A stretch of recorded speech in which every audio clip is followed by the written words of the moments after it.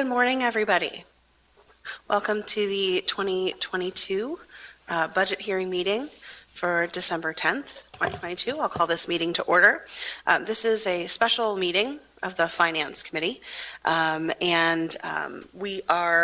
agenda is quite lengthy today, so we will jump right in. We will be hearing from department directors today, reviewing their portions of the budget. We'll have time for questions from council, perhaps from the public. You'll endeavor to stick with us throughout the day. We're going to try and stay as on time as possible, so we're going to get started with the Department of Administrative Services, Director Patrick Hopkins. Good morning. Good morning. Good morning, everybody. I'm going to make every attempt to get us ahead of schedule by not taking up 45 minutes for Administrative Services presentation. Here today with me, Barry Handwerger and Solicitor Barry Handwerger, Chief of Staff Jess King, because of my retirement from city service, I'm going to say, coming up at the end of June. When that announcement was made at the same time, Barry took over direct oversight of the Information Technology Bureau, and Jess took over oversight of Human Resources so we could begin transition. So when we're talking about, I have pieces in here about Information Technology Bureau and Human Resources Bureau. They're going to address those pieces, so we're sort of triple tag teaming on the Administrative Services presentation today.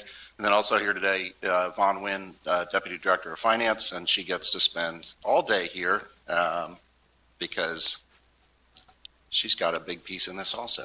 Yes. Okay, so with that, let me jump in and, what the sort of general outline of this, looking at the overall department, looking at accomplishments during 2022, goals for 2023, and then looking at places where there were major changes up or down in the Administrative Services Department budget. So just on the screen now is just the org chart for Administrative Services, which is made up of the Bureau of Accounting, Bureau of Procurement and Collections, usually referred to as the Treasury Office, Bureau of Human Resources, and Bureau of Information Technology.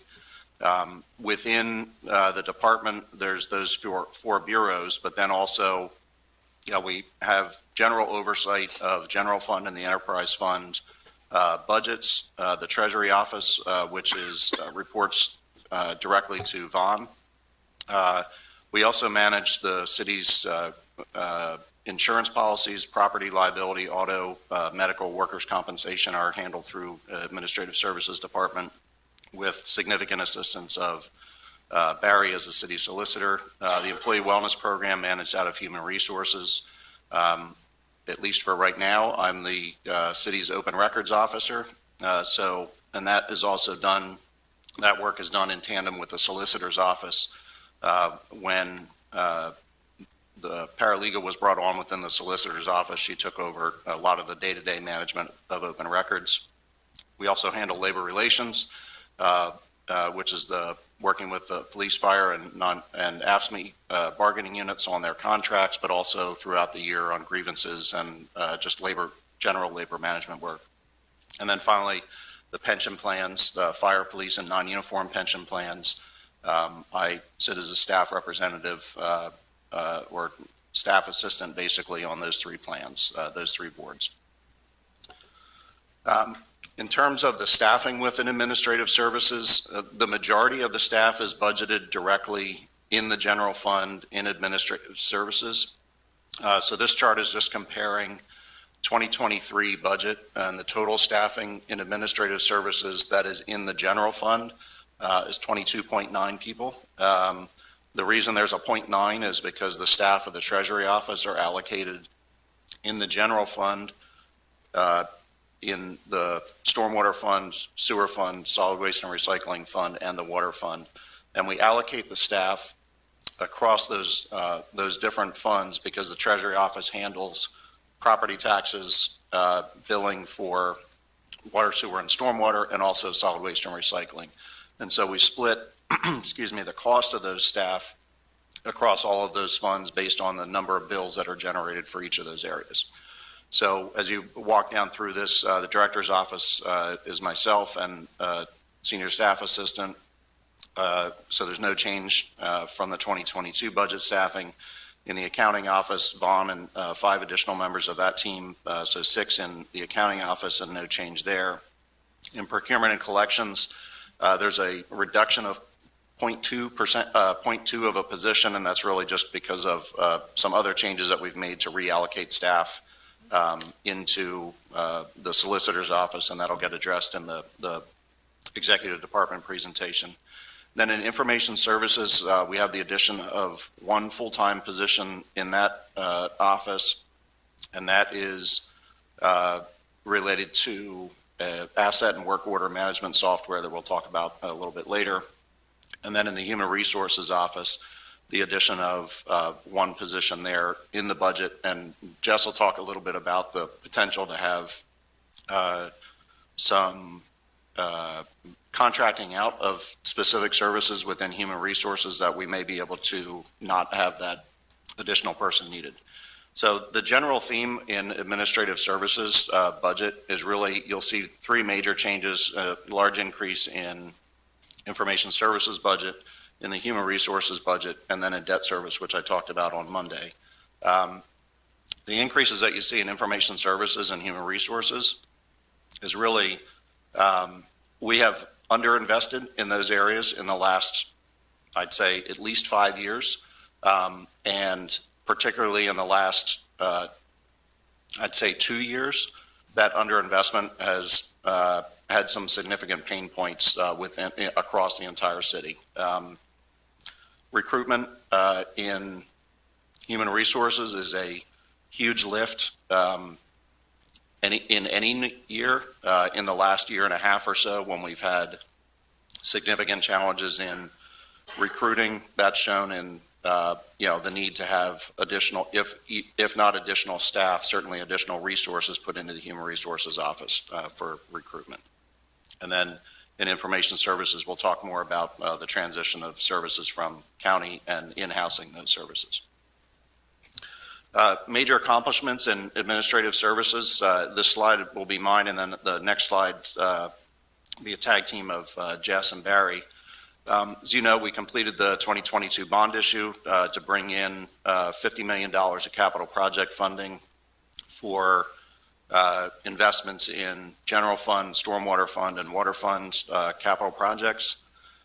During that process, we had our A3 bond rating reaffirmed through Moody's, though they did add a negative outlook to that bond rating, but maintaining that A3 bond rating is an important accomplishment. We completed the Public Utility Commission water rate case, and those outside rate increases went into effect at the end of June of 2022. And the 2023 budget then reflects a full year of those additional revenues coming in from the outside customers. In the 2021 audit, we again received an unqualified opinion. You heard that from Jen Kruger-Kebe when she made her audit presentation back in October. We completed had the completion of the Maximus fee study and the implementation of that, which came to you in September with the changes in various fees across the city. And then certainly as an external accomplishment, I think this last one is maybe the most important one.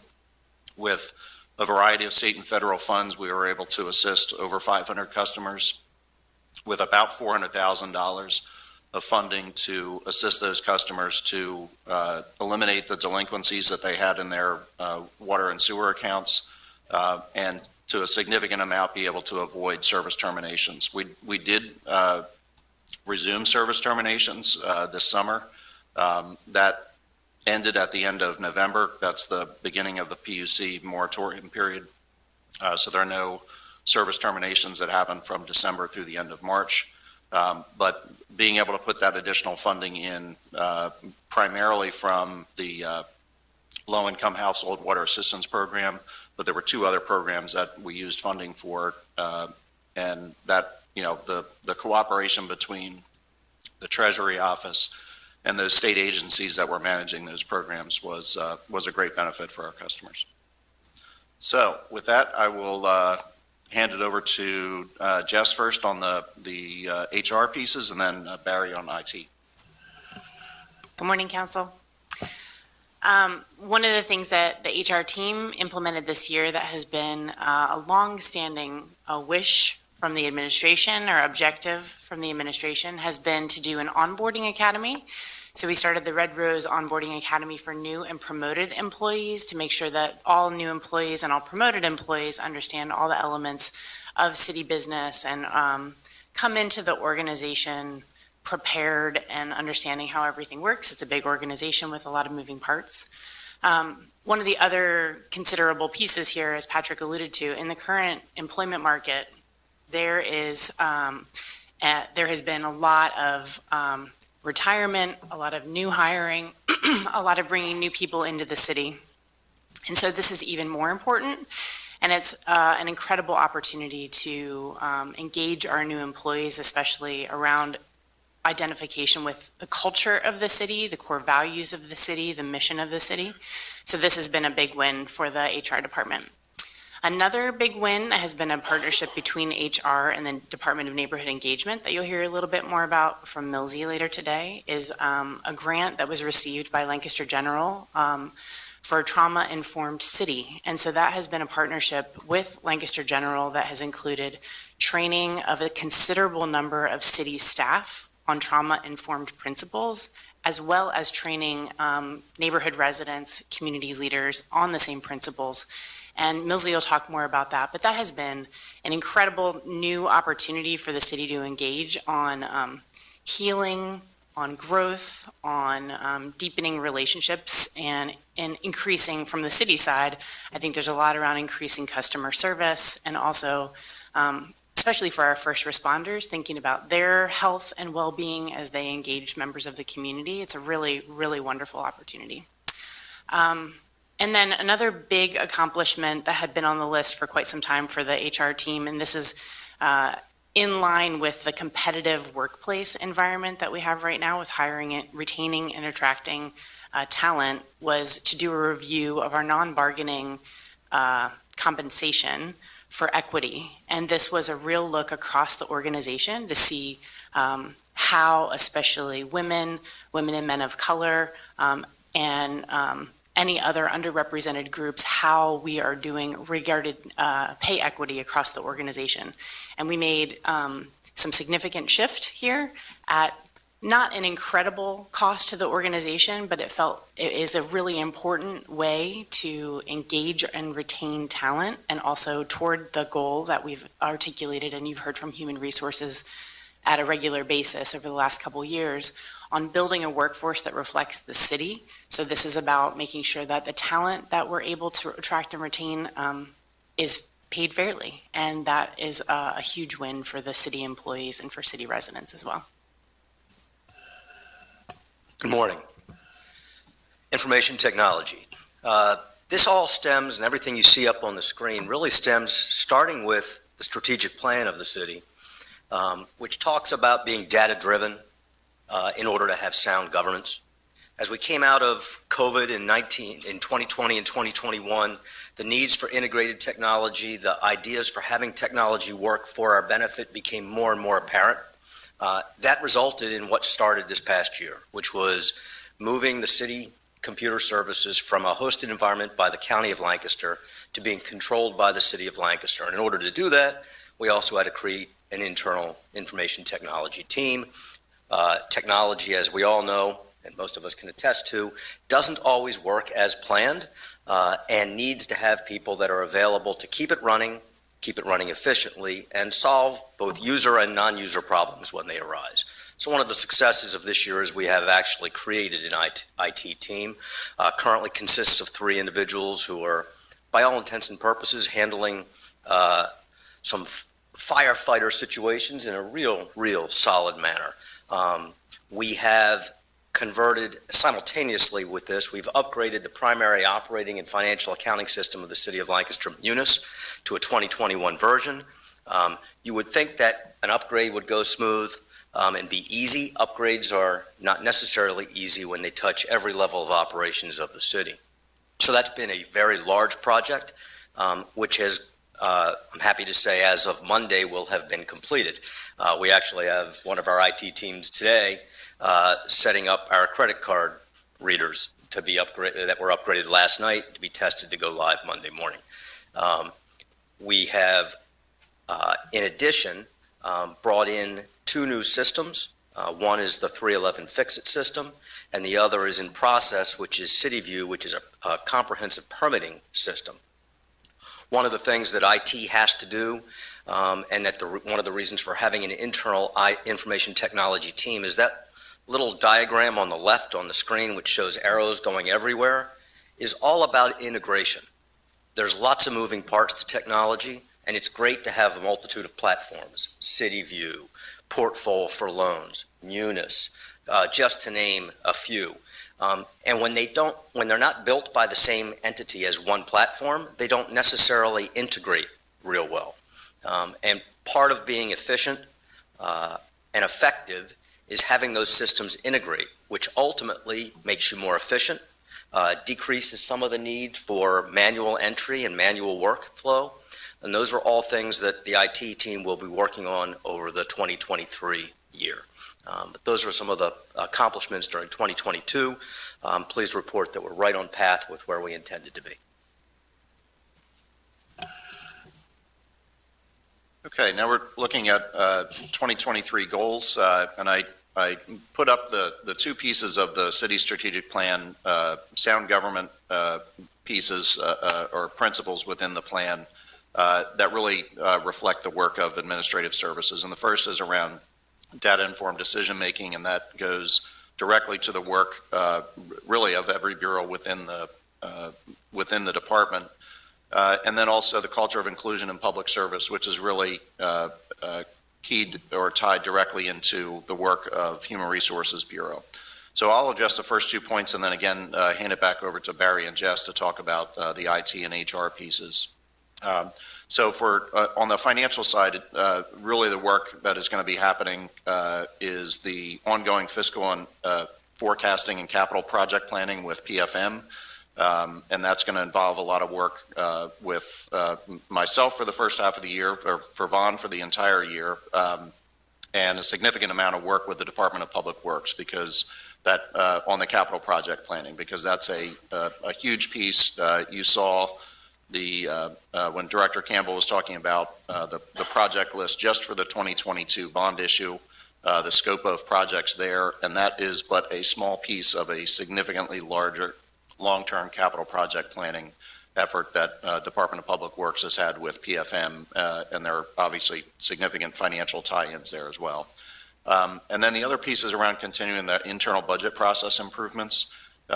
You all, as counselors, would not have seen the sausage making behind the scenes on how we changed the process for the process improvement that we had on the staffing schedule side of things. What you all see is pages of staffing schedules that have positions and salaries. There is a whole lot of sausage making behind the scenes that goes to getting that in place, which includes input from every single department, supervisors, managers, into their positions and the location of those positions, and then working with Vaughn and her team to get those positions not just in the budget, but ultimately updates made into Munis for payroll changes that roll into the next year. So there was significant progress made there this year, and there's more to come during 2023 for starting the 2024 budget process, which we'll start thinking about in a couple months. So with that, I'll hand it over to Barry. So from an IT standpoint, I started to talk about some of the things you see on the screen. So we need, in order to make all of our technology integrated, to make our functions operate effectively, and also to make sure that we start viewing information technology as one of, if not the most key component of the infrastructure that supports all of the operations of the city.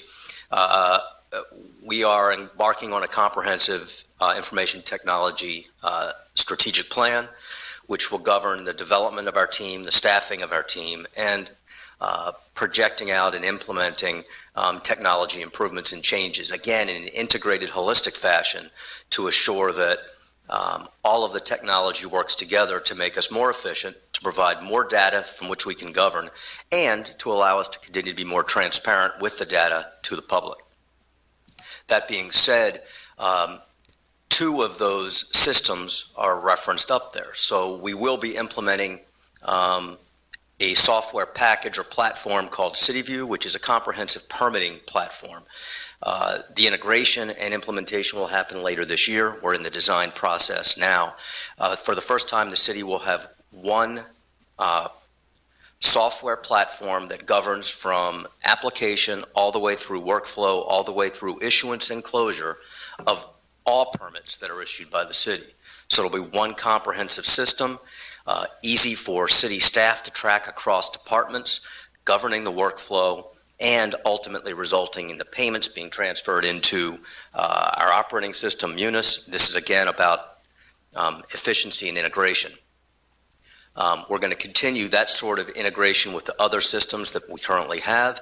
And as you'll hear from Mr. Campbell later, we hope to be bringing on board an asset and work order management software, which will essentially do, it's not an out-facing issue, it's more of an in-facing issue in terms of managing all of our physical infrastructure, again, in a comprehensive, holistic manner that's integrated with everything else the city does. In order to do these things, ultimately, we're going to need to hire an IT bureau chief and continue to develop our team. We hope to accomplish all of those during the calendar year of 2023. And with that, I'll turn it over to Jess. So for 2023, and again, as Patrick said, seizing the opportunity of his retirement, it was a great opportunity to dig deeper into HR. And we're looking at this. We've started a functional analysis for recommendations for more efficiency, more higher performance, opportunities to utilize technology in new ways to, again, gain efficiency. And so that work is already underway in 2022. It'll complete in 2023 and pretty early in the year within the first quarter. And we already also have done some reorganization in the Bureau. So with the departure of the Bureau Chief, the interim Bureau Chief is Sharon Allen Spann. As many of you, you've met her at her reports to council. So she's doing a wonderful job in this interim role and helping. We're working together with an outside consultant to do this functional analysis and also do some short-term changes inside the Bureau. Some of the technology that we're looking at, one of the things that's a heavy lift for current staff is benefits administration. This includes all the current employees of the city as well as retirees. And I don't have the exact numbers in front of me, but we have approximately 600 employees and approximately 1,200 covered lives for retirees. So this is a heavy lift for staff that manage benefits. And one of the things that we're looking at is a benefits technology that helps do a little bit more self-service for employees and retirees on this, that helps reduce the workload for current staff and create some more efficiency, and have gotten some initial estimates on that. And it looks like it'll be less than, it creates some opportunity for us to shift staff into other areas and potentially save, as Patrick said, that additional staff that we budgeted for this year. So there'll be a little bit more updates as we go through the year. We wanted to make sure that we're allowing for some new technology in the budget as well as some new staff as we go through this reorganization, but are very optimistic that we're going to actually find some additional savings and efficiency while delivering higher service to our internal customers. Some other things that we are doing, obviously, as part of Patrick's retirement, we're embarking already on a search with the same consultant that's helping us with this functional analysis. To do a search for a Director of Administrative Services. We already have a number of applications in. The position is posted on our website as well as on Herbine Mosteller consultant website, and are doing a national search to fill this position. Once that is filled, we'll also be doing a search for the permanent Bureau Chief for Human Resources. So those are some big projects and significant objectives for 2023 for HR. Okay, now going on to the budgets, just like I did in the presentation on Monday where I talked about the difference between the operating bureaus within administrative services and then the general government operations. I've split the budget part of the review of this into two different slides to make that differentiation. So in Director's Office budget overall, and this is comparing the 2023 proposed budget with the 2022 budget as it's been amended during the year. So with that comparison, the Director's Office budget is down just about 4%, and that's just mostly a change in the professional services line as amended. We've had some additional projects that we've done during the year, some work with PFM, but also some other work that we've had across admin services where we've made moves of funds from other bureaus into the professional services line. That's basically how every department manages their budgets. When unbudgeted things come up during the year, we don't come back to you all for additional funding. We make changes within our own department budgets and move dollars where we may have savings in one area because of position vacancies or other savings, and use those savings to put into the unbudgeted, to put forward for the unbudgeted projects. The one line item that I wanted to highlight, and it's really across all departments and across the other enterprise funds, is we've built in some additional, because of the transition from IT services from county IT over to the city, there's been some additional security and system management services that we are incurring now and will be through, going forward really in perpetuity. But what we have in the 2023 budget is allocating those costs for security driven down to the individual devices.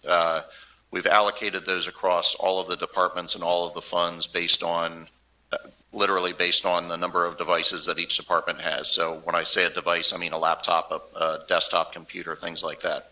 So you'll see across all of the budgets in that PC lease line item, you'll see some additional expenses allocated there because of those costs. In the accounting office, that budget is up about 7%, and really that's driven by we have plugged in the numbers that we got from Mayor Dussel that I talked about on Monday evening with the engagement of them for an additional 3-year contract. While we had many years of 1% and 2% increases, the increase for 2023, which is really for the 2022 audit, was a 10% increase, and so that is reflected in the accounting office budget. In procurement and collections, there's really no major changes there, up 2.8%, and that's driven just by staff cost increases with anticipated wage increases with the new AFSCME contract. The majority of the staff in the Treasury office are members of the AFSCME bargaining unit. One other change, and it's why we had the 0.2 reduction in staffing in the procurement and collections, is that we moved the actual procurement position from the Treasury office into the Solicitor's office. So you'll see that reflected in the staffing schedule in the Solicitor's office with the addition of the, and now I'm blanking on the Nancy's title, the purchasing coordinator, thank you. Then where the big changes are, as I mentioned earlier, information technology. We have the addition of a position in the Information Technology Bureau budget with the Asset and Work Order Management Software Coordinator position. We are allocating 100% of that cost right now in the general fund. Discussions that Barry and I had going forward is that the majority of that Asset and Work Order Management software will be supporting Department of Public Works, and ultimately there's going to need to be an allocation across the various enterprise funds because of the majority of the assets really are within primarily water and sewer funds with the two water plants and the sewer plant. That'll be work that gets done and figured out during 2023, and you'll probably see those changes reflected in 2024. And then we have the IT and strategic planning and fiber services support. Barry talked about the strategic planning. We also have ultimately sometime during 2023 changes in fiber services that we have progress there. So we'll see those things coming. And then the last piece is on the City View implementation. This is the permitting software that Barry mentioned. The implementation of that is, you'll see about a $300,000 increase in the professional services line in information technology. $300,000 of implementation cost is a one-time cost. So we'll incur that during 2023, but that won't be a recurring cost then going forward. Then in human resources, as Jess mentioned, we have the additional HR team member. But again, that position may not be needed depending on how the benefits administration contracting out process goes. We would, if we would go that direction, would likely during the year again move dollars from the salaried personnel line to professional services or contract services for that work. Then we have professional services, the key staff searches that Jess talked about. We have the human resources organizational functional review going on, and then continued management and staff training. Ultimately, the goal is Sharon loves her leadership development and diversity manager work, and while she is serving as interim bureau chief, she obviously can't do as much of that work as she would like to, so getting her back to doing that work when we have an HR chief in place is all part of the grand goal of human resources. Then just moving on to the major changes in the other areas, you'll see reflected in the community involvement budget that we have a $10,000 increase in the contribution to the public library. The public library had come to you all and made a request for a 9% increase. We rounded that up to a 10% increase, so the current line item is $100,000 in the 2022 budget, and it's been that way for a number of years. So the proposal was to increase that contribution by $10,000. Then you'll see some changes in community communications. There's actually a reduction there versus 2022, and that's really because of a move of some of those costs that are related to language access that we've been spending out of that community communications line, and those expenses are moving over to the neighborhood engagement budget, and Millsy will address that in her presentation. In the insurance package plan, an increase of about 9%. We're seeing, we have a meeting next week with our brokers, Barry and I do, to be presented with the proposals for property and liability coverage for the coming year. We're anticipating rate increases there. And also with the move of IT services back from county IT to in-house management, we'll be pursuing cyber coverages, which are related to cybersecurity and coverages there, insurance coverages there that are necessary. On the fringe benefit side, I talked on the overview presentation about medical insurance. One of the biggest increases across the whole city is actually in administrative services. The fringe benefits line item in administrative services, or the medical insurance line item, covers medical insurance for executive department, legislative department, administrative services department, and also any retirees from those areas. And where we have seen one of the larger increases in claims cost in the last year has been in that group of employees and or retirees. So we have an increase in the medical insurance line item there. Increase in Social Security is really just related to, we had some savings over the last couple of years with a significant number of vacancies. All of the Social Security, really it's Social Security and Medicare employer contributions are paid out of administrative services regardless, in the general fund, regardless of which department those employees are in.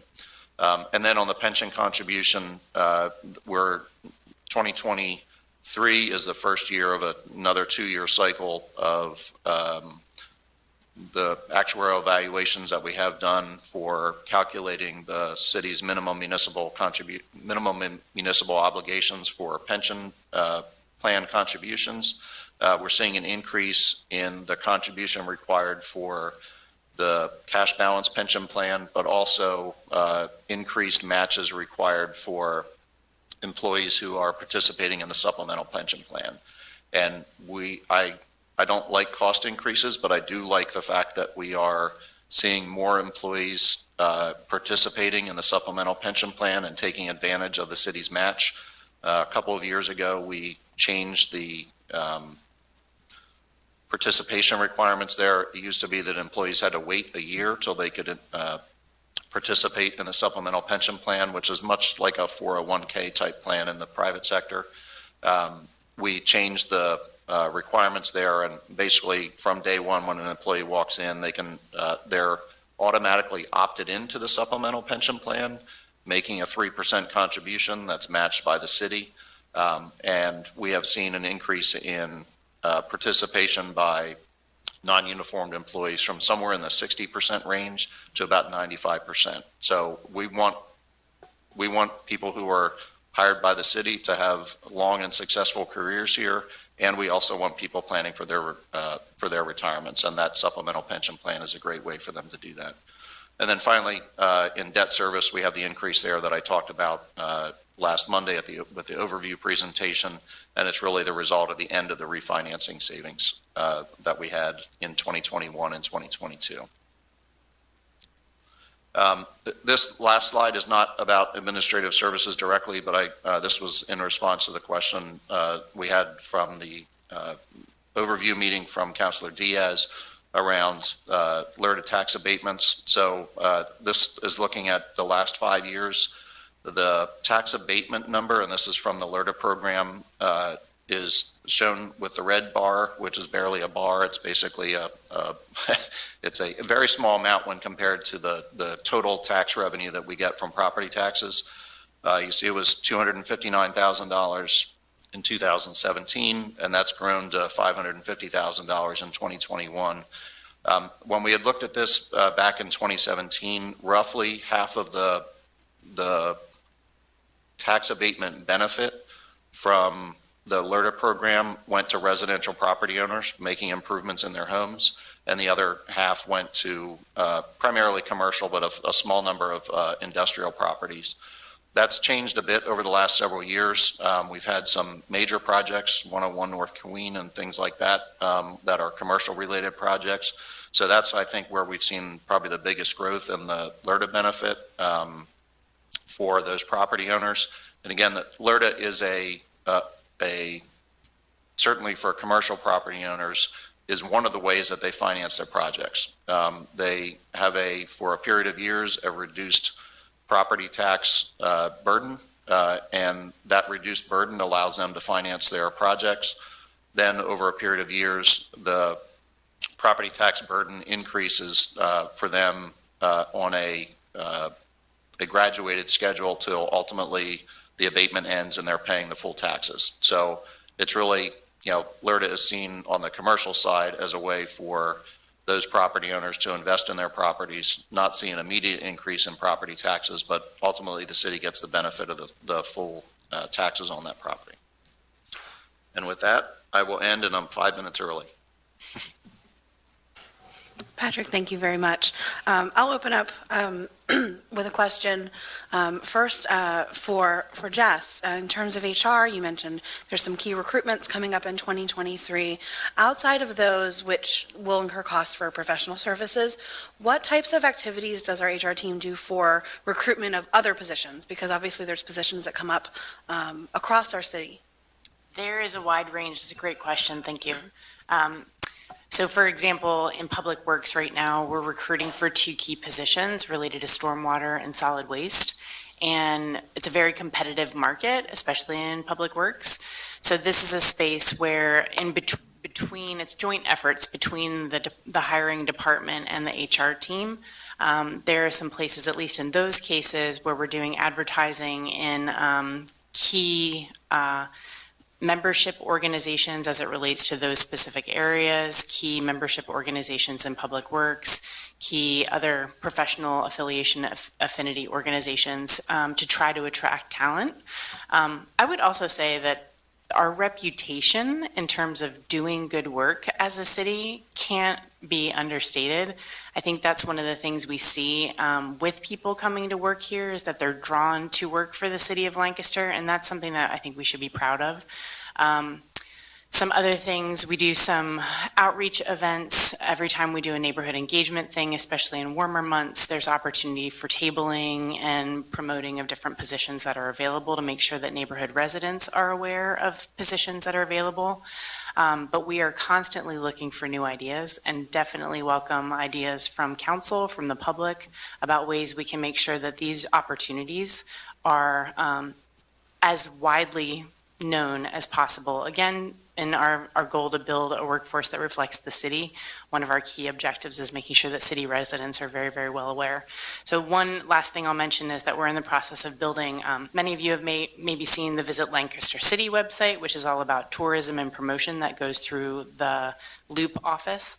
We're going to be doing the same thing for working in Lancaster City. So a work and employment website that promotes positions available in the city and tells a little bit more about why this is a great place to work, what people love about working here, the benefits of working here, the opportunities that you have in this environment.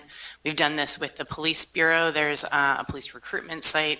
We've done more recruitment this way too, as with fire.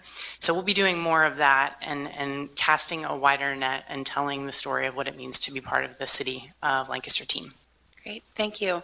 And Patrick, you mentioned just briefly part of the increase in IT expenses. You mentioned fiber services support. I'm sure some of that is to support the city infrastructure that's already on a fiber system. Is there anything more you can share right now about where we might be going in 2023? Barry's shaking his head. The lawyer for the city is shaking his head. So, no. I thought that may be the case, but I would try. I'll More open. to come later. Okay, thank you very much. I'll open it up for questions from other councilors. I do. Councilor Craig. Barry, we were on the topic of City View. When is that expected to be up with all the other software changes that are occurring? When is that supposed to be expected to be up and running? And once it is running, how much of each department will it cover? So the timeline is still in process. What happens over the next couple of months is what they call data discovery. We have to figure out what data we have and where, and which of that data is going to be pulled into the new system. The ultimate plan is to have this running sometime in the second or third quarter of the calendar year. So somewhere between June and October, to have it fully up, running, and implemented. It will touch, I think, just about every department. So as I go through permits, you have permits that come out of CPED with housing and building permits. You have permits that come out of fire. You have permits that actually come out of the mayor's office, for example, flags. We have permits that come out of, that will be coming out of Loop, which is, public spaces and reservation spaces, permits that come out of the Parks Bureau. So it's really going to touch and involve all of the permitting process will be done essentially the same way. One of the things with this program and platform is it doesn't approach you, the user, as, oh, here's an application and you got to fill things out. It's more of a question and answer with drop downs that end up filling in the application at the back end. So it's meant to be very customer friendly. So a lot of times when I might come in for a permit to City Hall, I might not understand that I need 3 permits. I think I might only need 1. And so that's the one I apply for. And then, as it goes through the current workflow, I get told, oh, you're going to need this one and you're going to need that one, which can be, from a customer side, rather frustrating, right? So the beauty of this system is that it will be designed based on this data implementation work that we're doing currently over the next couple of months to elicit all the data that's necessary and all the things and the way they work together to figure out which permits will be required. So you answer one set of questions at one time, and all of a sudden you've submitted applications and the workflow starts on all those permits simultaneously, which will also expedite the permit granting process. Great, thank you. Thank you. Other questions? Councilor Diaz, were you? Yes. Mm-hmm. Okay, this question probably would be directed to Patrick from Darlene Bird. I asked for a report of employees' actual budget for the last 4 years and the date budget for 2022. Is this something that we could forward to her through what you just presented to us, or is there something different that could be sent to her? I'm not sure I'm understanding the, She's asking Question. for a report of employees' actual budget for the last 4 years and to the date budget of 2022. so it sounds like about Staffing schedule? the staffing Sta- schedule, which, I mean, we have the staffing schedules in every single budget. I mean, we have them available on the website. We can certainly, produce a copy of those from the last 4 budgets. That's an easy thing to do. Okay, and I would think that her next question is, I asked to have an actual budgets that we present as a proposal or a project for the years of 2010 through 2023. Again, I'm Any not, idea? I believe what she's asking for is that when we showed the slide on last Monday about projected versus proposed, and she's asking for projected and proposed budget variances between 2010 and 2023, is that? I think it's probably the whole, That's going to take some doing. I mean, we have the 5-year projections were part of each of those individual budgets. Years, yeah. I don't have one spreadsheet, Whatever. one report that has all of those over the last, well, that would be 13 years of those projections. And the other thing, should have mentioned this on Monday, is those projections are not just, they're not being made up out of whole cloth, right? There's about 1,000 line items in the budget in total. In the general fund, that's about, 500 or 600 line items. Individual departments are making projections within their own, each of the individual line items in their budgets, and those are the projections that roll up into the overall projection. So and that is a projection done at a moment in time, and usually in about early to mid-November with the information that we have available at the time. And projections are just that. They are a best guess of how a year is going to end up for that particular year. And then looking forward, it's really based on what the history has been, the growth in wages, the growth in benefits, things like that. So if one goes back and looks at, say, the projection for 2015 that we made in 2010, and then you look at what actually happened in 2015, the projection may well be off. It's a best guess about what something is going to look like 5 years down the road. into your expertise here. Those projections did not include anything related to the ARPA funds that were used for revenue. Correct. I mean, the ARPA, we knew about ARPA in late 2020, I believe it was. And so then we began, I don't even think the 2021 budget projection included ARPA, because we didn't know what have the a number number. was. We just didn't have enough information. And this question is me asking the question. So we had a director that was taking care of the IT that had been moved here, I think from Michigan of some sort. I can't recall his name. Can you tell me how many people has taken that position, or is anybody taking that director's position? I'm just curious, the amount that he was getting at that time, was that increased for the new year? Is there a possibility you probably don't know that? Well, so the Savio Dias, who had been in that position, left the city in July, I believe, end of July, potentially maybe in August. What we've done with that position's salary is just left it as it was in the 2022 budget, and then had an escalator built in there, based on anticipated increases across the board of 3%. So at this point, The position is currently vacant, and that's one of the positions that Barry mentioned will be looked to be filled during 2023. so you increase it now 3%, is that correct? Correct. For the current new budget year? Yes. Okay, thanks. Counselor Walsh? Thank you for the presentation. I have a question for Mrs. King. In regards to, you had made mention of the different HR analyses that are being done, some for equity and inclusion, some for analysis and reorganization. With findings out of those reviews, are you budgeting within the proposed budget any sort of buffers if the recommendation is that this particular position should be bumped up by 25%, or, based on the individuals employed in that position, they have been underpaid for so long and for so many years? Is there that buffer in there based on the recommendations from these reviews? That's a great question.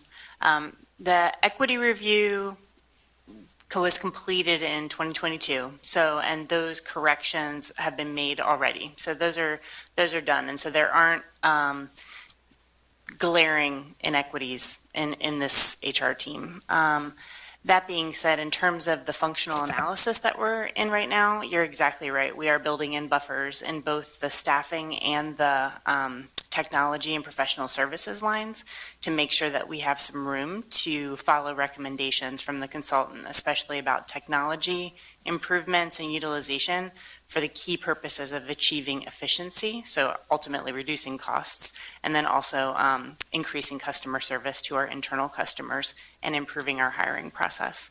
So we have some of those things that are already going on, some interviews with some technology companies already, some vetting of that. So I can't think of any that have taken place so far this year, but that functional analysis is underway, and I would anticipate making some of those changes in early 2023. Great. And will council be made aware of the outcomes of those reviews that are underway? I think in some aspects of it, it's a pretty wide-ranging analysis. So they're doing interviews with all the department leaders about their HR needs and pain points. They're doing an analysis of our current staff and what their skills and abilities are, and again, against gaps that we may have, informing job positions, job descriptions for new hire, new positions that are in the budget. And then some, I'm trying to think of what other pieces in there. There are pieces of that I think that would be available to council. I don't know if the whole thing would probably be an internal, some of it would be internal based on HR, but I would defer once we have that report done, kind of seeing how it lands. That's helpful. Thank you. Councilor Reagan, I have one more question, if I may. In regards to the police officers or the Department of Safety, can you give me a roundabout number of how many have left? Because I've received, some people were retiring or they were just quitting. Do you have a number of how much that revenue, the difference? I think Chief Mendez and Captain Zook will address that when they're doing the Police Bureau presentation later on today. Yeah, thank you. Councilor Bacon? Councilor Arroyo. Council President. My apologies. Thank you, Director Hopkins, and everyone else for the presentation. Question regarding the city IT team. Just with the increasing IT needs, do we anticipate expansion of that team in the future, or are we what needs can we expect for that? We have budgeted 4 positions plus an IT bureau chief. We currently have 3 positions filled, and they're operating relatively effectively. The 4th position is left in the budget for purposes of potential growth. One of the things we're also exploring is what services are best left outsourced from a management and efficiency standpoint. But yes, in answer to your question, there is room for growth inside the department, as well as continued utilization of outside services, which you see in the professional services line item. Thank you. And just a quick follow-up regarding the data component. So as we collect more data, are we anticipating any roles that will focus on data analysis, or is that left up to the individual departments to focus on that piece? So the consultants that we've retained to help give us the IT plan are currently looking at our entire IT structure with the concept that the administration had a little over a year ago was to bring data essentially into the same bureau as IT. The analysis of data and the service of information technology are actually two really distinct skills. However, I do think that ultimately that is where they will both lie.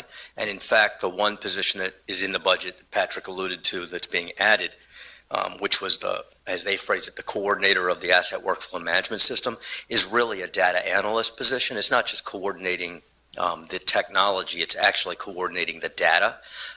And so I do envision that at some point, perhaps in the 2023 year or somewhere thereafter, that there may be a combination of our existing data analysts, which right now I believe we have two of them, primarily doing public works work, moving into a single bureau where the technology and the data are working together, which is obviously the data analysts need technology in order to get their data, and it needs to be integrated, otherwise their jobs are more difficult.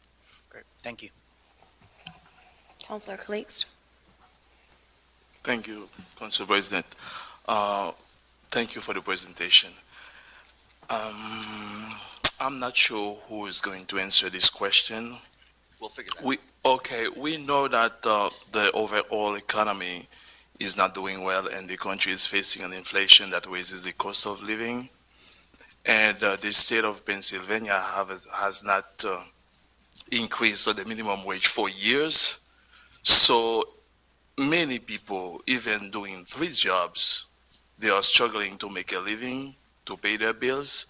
And in this budget, we have here an increase of 8% tax increase, and the water rates will increase by $20 a quarter, water sewer by $24, stormwater $5. So I'm wondering are there any services, programs that the administration could cut down on and in order to lower spending and bring the tax increase to 5%.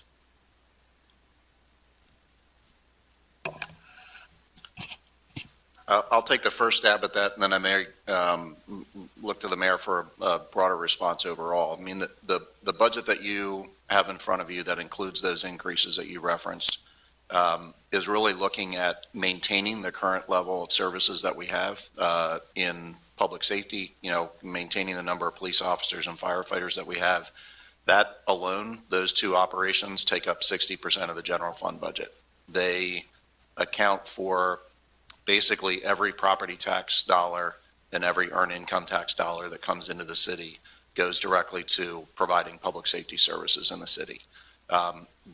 The budget presentations that you'll hear from Chief Hutchinson and Chief Mendez for fire and police, they'll talk about those budgets, and I think maybe the question could also go to them about what the impact would be if we had to have frankly, if there's a reduction in public safety budgets, that's a reduction in personnel.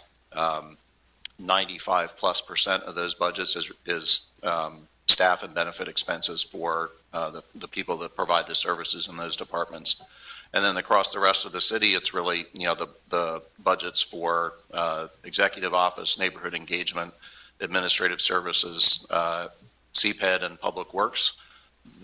All of those are funded by all of the other revenues that we have coming into the city. So, and again, the budgets that each department has presented or included in this proposal is maintaining the current level of services, not attempting to make any broad expansions of services, but also not reducing services.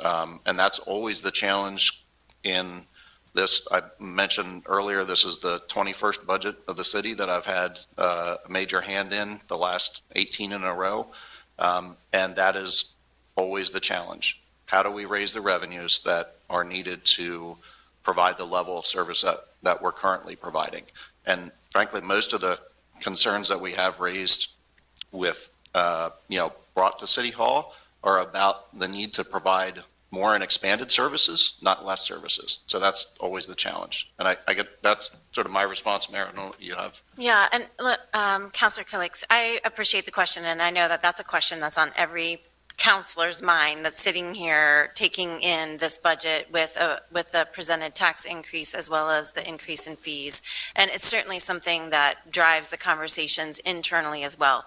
What I would like to do is to get through the rest of the budget hearings so that you can see how we are balancing both the anticipated vacancies that you're going to hear about in the police bureau, the anticipated revenue projections that we are bringing in related to all of the grants and fund development that we are doing. That will be presented as part of my report to council.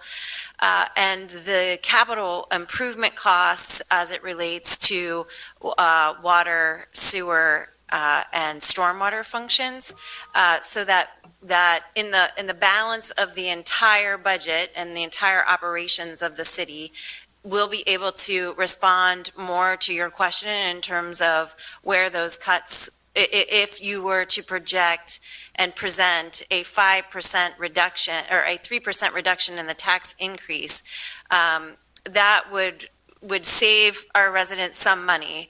It would also further dig into public safety. And as Patrick pointed out, that's where every property tax dollar is going at this point, is directly into public safety. And so when you have the conversation with fire and police, certainly we can talk about the investments that have been made and the ways that we are trying to maintain a level of service that has been consistent in the city since 2006. We have not changed the number of positions in either of those departments, but we are suffering currently with vacancies in our police department, as is literally every police bureau of our size across the country and larger. So I would just say, let's hold on to that thought and come back to it at the end of the day. Is that okay? All right, thank you. Thank you. Councilor Ahmed. Thank you, Council President. When we no longer have the ARPA funds to kind of plug in these lost revenues in the budget, are we thinking about strategies for like the long term so we don't have to see further increases in property taxes? So I guess the way that I address that is yes, and as part of the reason that we do that 5-year projection, right, is, if all we were presenting you was a 2023 budget and weren't looking out, things could seem quite rosy, right? We have ARPA revenue loss dollars plugged into the budget. We're using a small amount of our reserves to balance the budget, and we can continue to provide services at the current level. But then doing that 5-year outlook paints a very different picture. The reality is that because of the restrictions that we have imposed on us by the Commonwealth of Pennsylvania and the laws that we operate under, the property tax is the only source of revenues that we have direct control over. There is always in looking out over that 5-year period, the challenge of, do we continue to raise additional revenues through changing the property tax rate, increasing the property tax rate, or do we look at the need to reduce the level of services that we provide? That is always the pain point in the general fund budget, and it's going to continue to be one. Thank you. Any further council questions? I do want to just point out we're a little behind our schedule, but if we have anything else outstanding, and for anyone else, anything outstanding, I'm sure we can reach back out to any one of you for Absolutely. clarification or any other questions that will come in. So, If I may, really quick. very quickly. It just went through my head. In regards to the projection, do you also include how it would increase with LRTA as the years go by? Because you're giving us a projection. So where's the projection for that additional revenue that would be coming in? So the LRTA abatement schedules are, there's a 3-year 100% abatement schedule, and then there's a 7-year graduated schedule.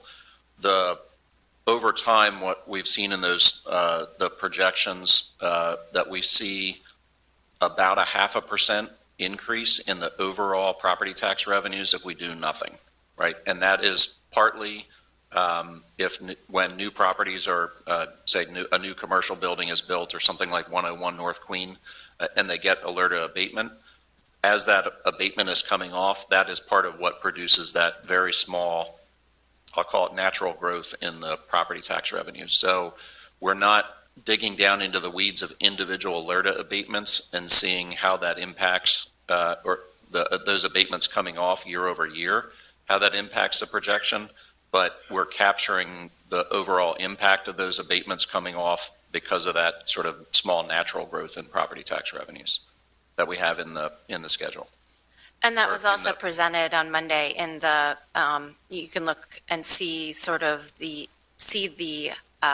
assessed value over time, Counselor Diaz, and what we look at in terms of assessed value in the future is more challenging because we don't always know how the appraisal of that value, of that property will be evaluated.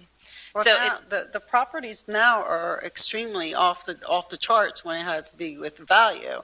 So when I'm looking at 101, I'm looking at how many millions of dollars we'll be getting in that expended time of you're making a projection from years. So I'm looking at where is that revenue, when is that revenue coming? How long do we have to wait? Because that's a lot of money. I looked at the numbers.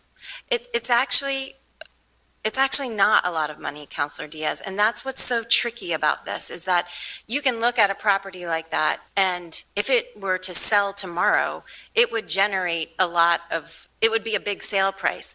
But our millage rate is based on the assessed value.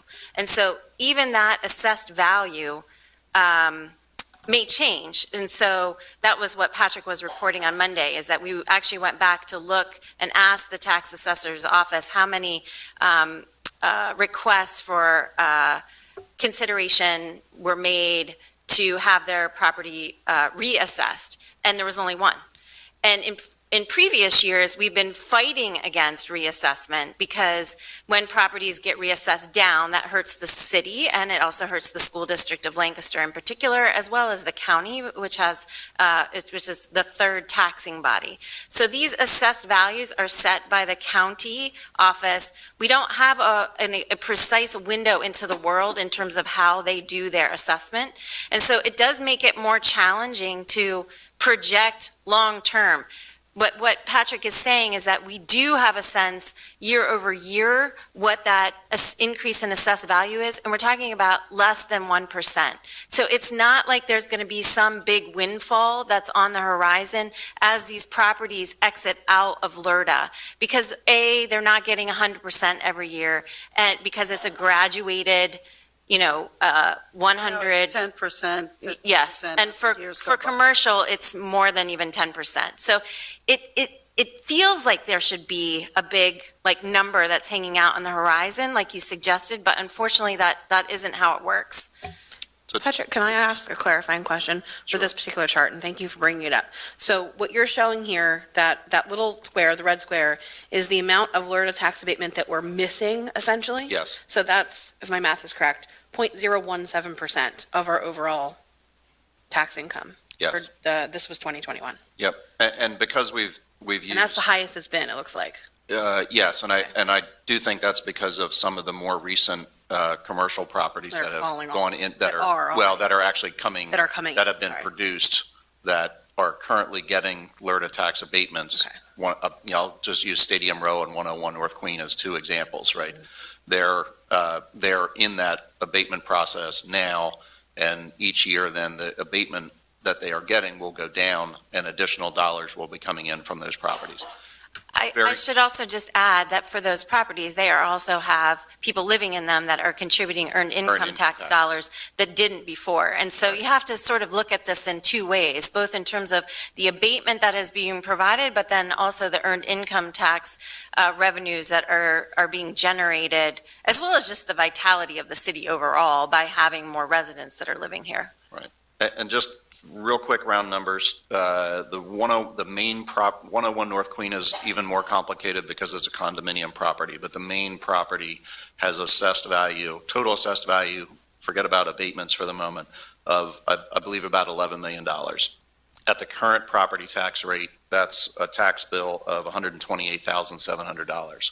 So not a small amount of money, but also that's like the cost of a little bit more than the cost of one police officer. When you compare that to the overall property tax revenues that we get, it's less than 0.5% of total property tax revenues. So that's what I meant the other day about how even large commercial properties coming on is not a gain. It's good, right? We want those large properties coming in. We want the new tax revenues, the earned income tax revenues, to the extent that there are new residents coming into the city. They are not they're good. They are not game changers to solve the city's overall budget problems. Unfortunately. Thank you for that clarification. Unless there's anything else from council, Now we're well behind. we are, and that's all right. We'll get back. I have confidence. Patrick, Barry, Jess, thank you very much.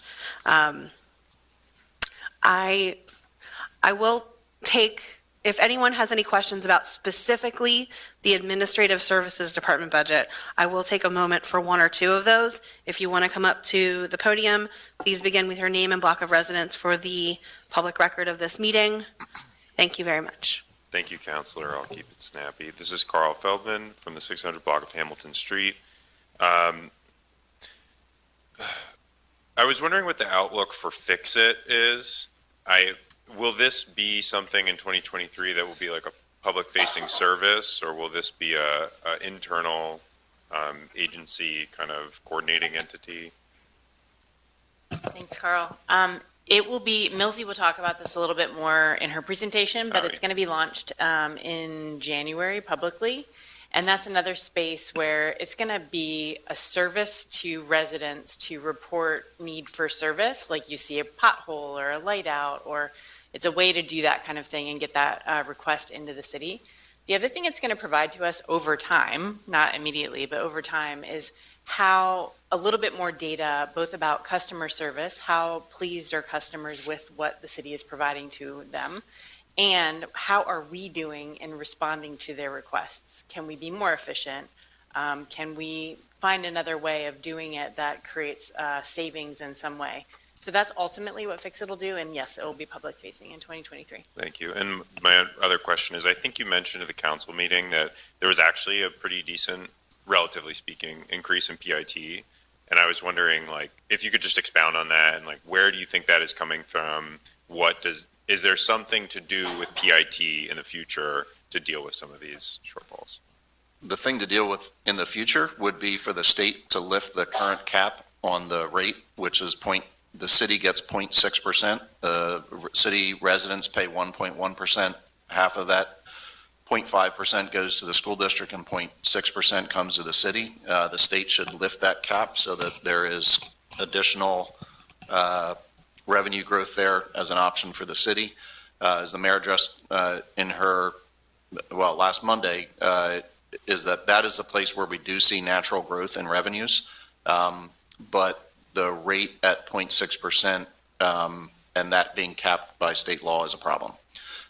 In terms of what we have seen in the growth there, I mentioned on Monday that through November, we've received the revenues that we've received from EIT are about 17% above what they were at that same period in 2021.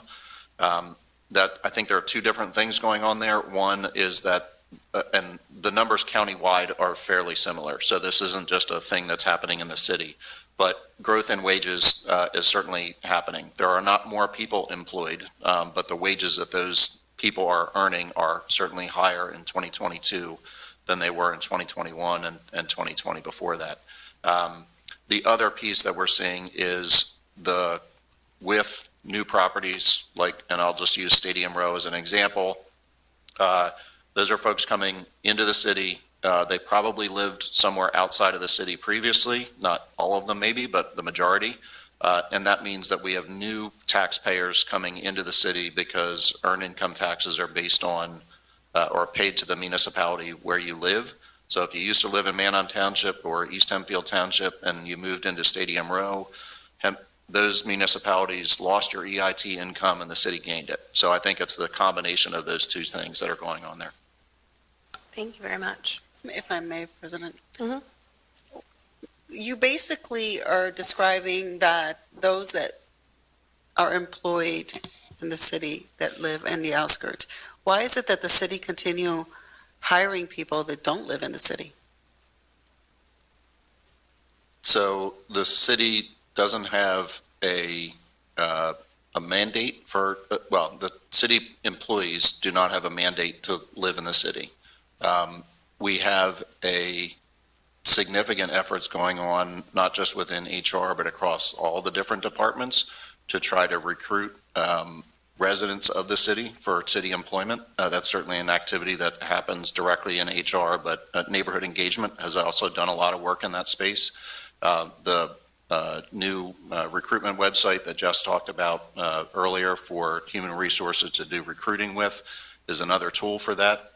We want people who live in the city to also become city employees, but the reality is that the workforce pool that we have in the city can't be the only place that we hire from.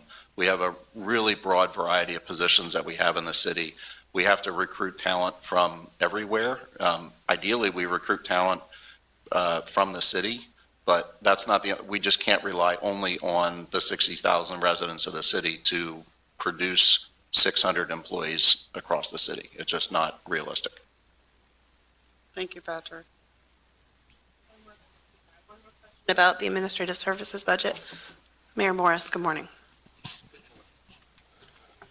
Arthur Morris, 400 block of West Chestnut Street. I just want to express appreciation for the two council members that started asking how you deal with the future. I haven't come before council before on the budget in all my years, but when you look at this projection, and I understand what Mr. Hopkins said about comparing it to 10 or 12 years ago and that didn't prove to be correct, this one may not either. But with the ARPA monies, you're looking at a big cliff. And if you're going to be on council for 4, 5, or 8 years, you're going to face the music if you don't do something about it now. And I talk about revenue and expenses. And it's going to be incumbent upon this council to look at the expenses. And you talk about all the goals and everything else, but very little discussion is made in council of what can we do about reducing the growth of government, because the time is now. You're not going to get any other solution from here other than revenue and cutting costs. Revenue, while Mr. Hopkins said, have very little control. You do have control over one thing you're going to get rid of, $4 million of water fund money. You've gotten that ever since the test of time. That is the public's, our return on the investment and risk we took on the water system, going all the way to Columbia years ago and building the plan, serving the outside users. This budget talks about phasing that $4 million out. Over the next 5 years, that's $20 million. Oh, only for 2 years, Mr. Morris. I just want to clarify that, because okay, that is a very important point you're raising. I understand, but if that's the case, it was not made clear.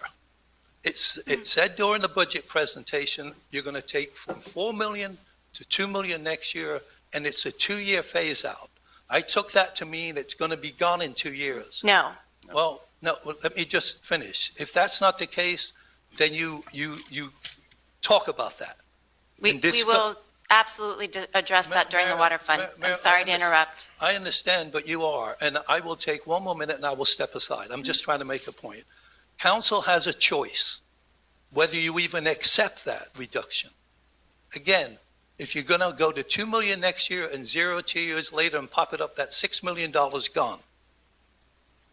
And you're going to invest that maybe in water lines and the like, you can make a decision. There's risk you take in whether you budget for improvements or not. You have to decide that if you budget for everything you want to do, it's going to cost more money. And you better be willing to pay the music when the time comes to pay the bill. That's all I'm saying. Thank you. Thank you, Mayor Morris. Patrick, I see that you brought that up. Would you like to clarify that from Monday's Sure. presentation? So we can close the loop on that question, and we obviously- can talk more about it in the Public Works Yes, presentation. so obviously, we do one-year budgeting, right? So what you have in front of you is the 2023 proposed budget. The concept here is that we reduce in 2023, and that's in the budget, and plan for the same reduction in 2024 from a $4 million transfer from the water fund to the general fund to $2 million in 2023 and 2024, with a return to that level in 2025. The idea there is that we can fill that $2 million gap with use of additional revenue loss from ARPA. And because ARPA ends at the end of 2024, that reduction in the transfer from the water fund to the general fund would also end in 2024 and return to the normal $4 million in 2025.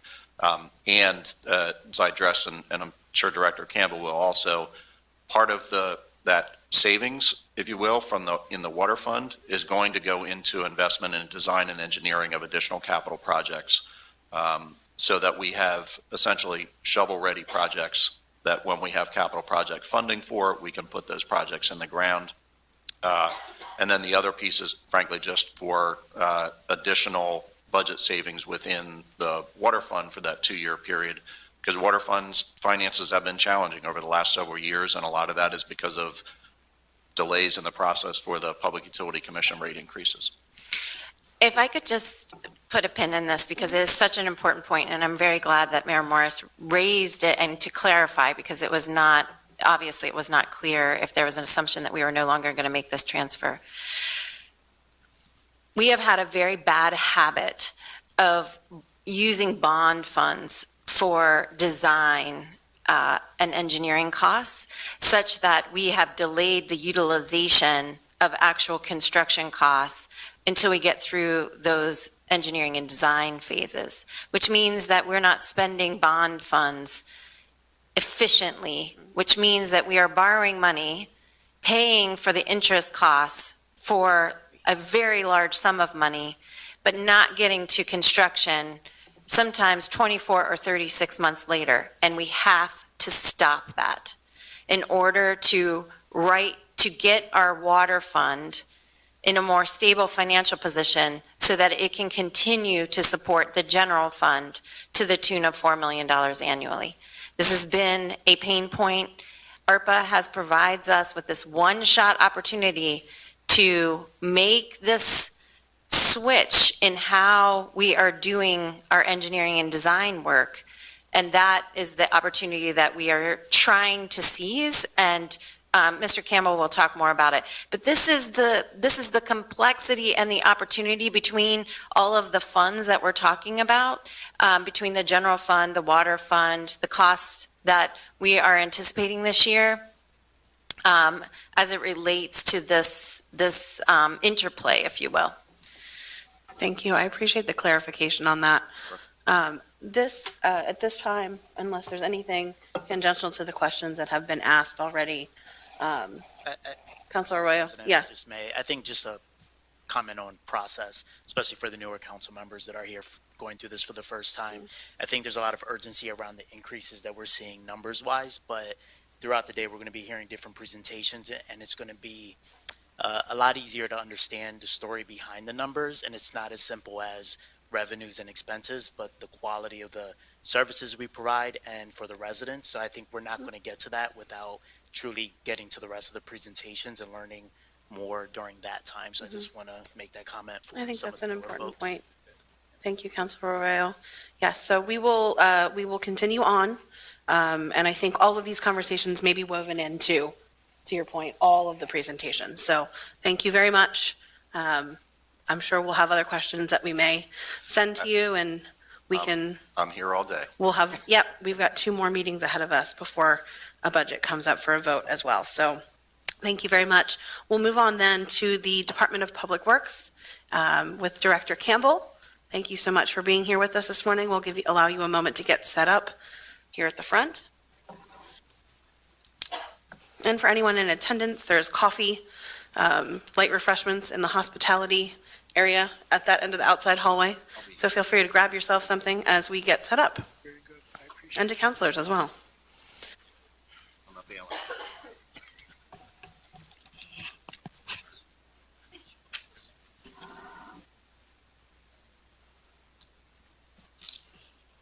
Good morning. Good morning, Director Campbell. So if you're expecting that we're going to be saving the time with this presentation, don't expect that. The Public Works is historically our longest presentation. Yes. You've got a lot going on, but I think we'll actually dovetail nicely with what we were just talking about. So a natural transition. Absolutely.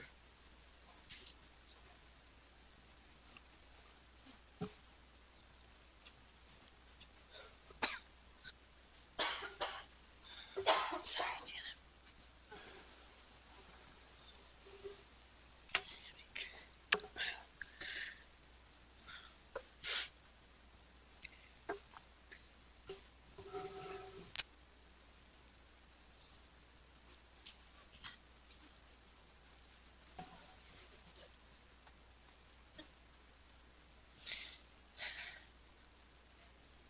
Mr. Campbell has the toughest job today of covering 5 different elements of work and our largest department in the city in an hour. Right. And now we've eaten into it by 45 minutes. I said this is not the one where we're going to be saving that time. Yes.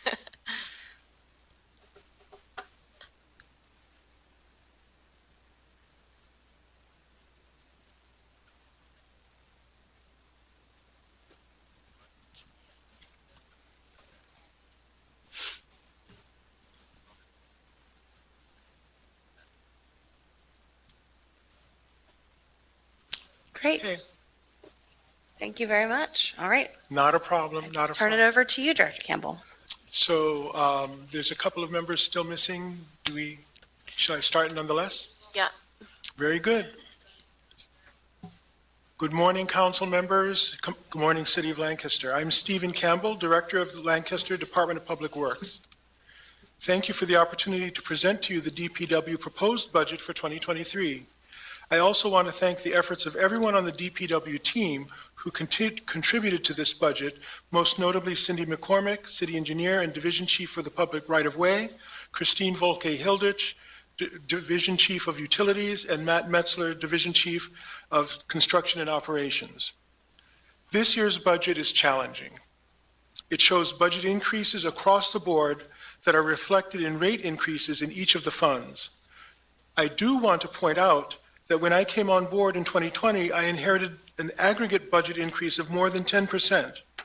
My first year at the helm of DPW, the aggregate increase came down to 5.6%, and in my second year, that aggregate increase was only 0.1% as an increase. During that period, DPW reorganized, and it continues to become more effective and efficient, leaner, and yet accomplishing more. We adopted the motto, dedicated to your quality of life, and although we are not perfect, that motto directs every decision we make, whether to ensure clean water, the security of the city's assets, greater engagement in the decision-making process, more effective performance of the work, and even trying to be more responsive to complaints. Next. DPW is comprised of about 200 people, and just over 30% are residents of the city. Public Works is supported by these 5 fund sources: the general fund, your taxes, and stormwater, wastewater, water, and solid waste and recycling funds, which are covered by rates for each fund respectively, as well as by grants and in-kind services by not-for-profit organizations. Next. The divisions that make up Public Works are Public Right-of-Way, which includes the Office of the City Engineer and the Division of Sustainability and Environment, responsible for stormwater management, led by Cindy McCormick. Construction and Operations, responsible for the construction, maintenance, and operations of all city-owned facilities and infrastructure, led by Matt Metzler, and the Utilities Division, which encompasses water and wastewater, and their treatment plants and horizontal infrastructure, led by Christine Volke-Hilditch. Next. This year's Public Works budget is about $77.3 million, about 8.3%, just under $6 million, higher than last year. Over the last 2 years, the changes were more modest, although the increase in the general fund is related to some one-time administrative, security, and technology changes that will be presented. Many factors contribute to how we control the budget, how we finance the work, how we perform the work, how we plan the work. In last year's budget, there were significant reductions in both stormwater and wastewater. This year, there are increases across the board, with the lowest increase in the water fund and the highest increases where we have had savings in the past. In summary, this year there is an 11% increase in the general fund, supporting the confluence of long overdue planning efforts, continued self-performance, and one-time upgrades in technology to better plan and track our work. The 6.6% increase in solid waste and recycling is almost entirely due to increased what are called tipping fees and cost recovery from outside partners such as Laxwama. Wastewater's 6.2% increase reflects significant increased chemical costs for oversight compliance, as well as security and technology upgrades for the system. But the largest impact here is that in the past, we had an advantage in wastewater due to reductions in the cost of our sewer debt service in last year's refinancing, but that ceased this year.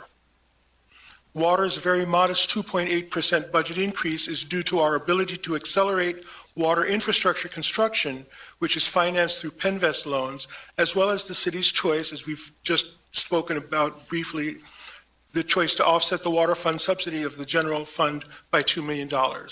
More on that in more detail when we talk about the water fund itself. This year's 15.6% increase in our stormwater budget reflects increasing costs in stormwater infrastructure, as well as increased focus on our heretofore decreasing urban tree canopy. Across the board, there have been increases in medical insurance charges, increased cost of construction, and the painful delays due to supply chain challenges and materials not being available. All that being said, this year's budget is targeted to continue to provide the services you have always come to expect of DPW and to ensure we have the tools to plan and protect our assets in the ever-changing funding, climatic, and social environments in which we conduct business. Next. Even with some of the changes in the budget, the proportions of the work have been very consistent year after year. Graphically, you can see that 3/4 of the Public Works budget is related to the utilities. Just over 46% of the budget is water, down 2% from last year, and just over 28% is wastewater, up 2% from last year. The remaining 25% is divided amongst the general fund at 10%, solid waste and recycling at 8%, and stormwater at 7%, reflecting the same percentages of distribution as previous years. Next. Although the funds are allocated by fund source, they are also distributed by division, which reflects how and under what working group they are actually spent and accounted for. Amounts are very similar to last year with the following changes. Modest increases in the engineering arena as we continue to assess and implement Vision Zero, alternative transportation, conduct the Parks and Recreation Open Space Master Plan, and increase engagement with the community in all of our initiatives. Construction and operations increases reflect new or augmented equipment to continue to allow us to self-perform our work, contributing to more employment opportunities and better ability to stay on schedule, as well as the one-time investment in a work order and asset management system, which will provide which will improve our overall efficiency and support the implementation of the 311 Fix-It program for us to be even more responsive to repairs and other community needs. Under utilities, we continue to shift focus to a regular utility PUC rate application cycle, which requires an acceleration of design efforts to have more work shovel-ready and to stay ahead of deteriorating infrastructure. And again, more on that when we get into the water part. Next. The division called the Public Right-of-Way is led by Cindy McCormick and includes engineering, transportation, and data, which, as Barry had described, will likely move into IT over the course of the next year or so. and addresses how we make our city safe, pedestrian-friendly, accessible, and engaging to our residents in the process of development, and provide a good experience within the city. Next. The portion of the general fund that supports the public right-of-way is highlighted in green and does represent an increase in the director's office and in the PROW engineering budget. The increase in the director's office budget is almost entirely attributable to an increased apportionment to this office of medical insurance costs that benefit all general fund DPW employees. Next. We are increasing the presence of the PROW, the public right-of-way, in our public discourse. Community outreach efforts have increased tenfold in these last 2 years, as you can see in that first line. And the numbers of people who are engaged in the process are also increasing exponentially. This is very good. As we continue our outreach, we are increasing the involvement of our more marginalized communities and are introducing new ideas and ways of meeting the needs of residents. In transportation, the sidewalk repair program, as a means of making it easier to address property violation notices, or PVNs, and minimizing the adverse economic impact of property owners, seems to be very successful, more than doubling the percentage of compliance, reaching that rarefied target of 90% of issues being resolved. The Vision Zero program, where we plan to eliminate deaths and severe crashes by 2030, has heightened our awareness of a number of PROW safety and parking challenges, and we hope that these injury numbers will reduce as we commence physical implementation of Vision Zero strategies in the coming years. The annual bike counts, exercise, and continued use of bike share supports our investment in increased bike facility miles by 33% into 2023. Next. The public right-of-way has accomplished much in 2022, and I'll just be very, very brief. You can see the list of the projects. I want to take note specifically that things like the Artful intersection at Strawberry, Vine, and Mulberry is an example of a means of engaging of both residents and the artist, art in service to the community, in exploring PROW solutions with modest investment, so that rather than design or build something and find out that it doesn't quite work, with an artful intersection we can do a much less expensive intervention and make adjustments as necessary. The South Duke Street concept design has increased our participation with the public several-fold. We have continued implementation of the bike plan, including Christian Street, Water Street, eastbound connector, etc. Ongoing development of the Conestoga Pines Park master plan as an asset for the community and as programmed space with our partners, the Lancaster Recreation Commission.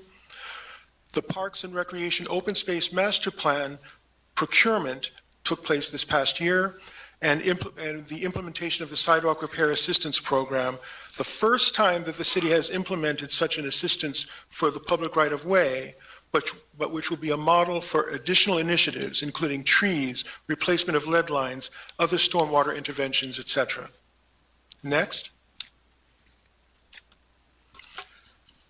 2023, PROW's 2023 initiatives include continued expansion of Vision Zero, identifying and incorporating the prioritization of the projects to be done there. It includes safe streets, pedestrian-friendly principles, elevating parking as a part of the discourse, and working with PennDOT to implement low-hanging fruit and become a demonstration project for safety.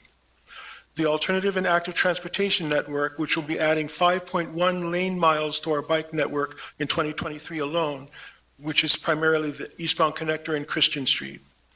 Street paving. The self-performance is a significant part of the paving solution, providing for better costs, better control of the schedule, and greater pride in the work of the city. And long overdue, a work order management system funded from all the funds in the Department of Public Works will allow for better accounting of our work, how we do it, inventory control, accountability and planning, as well as better metrics on what it costs to perform the work, and thereby greater budget control going forward. We hope to continue to expand the sidewalk repair program, as it is largely self-funded, is largely a self-funding initiative with high compliance.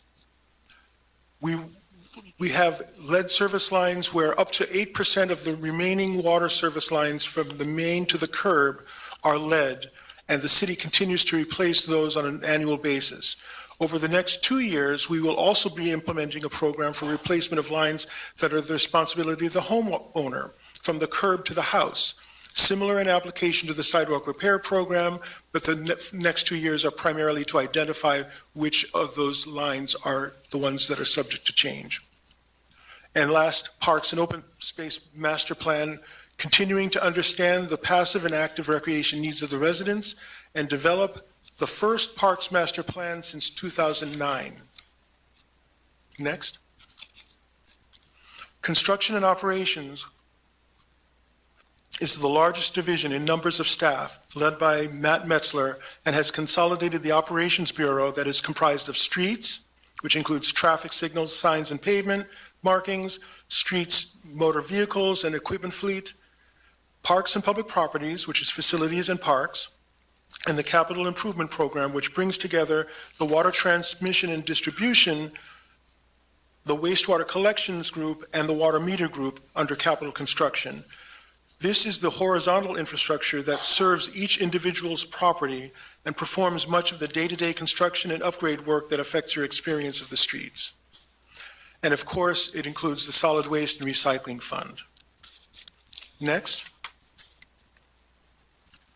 The portion of the general fund that supports construction and operations is highlighted in green here and does represent an aggregate increase in the cost of construction and operation services in 2023. As we continue to right-size the department, consolidate staff appropriately, and ensure that the costs of resources are assigned to the correct areas of concern, there have also been adjustments to administrative staff allocations. This shows a modest decrease in streets administration here, but will show commensurate increases in wastewater and stormwater for having moved people from one location to another. Increases in streets maintenance are largely due to vehicle replacement, acquisition of equipment attachments to address our narrow streets and active transportation maintenance, overtime needs due to being understaffed, and increased materials to do self-performance. The Parks Administration increase is almost exclusively due to the same increase in tipping fees at the Lancaster Transfer Station that affect the Solid Waste Fund. Parks buildings increases are partly replacement of telephone equipment and technology equipment, as Patrick and Barry had spoken about earlier, increases in the cost of heating oil, acquisition of equipment attachments for hard-to-reach assets, but also included a significant decrease in the cost of capital outlay, as many capital-eligible items were transferred out of the general fund to the bond fund financing. Parks increases, other than modest overtime and supplies, incorporated the replacement of maintenance vehicles. It also includes strategic use of planters, play surfaces, and ongoing deferred maintenance for parks that were created in the early part of the last Parks Master Plan.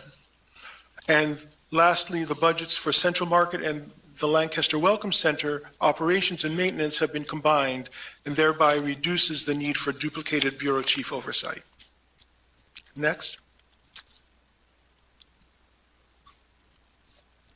C&O, Construction and Operations, is addressing more of the elements that contribute to the city being perceived as well-maintained. Street paving, by self-performing to be a significant part, it gives us better control of the schedule and greater pride in the work of the city.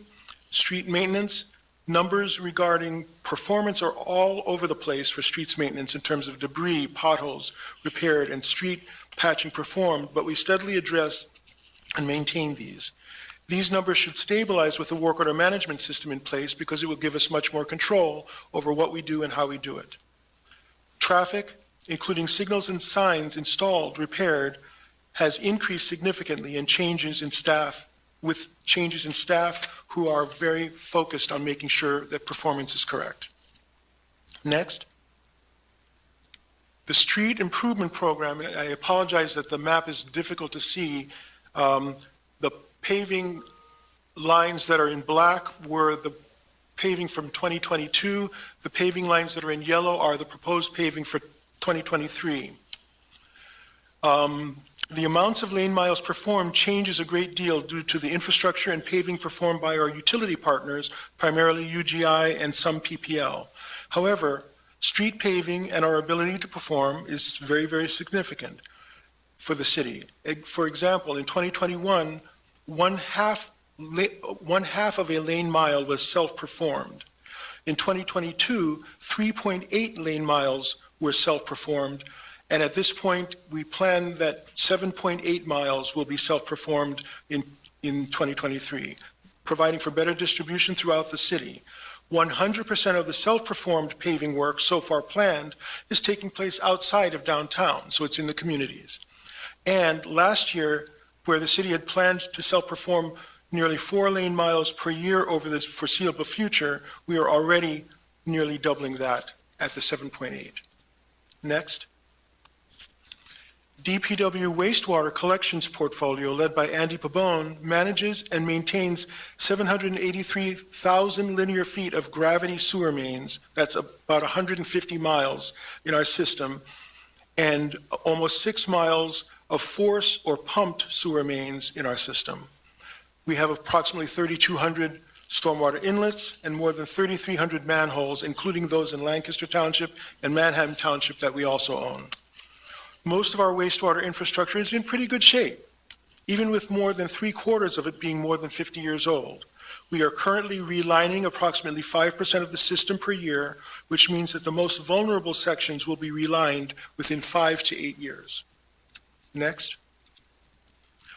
DPW's water transmission and distribution portfolios, led by Donnie Kirkner, manages and maintains approximately 630 miles of line. Our water infrastructure is in a variety of conditions, and our most problematic infrastructure is twofold. One, that made of steel, which is rusting and getting weak, is more than 65 years old and comprises a very critical 2% of the overall infrastructure. There is a major capital project to replace the steel transmission line from Susquehanna River to Susquehanna water treatment plant, and then to the Oyster Point Reservoir. As was described in last week's in the committee meeting, we are seeking a $20 million grant from the Commonwealth Finance Authority to assist with that work. And the other portion, that which is made of asbestos cement, also called transite, which is more than 55 years old and comprises 7.4% of the infrastructure. This is very temperamental infrastructure, as when it breaks, it has impacts on its adjacent lines. Many of our water main breaks are within the transite category, and we are replacing on average more than a mile a year. This year, we actually hit 1.5 miles of replacement. Through filing of a PUC rate adjustment, we plan to address these two situations over the next several years. The deteriorating condition of some of this water infrastructure is the reason it is so critical to get into a 2-year cycle of PUC adjustments to keep the momentum of planning and the upgrade or replacement of essential infrastructure. Our plan is to replace or reline all of the transite pipe within the next 15 years, or sooner if we can get some grants. As you know, we've applied for grants and either have been denied or found that we were not quite eligible. Next. Key accomplishments for CNO. We completed the ADA curb ramps, which were under a consent decree, a full year ahead of the consent decree requirement. Employee site safety and security is underway. Taller fences with concertina wire, cameras, lighting, and training of staff. Parks and events planning, policies and procedures and protocols were put in place in conjunction with the Department of Neighborhood Engagement for transparent, equitable, and better messaged requirements for successful events in the city. The South Tank was completed and put into service in October. That's one of our biggest victories. This is something that was many, many years in coming. The East King Fire Station was completed and put into service in November, and we increased self-performance of paving by 15 times, doubling expectations. Next. Our 2023 CNO initiatives include self-performance metrics, developing a return on investment metrics, unit costs, ongoing cost benefit measures to repeat and improve performance and to be able to better calibrate what we do and how we do it. long-term capital and finance planning for infrastructure replacement and growth of the city, and better predict and manage our capital budget. Parks and Recreation Open Space Master Plan, which is underway. Last undertaken in 2009, this plan envisions a network of passive and active recreation throughout the city, connected with pedestrian and bike-friendly infrastructure, recognizing the School Department of Lancaster, youth organizations, and county resources, and develop a robust parks master plan. Career development. DPW should be seen as one good career from the inside, developing the training and career ladder, and to be seen as, that Jess had talked about earlier, and to be seen as one good career opportunity from the outside. This will include extending our outreach to our educational and training partners in the community, and emphasize that the very successful city of Lancaster is a dynamic laboratory for learning best management practices in municipal stewardship. The work order and asset management system will implement a means of tracking, recording, updating, and utilizing information and data, and maintaining and repairing our infrastructure. Combined with our facility condition assessment work and the 311 Fix-It system, the city will be well on its way to greater transparency and accountability of its work and service to the people of Lancaster. Citywide operations can always stand to be more effective and efficient in a city our size. By consolidating the location of equipment, supplies, and maintenance, countless hours of travel and coordination can be saved if operations continue to be consolidated. And it may aid in reducing our physical and carbon footprint, another aspect of our climate action plan. And lastly, we want to initiate conversion of our fleet to electronic vehicles. About 2/5 of our moving stock inventory can be EV, and we hope to be able to plan to convert that in the natural course of replacement over the next 5 to 7 years, ahead of our climate action plan goals. Next. Solid waste and recycling, though a subset of Construction and Operations Division, is its own revenue fund. Currently run by Corey Simo, the Solid Waste and Recycling Fund is responsible for solid waste pickup, recycling, white goods, which are appliances and other equipment, yard waste and composting, has responsibilities for aspects of the climate action plan, and strategies for cleaner streets, such as the tiny cans and the city's litter index. Next. Solid waste and recycling is becoming an effective and efficient, if modest, revenue source. The majority of the SW&R budget is related to hauling costs and tipping fees. This year, due to hauling and tipping fee increases outside of the city's control, the percent of the solid waste budget related to these costs rose from 75% to 80%. More than $320,000 of the $377,000 increase is solely due to those tipping and hauling fee charges. The balance of the increases is due in part to increased fuel costs and vehicle replacement. Interestingly, the City of Lancaster has avoided even larger increases in solid waste by having procured our new contract before many of the rates rose significantly. Surrounding municipalities have significantly higher solid waste charges, averaging about 18 to 25%, but rising as much as 53%. We are fortunate to have locked in our contract at the lower end of that trend curve.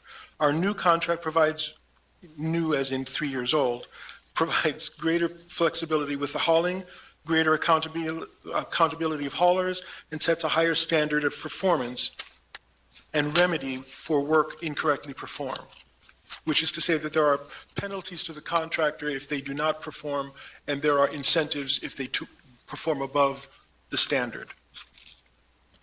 Next. Initiatives for solid waste include continuing the Adopt It program, which is an example and inspiration for our continued volunteerism in the upkeep and development of our city. The Tiny Can program expansion, the success of this program initiated on Pershing Avenue can be expanded to other neighborhoods and continue to reduce the litter indexes throughout the city. The Lancaster Compost Cooperative. This too is a successful program of community engagement that can be modeled for other shared environmentally important initiatives. And the Climate Action Plan diverting increased amounts of solid waste from landfill and increasing the visibility and effectiveness of our conservation and recycling operations. Next. Utilities, water and wastewater. These are a single division under Christine Volke-Hilditch. Her background, experience, and commitment to this work ensures Lancaster's potable water is clean to drink and to use. The Utilities Division also oversees the responsible management of wastewater treatment and our combined sewer overflows, and thereby is also responsible for Lancaster's consent decree to ensure that the water going into the Conestoga River is managed wisely. Next. Starting with our wastewater system, the Advanced Wastewater Treatment Plant, managed by Allison Zeckman and located on Danville Pike, has a capacity of more than 32 million gallons per day. The system's infrastructure includes 8 pumping stations, a laboratory, and 14 pumping stations of the Suburban Lancaster Sewer Authority. 20 million gallons, or 2/3 of the current capacity, is treated daily and is discharged into the Conestoga River. And the consent decree determines the management of Lancaster's response with the U.S. Environmental Protection Agency and Pennsylvania Department of Environmental Protection, developing a long-term control plan to address the combined sewer discharges into the Conestoga, putting cleaner water into the river than we actually take out. Wastewater is responsible to ensure compliance with the National Pollutant Discharge Elimination System, where we've been in compliance consistently for the past several years on monthly average permit limits. And the city is in compliance with all programming requirements. Since we've instituted the Fats, Oils, and Grease, or FOG inspections program for restaurants, car washes, service stations, and other businesses, which is a requirement of the 9 minimum controls program under the long-term control plan of the consent decree, we consistently exceed our goals for these inspections as well. Next. The wastewater fund budget had a significant reduction in 2022 due to a refinance of the debt service. That reduction has expired. For both wastewater and water utilities, anything having to do with chemicals or petroleum has skyrocketed in cost.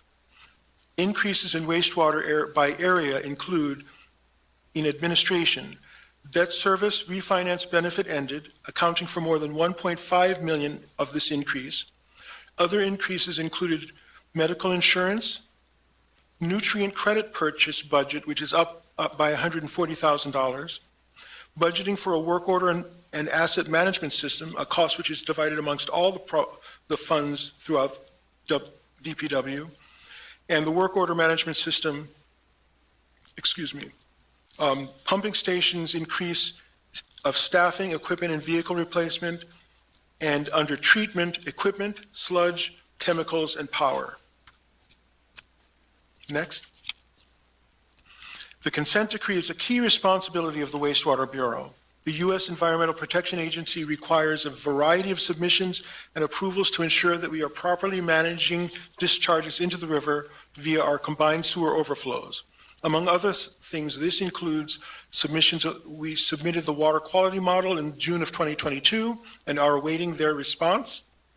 Development of alternatives, analysis for consideration, public meetings and steering committee meetings for the long-term control plan, advancement of the River Connections Initiative, where we are recording and videotaping the stories of people of color and their relationship to the Conestoga River. In the upcoming year, we expect DEP to respond to our water quality model with an approval, after which the city has 6 months to submit our plan, which will include a selected option or preferred option, financial capability analysis corresponding to the financial affordability aspects of the goal, and we will have continued public meetings. Next. Our goals for wastewater include continuing to meet or exceed wastewater standards, continue the long-term capital and financial planning for infrastructure replacement and growth of the city, and to better predict and manage our capital budget, move into the next phase of the consent decree with the selection of a likely financially affordable option, career development, again, DPW as One Good Career.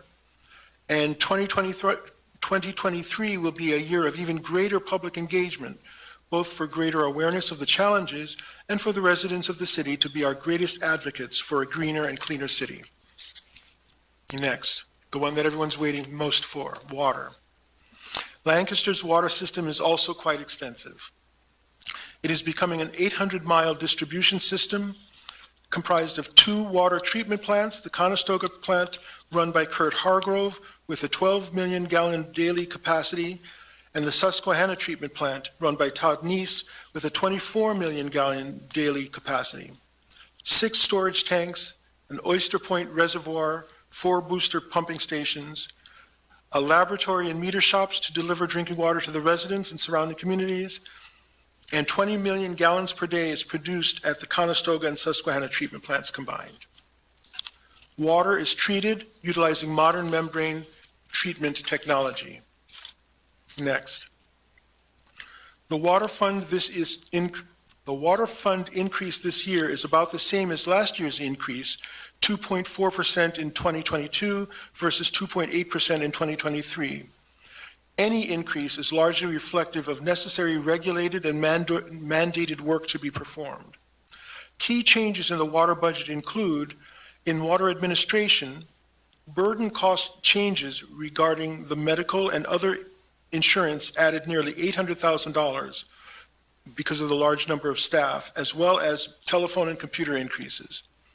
This is offset, which is why a reduction is shown under administration, by the $2 million reduction coming from the ARPA funds that we had mentioned earlier. In order to be a healthy and responsive water utility, we need to replace aging infrastructure, maintain or exceed all EPA standards, and avoid major breaks in service. The fact that the city relies on the water fund to subsidize the general fund in the way that we've talked about means that the water utility must perform at a higher level of efficiency. The city must position ourselves to have shovel-ready projects designed so we can take advantage of grants and low-interest loans from PennVest in a timely manner. Of that $2 million reduction, $750,000 gets applied to a one-time line item infusion from this year's $2 million reduction, allowing us to have engineered work ready to go. The rules under PennVest have changed as they now allow, where they did not previously, they allow a part of the rate of reimbursement, the cost of design and engineering fees, to be replenished. So this allows that with this $750,000 one-time investment that gets replenished as designed work is put into the ground, once that work is put into the ground, we get that money back to continue in essence, a revolving fund for design and engineering. This type of financial model of reinvestment is a step closer to self-sufficiency and better fiscal stewardship. At Susquehanna Water Treatment Plant, buildings maintenance went down significantly, but the increases included communications and equipment, gas and oil and diesel, heating oil, and most notably the cost of chemicals, which went up by more than $210,000 at this plant alone, and which are required to maintain our water quality compliance. At Conestoga, the increase includes building maintenance, chemicals to the tune of $100,000 increase, gas, oil, and heating oil, equipment, and replacement of vehicles.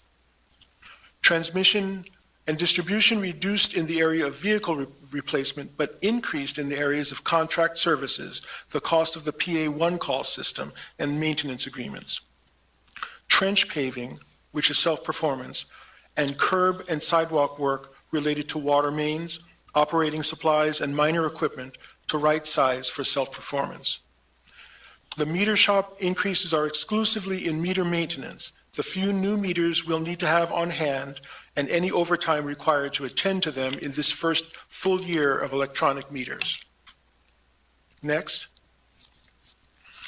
Our goals for Water 2023 include continuing to meet or exceed the water standards required of us, continued long-term capital and finance planning for infrastructure replacement, continued strategic preventive maintenance and replacements, career development, as with all other sections, DPW is one good career, And lastly, almost $3 million is annually spent on the energy to run our water and wastewater plants and pumping stations.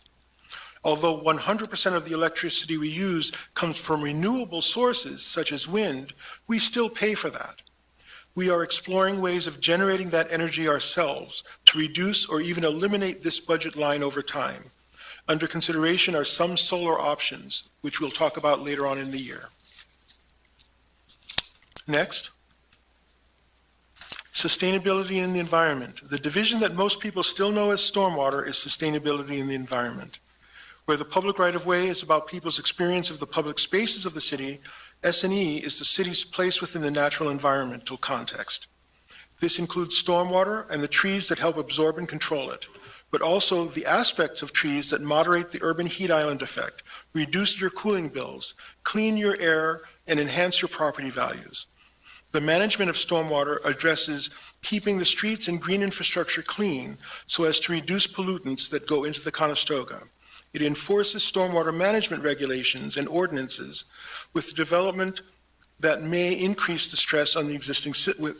We're enforcing those regulations on developments that may increase the stress on the existing system, and enforces permeable paving, mitigates water coming into the city from outside, and otherwise looks to restoring and enhancing nature and its ability to enhance our lives. Next. The Stormwater Fund continues to undergo adjustments. By elevating the importance of green infrastructure in the management of our stormwater and our consent decree, last year we brought on an urban forester to manage our tree action plan and increase our urban tree canopy from its very low 22% to a target of nearly double that, or 40%.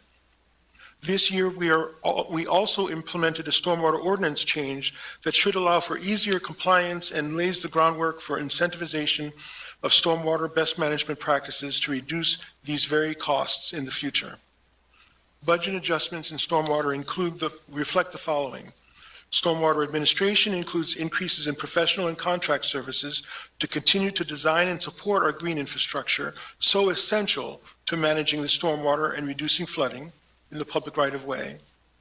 Stormwater streets increases included overtime and acquisition of equipment to maintain our public permeable pavement infrastructure. To register and ensure the performance of GI, again, which mitigates flooding and contributes to cleaning of the Conestoga River, this infrastructure must be maintained at levels that respect that investment. Stormwater trees increases reflect the greater investment in trees as green infrastructure and the great need to increase the urban tree canopy significantly. This has been helped by a grant of $500,000 from the county ARPA and is a game changer in our commitment to the urban tree canopy. It also reflects that trees had previously been allocated in ground maintenance, the next line, and now trees have been moved to stormwater trees, a new separate line.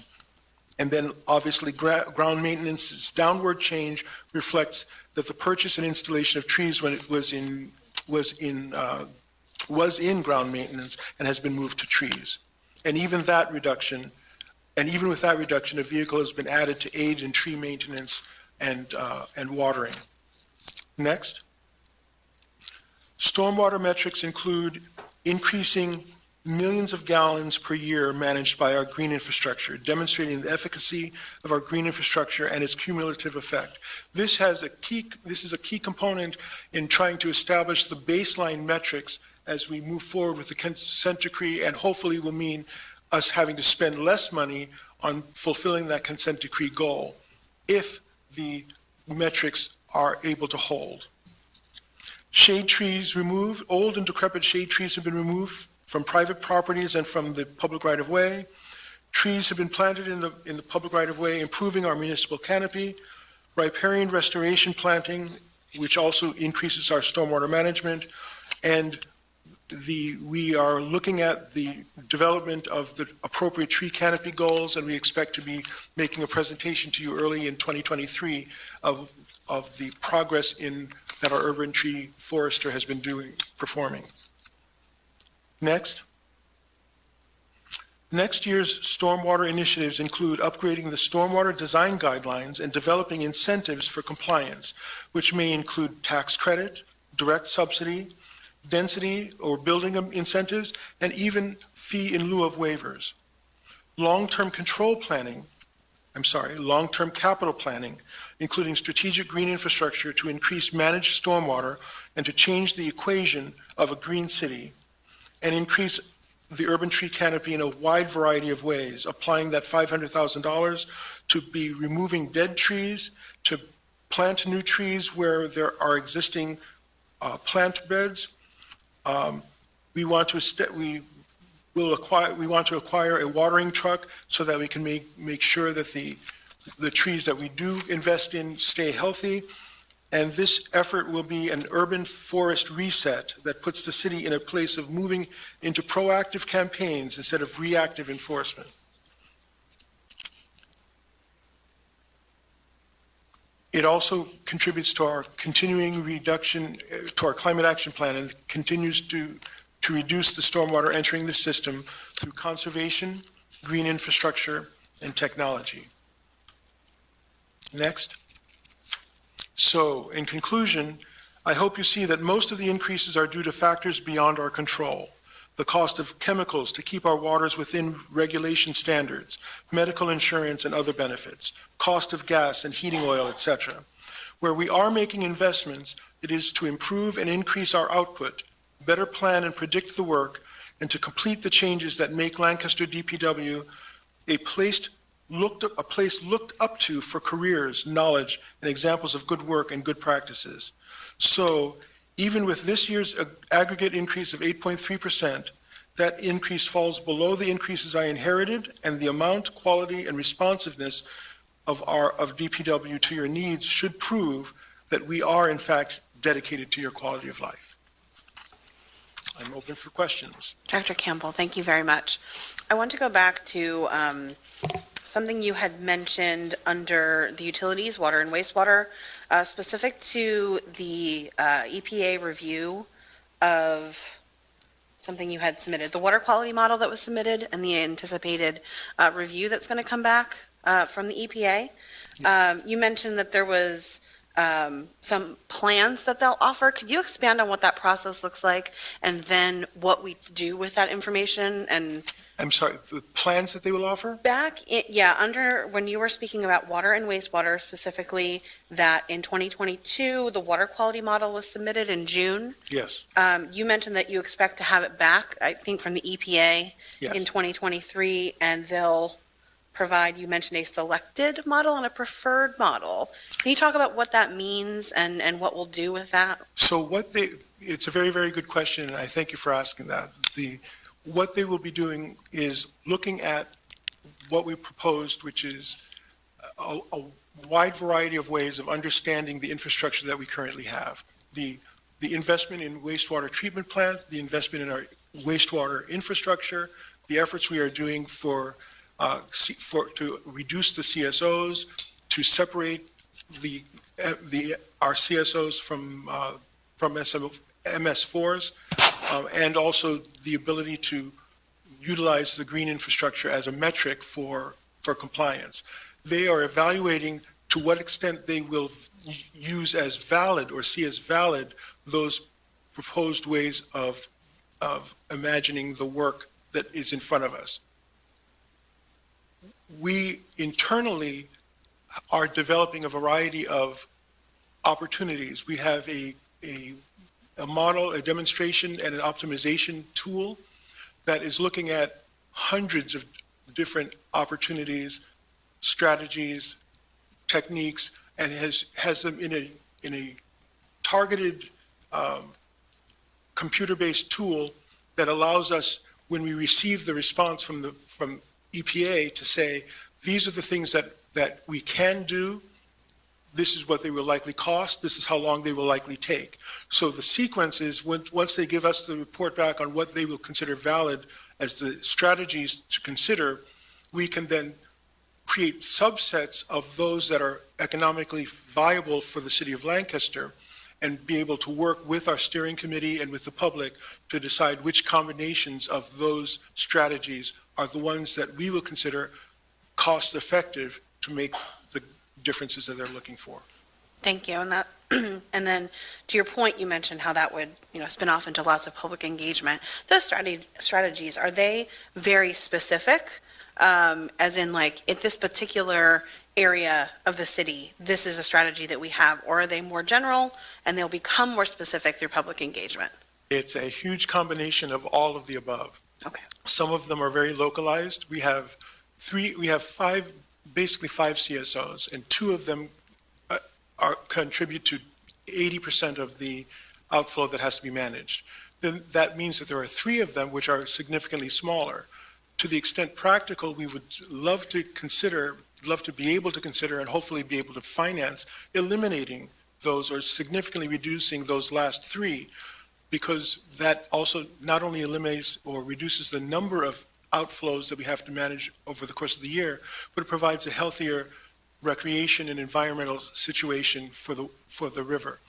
Concurrent with many of these efforts, for instance, is our goals from many water advocacy organizations such as Clean Water Partners that has a motto of clean and clear by 2040. So the goal of being able to have a clean river as early as 2040 means that we don't want to be having CSOs in certain parts of the river that may adversely affect recreation and recreational use. So those are some that are locally focused. Others are much more general. How can we manage stormwater in particular areas? We basically have 4 key watersheds that are within the CSS system outside of the MS4, and there are different strategies that may apply to each of those watersheds, as well as in the general context, increasing of an urban tree canopy and the ability to absorb water more helps on the overall. So there are localized strategies, subsection strategies, as well as universal strategies. Thank you very much. Any questions from council? I'll start down here at this.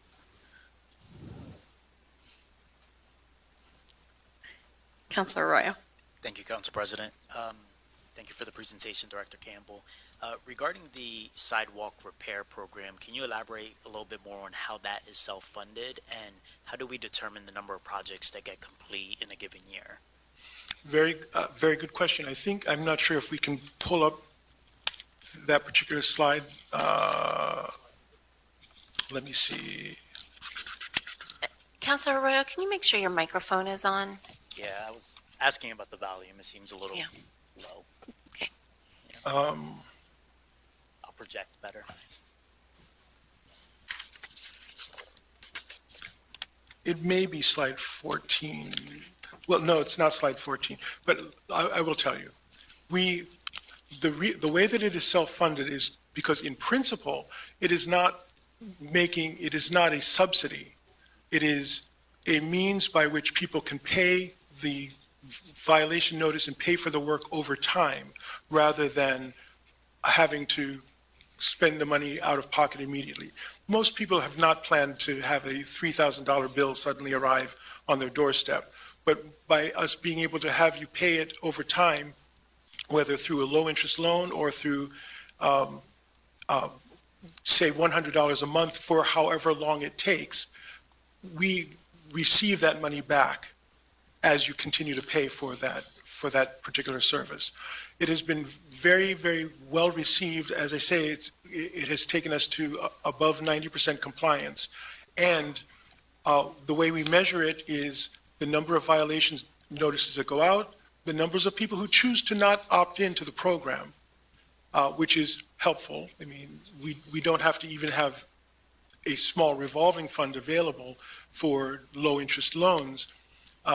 But then as people fulfill the obligation, or as the work gets done, we are recording that it has gotten done. And that's where we've gotten a performance level of nearly twice what had happened before the sidewalk program went into place.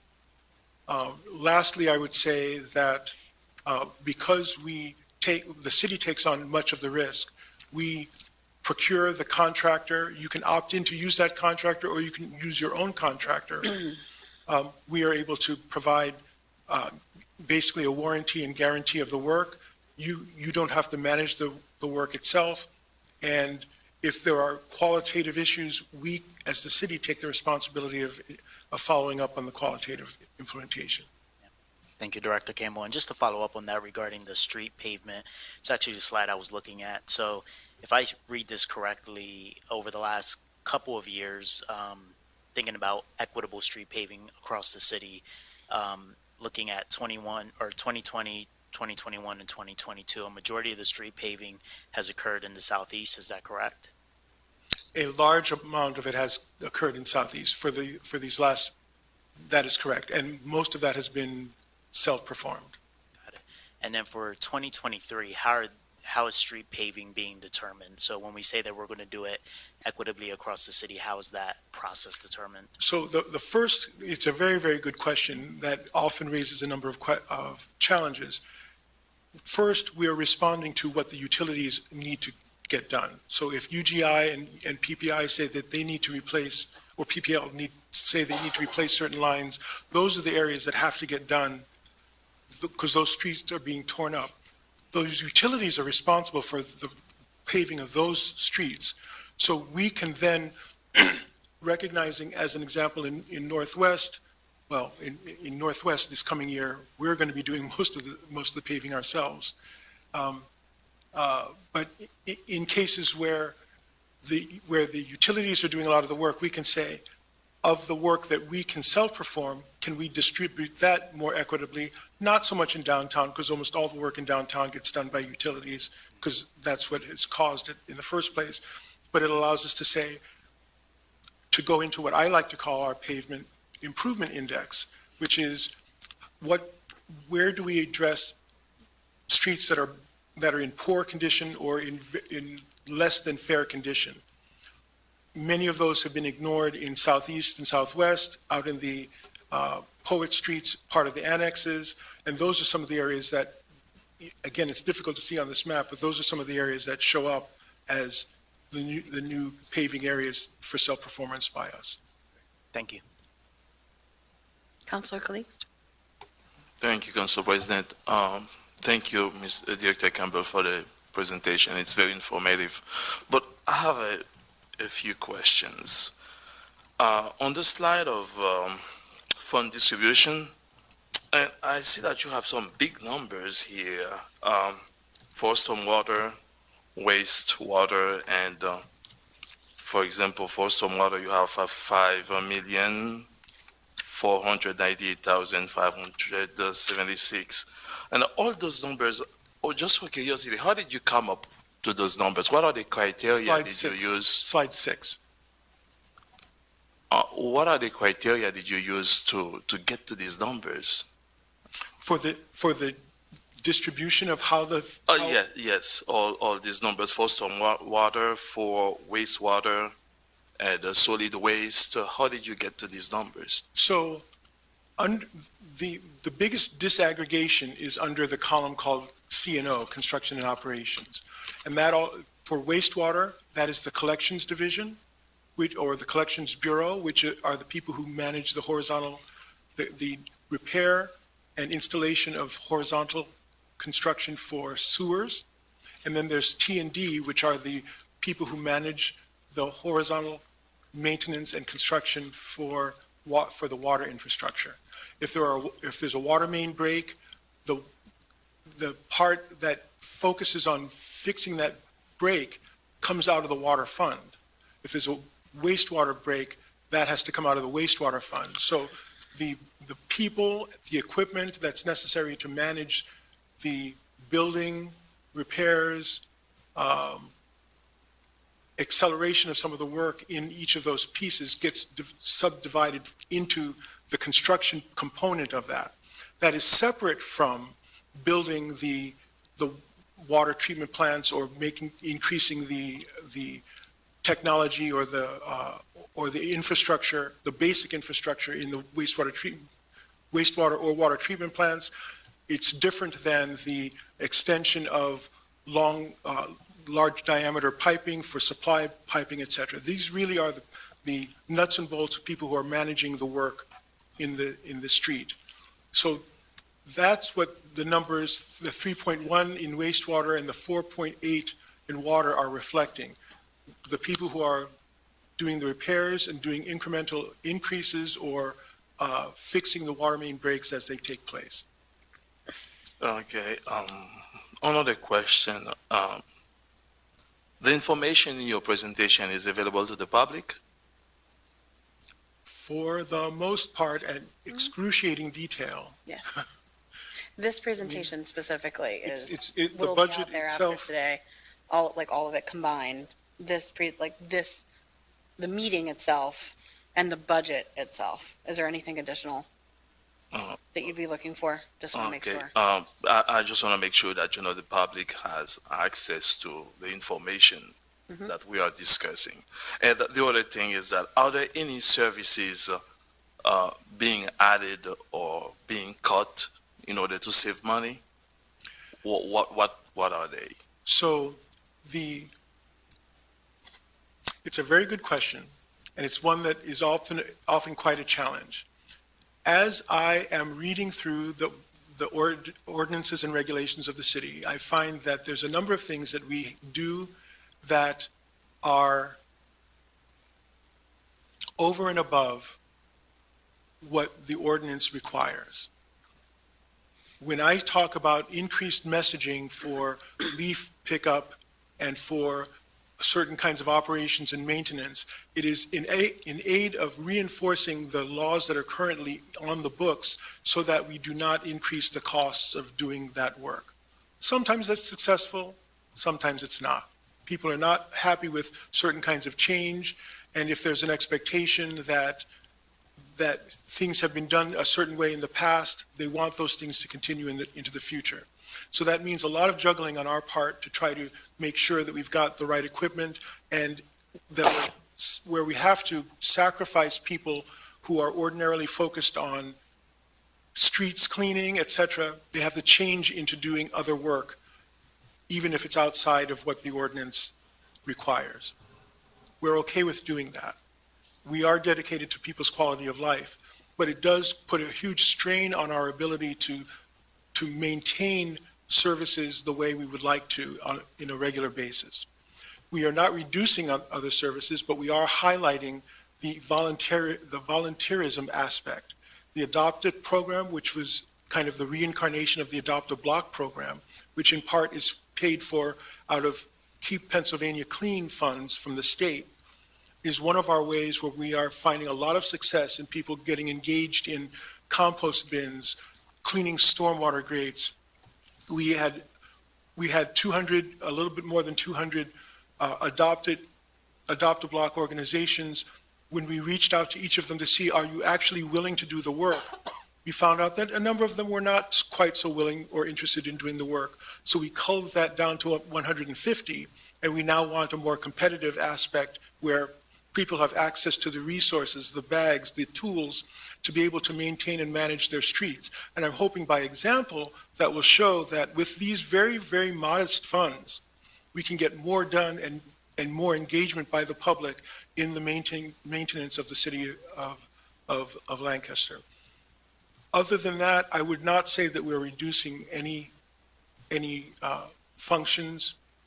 The only thing that I am aware that we are increasing, if you will, is our ability to hear where there are financial challenges to compliance. And I think it's unique not only in the city of Lancaster, but unique in many cities throughout the country that have the kinds of regulations that we have, for us to have something like the sidewalk improvement program that provides a way for people to do the work that's necessary without having, and minimize, it doesn't eliminate it, but it minimizes the adverse financial impact to each family as they're doing that. And we like that as a model so that we can do that as we go forward with lead service line replacement, encourage more participation by having more trees in the public right-of-way, et cetera, et cetera. Talking about financial challenges, have you considered the impact of those? Because we have some important increases here, uh, regarding water rates and stormwater. And have you considered the impact of those increases on the city residents when you came up with these numbers? Yes. And part of it is, it's a difficult equation to make, but the water that we do not manage with stormwater, with appropriate stormwater, either implementation of green infrastructure, et cetera, is water that we will have to manage with tens, if not tens and tens of millions of dollars of other investment for the consent decree. I think we as the city made a great positive impact by being able to have DEP consider very seriously our green infrastructure, which has been the pride of the city since 2013, as a key element in how we measure the effectiveness related to our consent decree. In order for that to be effective, it needs to be managed in a way so that it can be measurable on a continuous basis. We're talking about, and I know this is cold comfort to many, we're talking about a few dollars per quarter for the stormwater fee, but we'll be talking about several times that per quarter, per resident, if we are not able to keep the stormwater and the green infrastructure as a key element in the consent decree. So it's more of preventive, the ability to not only manage related to the consent decree, manage for the cleanliness of the water so that ultimately we do have a swimmable Conestoga. Yes, I did say that it said that for the record, that if we're looking for something as early as 2040 as clean and clear, then we need to make sure that our other infrastructure, the trees, the way we clean our streets, the way that this green infrastructure is managed, which is partly funded by stormwater and partly funded through PennDOT in many cases as well. It's an aggregate. And I think that I know every dollar is a precious dollar when someone's talking about a very, very tight budget. And I'm looking and considering very seriously how do we make sure that it not only is affordable now, but as these other impending increases come up, that those increases are affordable as well. So how can the work we're doing now prevent huge increases and huge costs in capital investment in the future? That's a huge part of my equation here. If I could follow on to that, I think one of the things that might be helpful for council is when the affordability analysis that we need to do related to stormwater is completed. Is that completed yet? I feel like we're almost there. We're almost there, a lot of it will be part of the reaction once we get the DEP.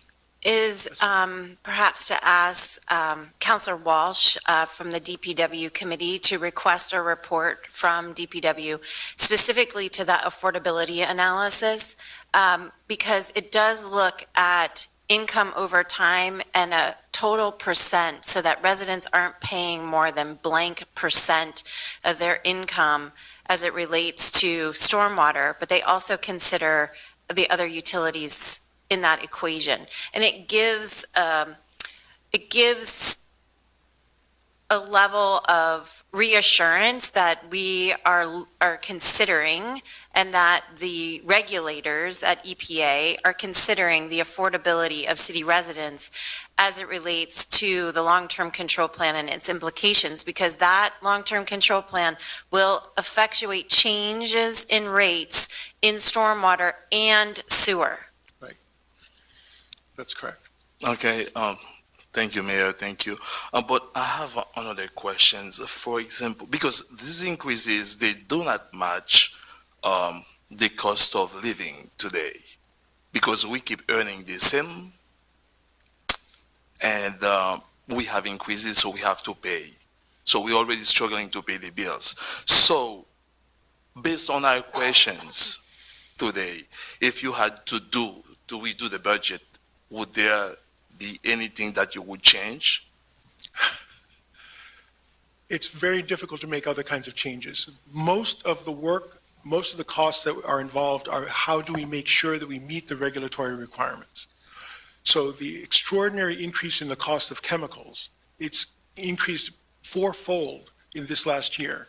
These are the chemicals that are necessary for us to not only meet the EPA requirements in terms of the water that we put back into the Conestoga, but to make sure that the water that you drink is clean.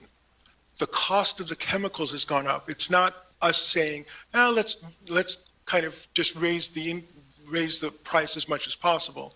We try to reduce this as much as possible.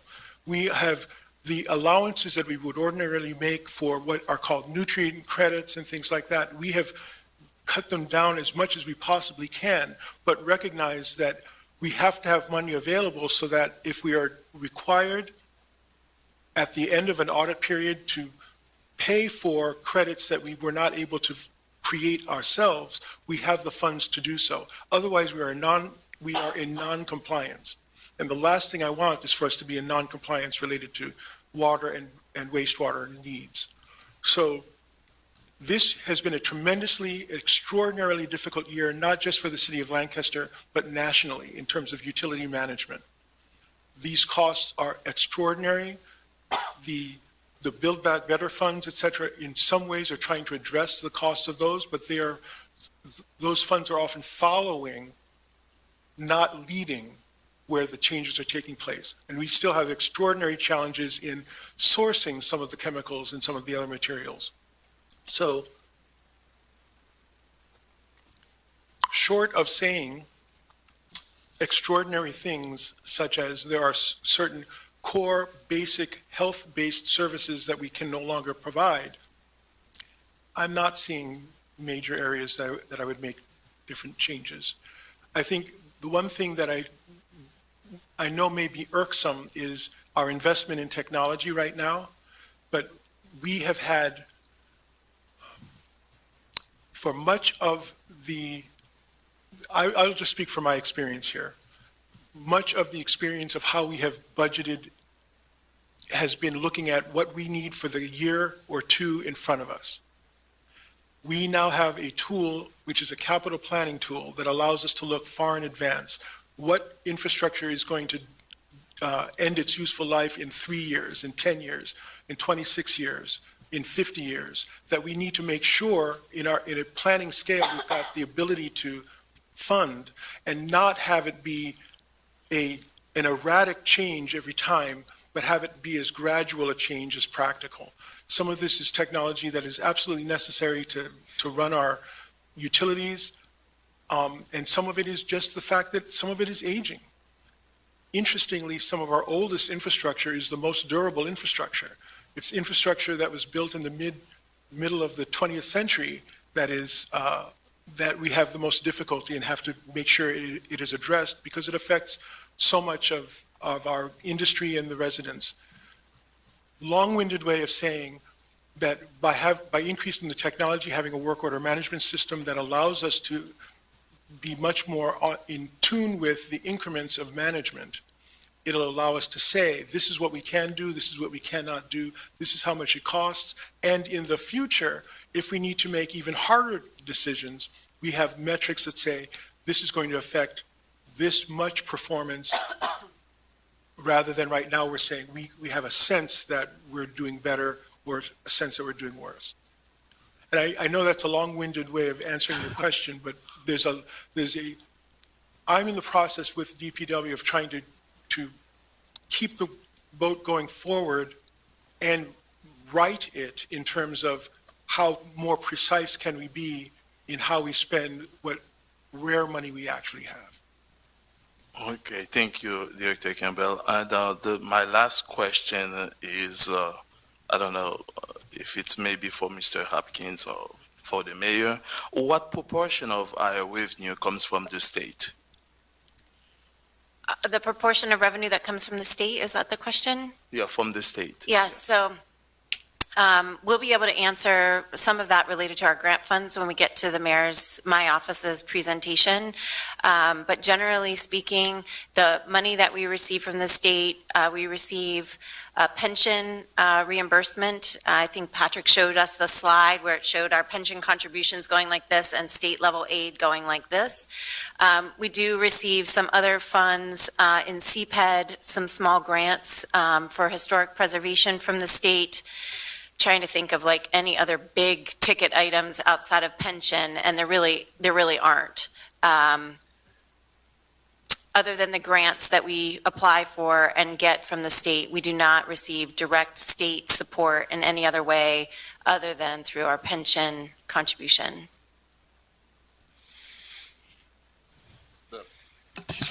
The only other, and I'm glad Barry remembered this, the only other piece would be liquid fuels funds. Oh, yes. That come in to support street paving, snow plowing when we have snow, that sort of thing. The majority, there is a separate fund for liquid fuels funds. What you see coming into the general fund as a revenue is basically the offset of costs that we have in DPW for street maintenance and street lighting and things like that. Those liquid fuels, you'll see that revenue in the other revenue section of the general fund budget.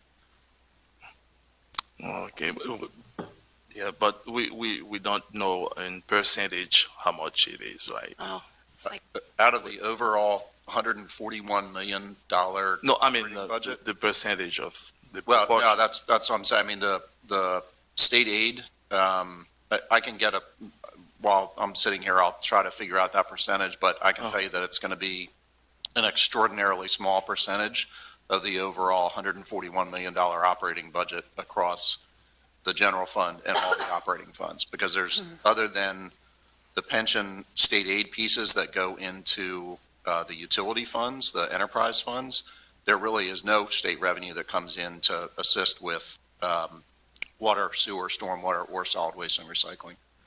Thank you very much. Thank you, Councilor Cleeks. Thank you, Yeah. Council President. Councilor Ahmed? Thank you, Council President. My question was regarding what are we doing in terms of like preventative maintenance so that we could try to mitigate some of these increases? And also, the second question that I had was regarding the grant funding. What are we at the department doing to kind of, increase the grant applications so that we could, add that revenue into the budget? So, thank you very much for that question.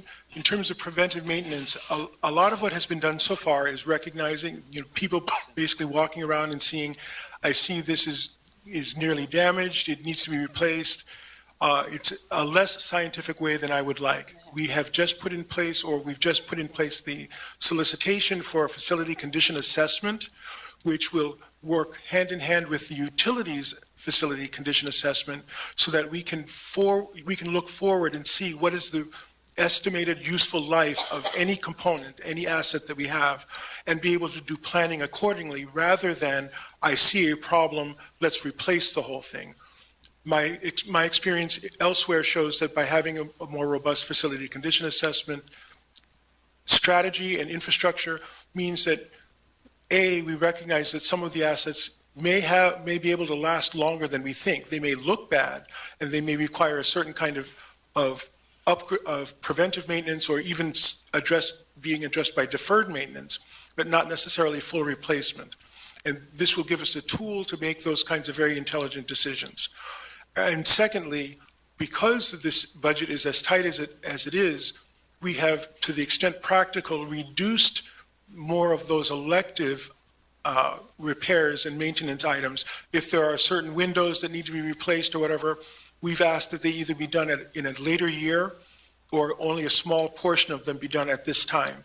Unfortunately, that creates a worse situation further down the road, because then the situation becomes more cataclysmic when you have to suddenly replace everything, which is why, hand in hand with a facility condition assessment tool, we'll be in a much better position to be able to address these kinds of concerns.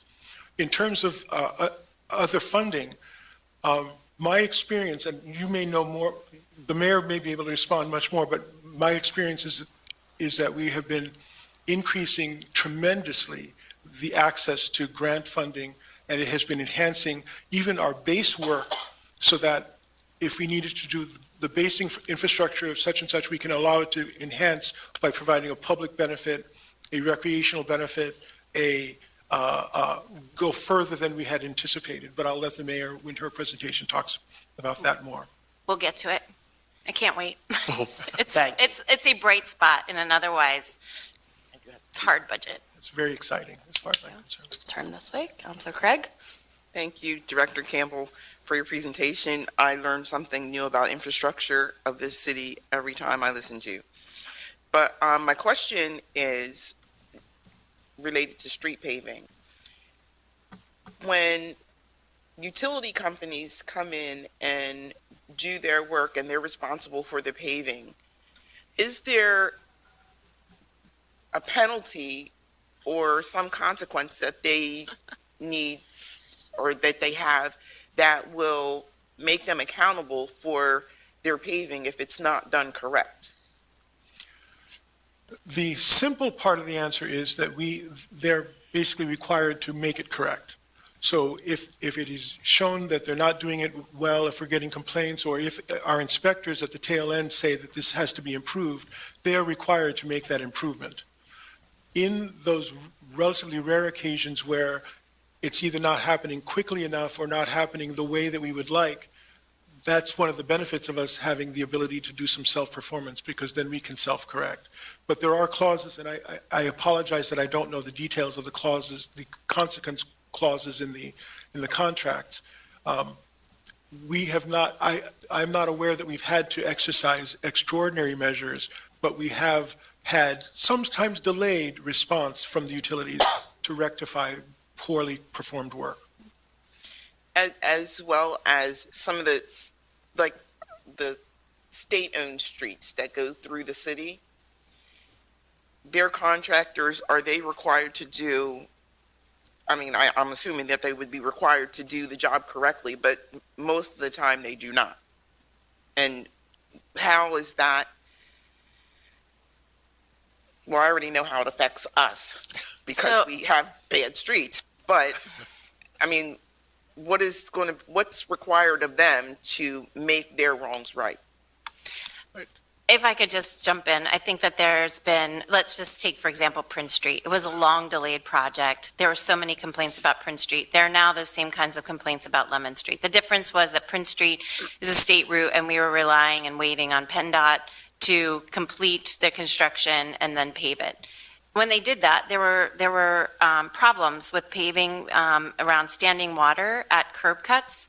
And so then we had to go back and document all of that, send it through, and some of those things have been repaired and some of them still haven't. And so that's just an ongoing process that Kevin in our utility in DPW goes through. For Lemon Street, which is currently subject to a lot of work from UGI, we don't have as much say in terms of the timeline in which they pave, but we are going out and assessing and working with them to make sure that all of the work is done correctly. I think we can get you more details, Councilor Craig, if you have a specific street that's in mind. Not necessarily a specific street, but I noticed that it happens like throughout the city, even outside of the city, that things are just not getting done in, adequate time.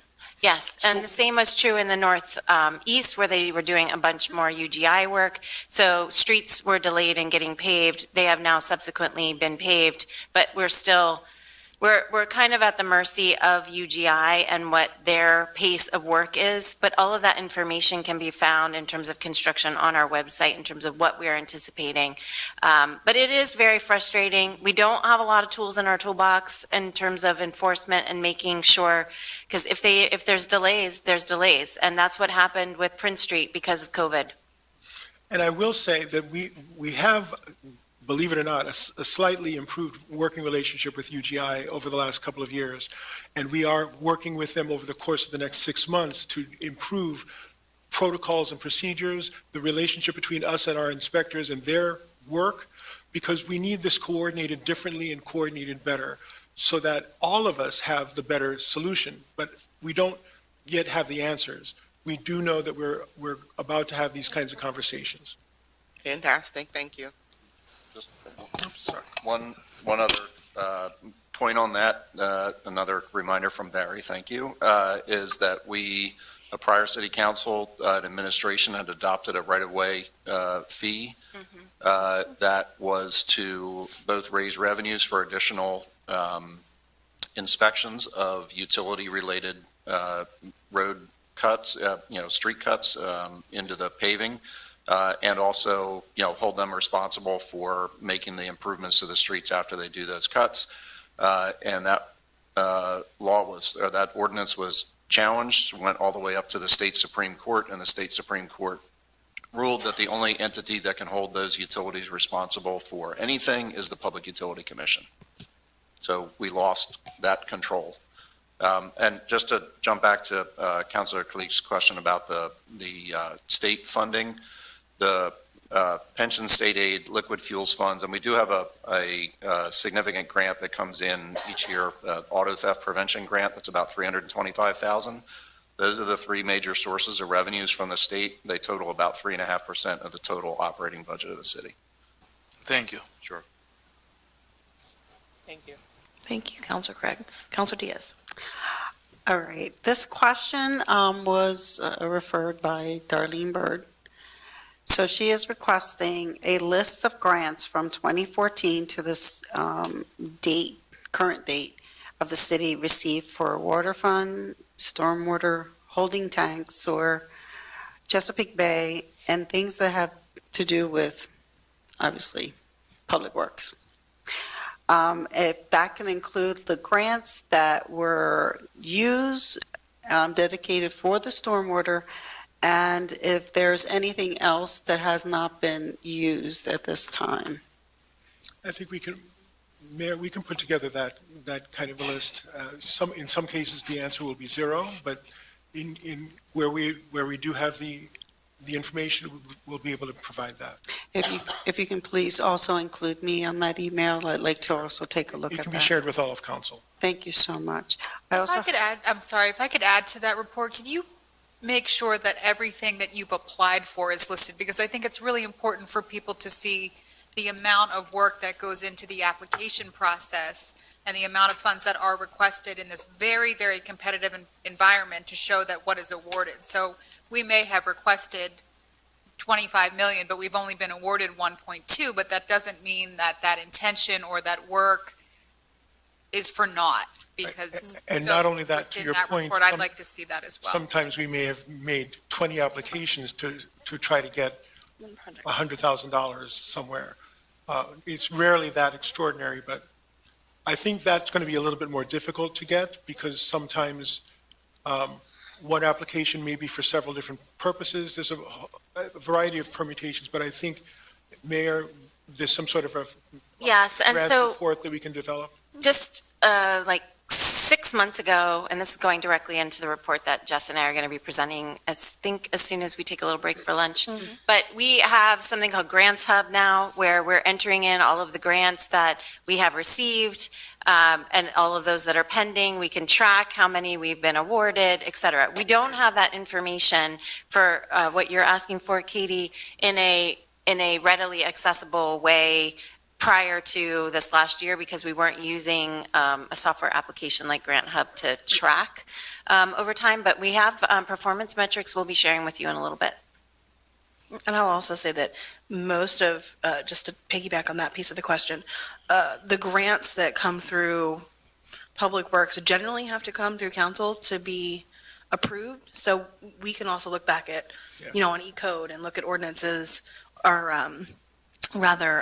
resolutions, thank you, that we've There should be like a considered. metric, though. I would think that would have all the numbers consecutively. Received, yeah, for sure. And there's one more question, and then I promise I'll let you go. Have you received for the EPA, like, any type of fines? And if so, how much of the budget that we've actually paid out? And what departments, and who is responsible for that? We're generally very much compliant with just about everything. When I looked at the compliance and the possibility of fines over the last year, and in fact, even more, it was virtually nil. There were a couple of occasions where we had to report a situation, but they did not incur fines. There are probably a couple of cases where a fine has been requested and either we've either challenged it or it's been so modest that we would just go ahead and pay it. But for the most part, I'm very proud of the fact that we're very much in compliance with all of the regulations in terms of water and wastewater, the chemical performance, the quality of water performance, et cetera. I can find out the answer, but I can vouch So for the fact you're that it's basically very de saying minimis. that it's minimal, but it has occurred. Is that correct? I'm going to have to defer till doing the research. Okay, great, thank you. Thank you, Councilor Diaz. Councilor Walsh? Thank you, Council President. I just had a few questions, and I think one has been discussed several times about the, how are you identifying supplemental sources of revenue through the grant process and things like that? Because I know over the past year, at least from what I've seen, you've been very aggressive in trying to identify opportunities. So it sounds like we'll get further explanation in a moment. And then the second piece that I just wanted to underscore and make sure I understood through your plan was, and I think you're saying this, but with the city's investment now, so applying a more proactive, bless you, whoever that was, applying a more proactive plan in these repairs and preservation and so on and so forth.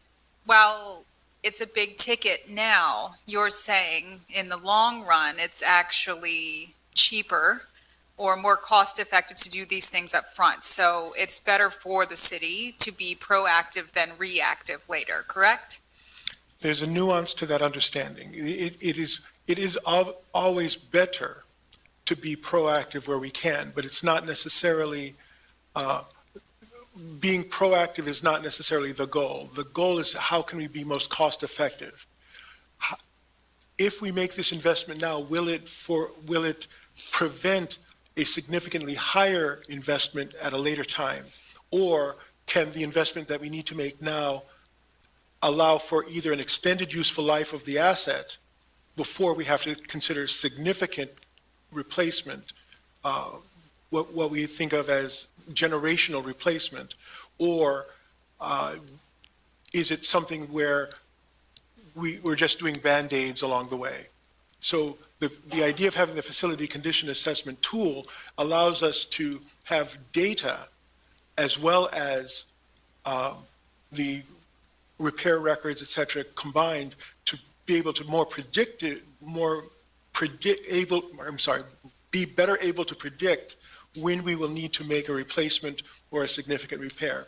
It would also allow us to have a full handle on preventive maintenance as well as deferred maintenance. Whereas right now, it's more of, I think that thing's going to fail. I need to do something about it, which is the wrong way and the least cost-effective way to make the decision. Thank you for that explanation. And then my last question is, you know, it's evident that there are costs and expenses that are out of your hands, namely the cost of chemicals and just the cost of supplies in general. You had talked about some alternatives as to the way that we are paying for energy. So you're looking at alternatives like solar and, you know, you had mentioned wind, which we're already using. So I know that there's alternatives for energy at this point, but is there, or has there been any research or alternatives, available for the chemical costs that we are incurring? Is there anything on the horizon where maybe we wouldn't have to be so reliant on such expensive chemicals? It's a very good question, and I actually have had a couple of conversations with Christine Volke-Hilditch, our Utilities Deputy Director, about some of these opportunities.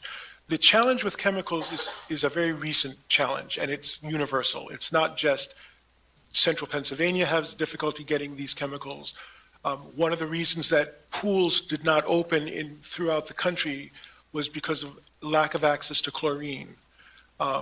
So the challenges are universal challenges. There are some of the chemicals that we need that, believe it or not, are relatively simple chemical equations. And we playfully have talked about to what extent can we entertain actually creating some of it ourselves. It would mean making an investment in technology and operations that's probably not going to bear fruit over the long term, because we believe, since the nature of these chemical challenges is universal, that there's going to be more universal solutions that are found, whether it's ways of financially subsidizing them or not. But it is an interesting challenge that some of the chemicals we're talking about are relatively simple compounds that, if we use some of what we produce in certain kinds of waste or have access to in different aspects of the procedures, could we make some of what we need? But not full tilt. Thank you. I appreciate that. Thank you, Councilor Walsh. Any other questions from council on the Department of Public Works budget? And appreciating that we are a full hour behind schedule, if anyone has questions on the Department of Public Works budget, we'll take just a moment for that. Carl Feldman, 600 Hamilton Street. I was looking for a brief description of the reason for the switch of park trees to stormwater management. Yes, thank you very much for that. So trees have often in the past been considered a municipal amenity. They are nice to have. They do affect the heat island effect. They often provide shade. They often provide some senses of cooling. But mature and healthy trees play a huge role in absorption of stormwater, being able to not only manage the water that comes during rainstorms or other rain events, but also to be able to absorb and thereby mitigate some of the flooding that is also part of the concern related to stormwater. As a stormwater best management practice, BMP as we call it, trees have such a fantastic benefit, which unfortunately will be better presented early this coming year when we present the progress from our urban forester.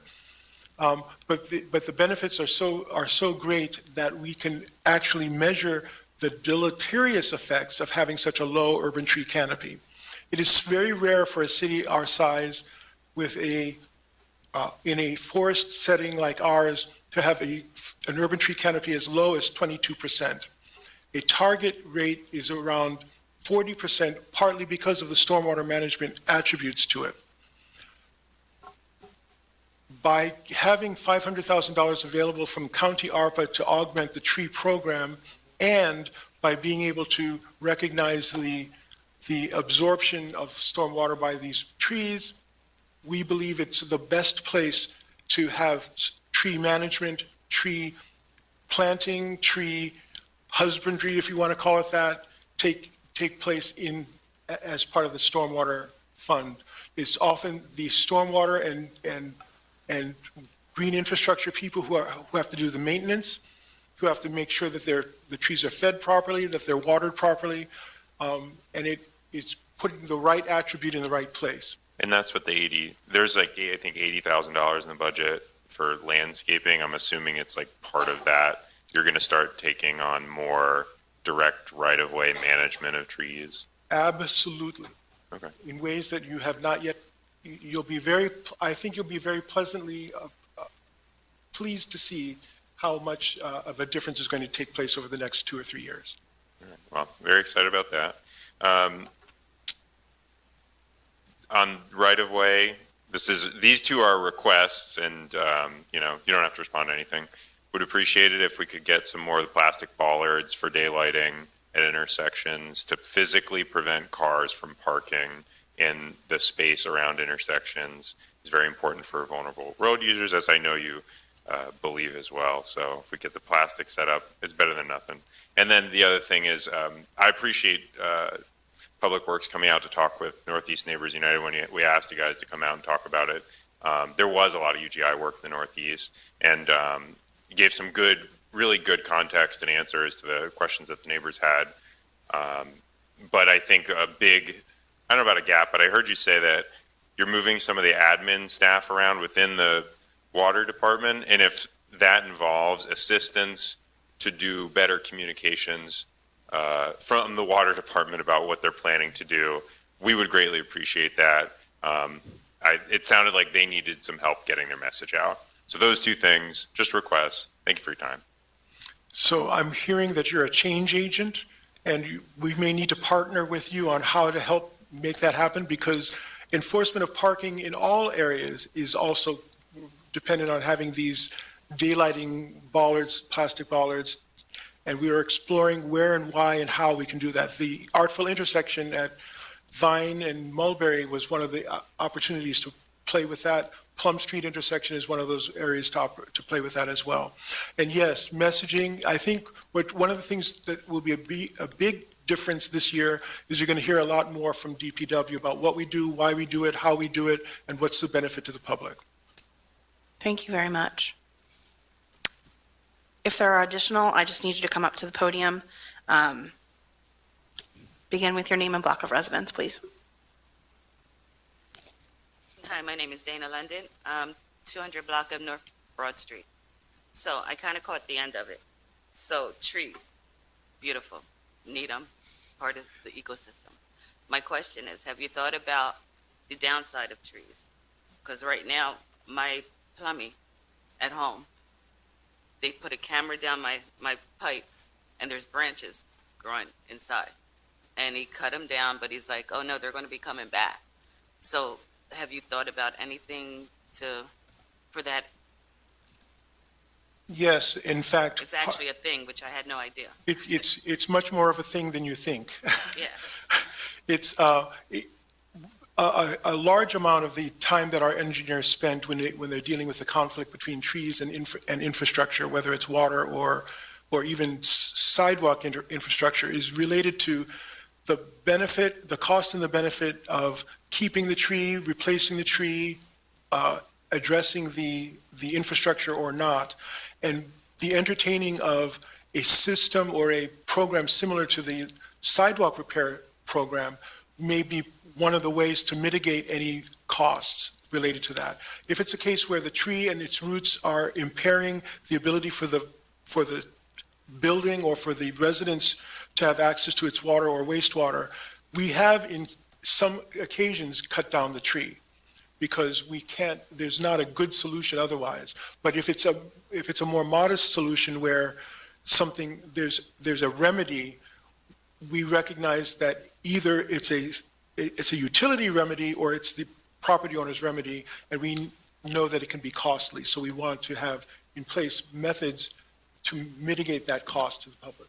Right, and I understand it's property responsibility. So that's why I'm asking, you're talking about putting trees all over the place, which is a good thing, but have you looked at the downside of it where the property owner is going to come up against having branches growing in there? Yes, we have, and I'm hoping that you'll come to us when, in the next 2 to 3 months, we're going to have a presentation to council about the urban tree canopy and trees, and we'll be talking about all of those kinds of things. We have been thinking about that. We are putting in place the kind of procedures and/or subsidy options that will either mitigate or in some cases eliminate the cost of doing that. There's some engineering solutions that minimize the challenge in the first place. We would like to have some incentives to encourage people to take on that responsibility because we know it's a burden, but where people are not able to or not willing to, we also need to respect that as well. And you said this was coming up soon? Yes. So I've been pushing my urban tree forester to make a presentation to council. I've seen the draft presentation. There's a lot of things that we want to critique. But yes, I'm hoping that within the first 2 to 3 months of 2023, we'll be making a full-blown presentation to council. Thank you.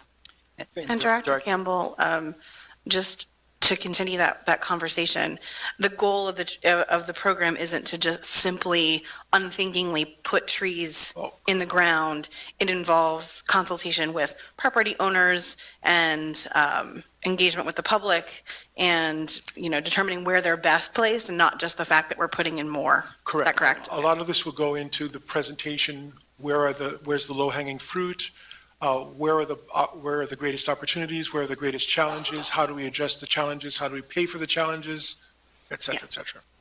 And just Councilor to Arroyo? add, and just to add to that, we have an arborist on staff that helps determine which species are appropriate for certain areas to help minimize some of those challenges, knowing that that's been a huge challenge in the city in the past. Yes, that is correct. And our arborist is retiring, and we've already got the solicitation out to get the right arborist with the kind of credentials that are going to allow us to push it, not just for having quote-unquote Tree City USA status, but for it to be a tool for stormwater management as well.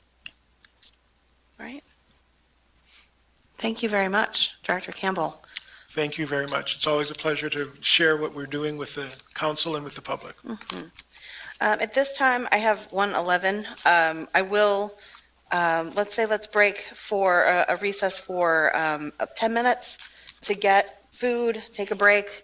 There is lunch in the hospitality area, and then we'll come back together, understanding that we're a little bit behind, but we'll hear from the mayor's office, the city solicitor, and the city council budgets as soon as that break is over, just to keep us rolling. Is everybody good with that we'll be doing those presentations? Okay. All right, we're at recess.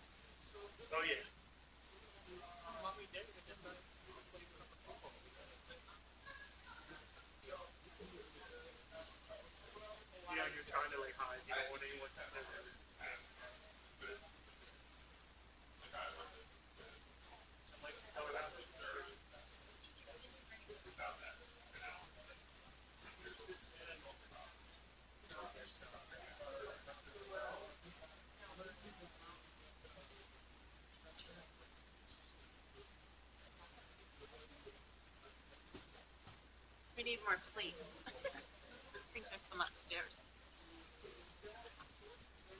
They're like in that closet that has my.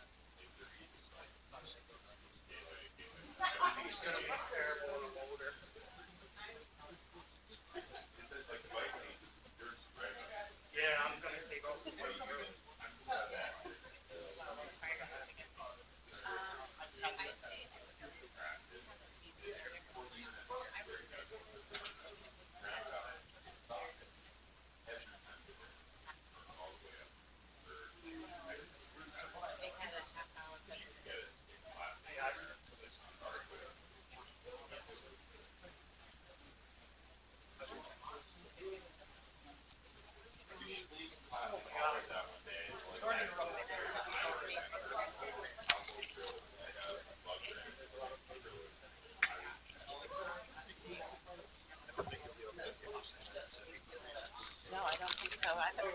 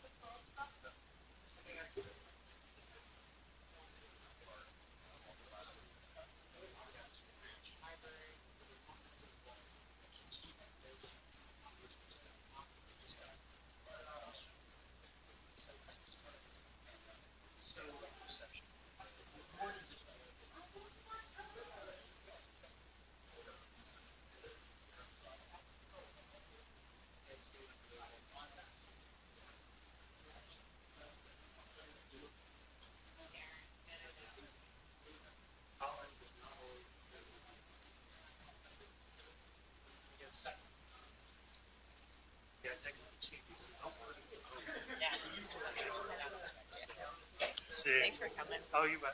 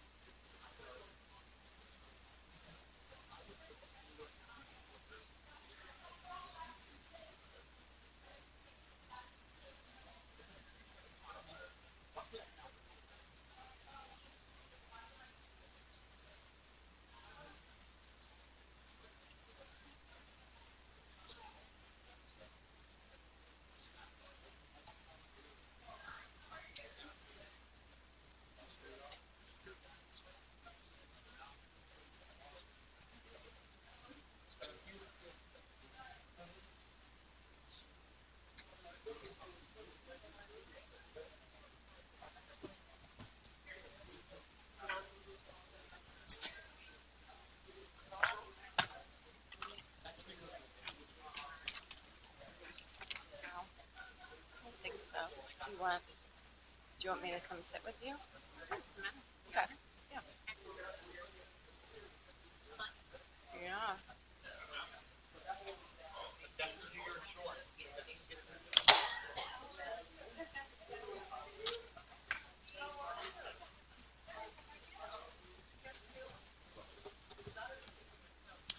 Okay. And Bernie, do you have all the slides for the main process? You have them, or should I? Sure, that'd be great.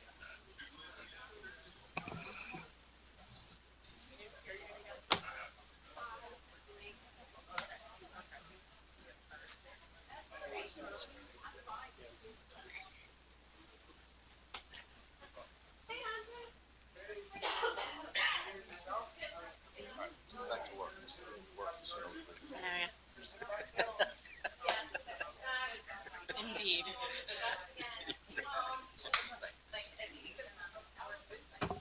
Yes, we're gonna.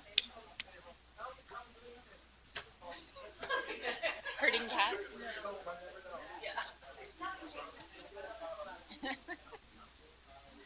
Nice jeans, Barry. I'm glad I'm represented with somebody else at least. I felt bad when I walked in and seeing everybody else director level wearing like night I'm wearing clothes. jeans. So I was like, oh my God. Patrick, you told me I could be casual and you're wearing your normal daily outfit. Kick your butt.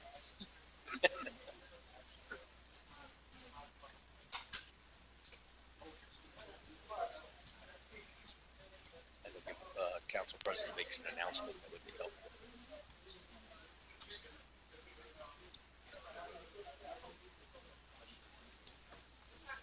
Anything else? Oh, I know it. I'm gonna talk about Nancy. You gave me those notes. Yeah, we worked, Mayor.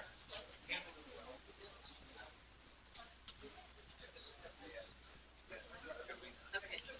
The rest of Okay.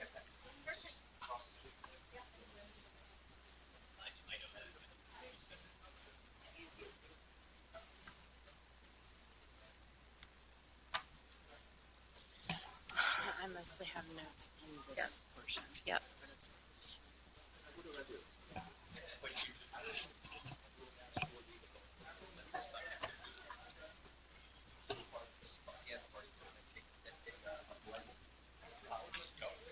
Hi, Chief.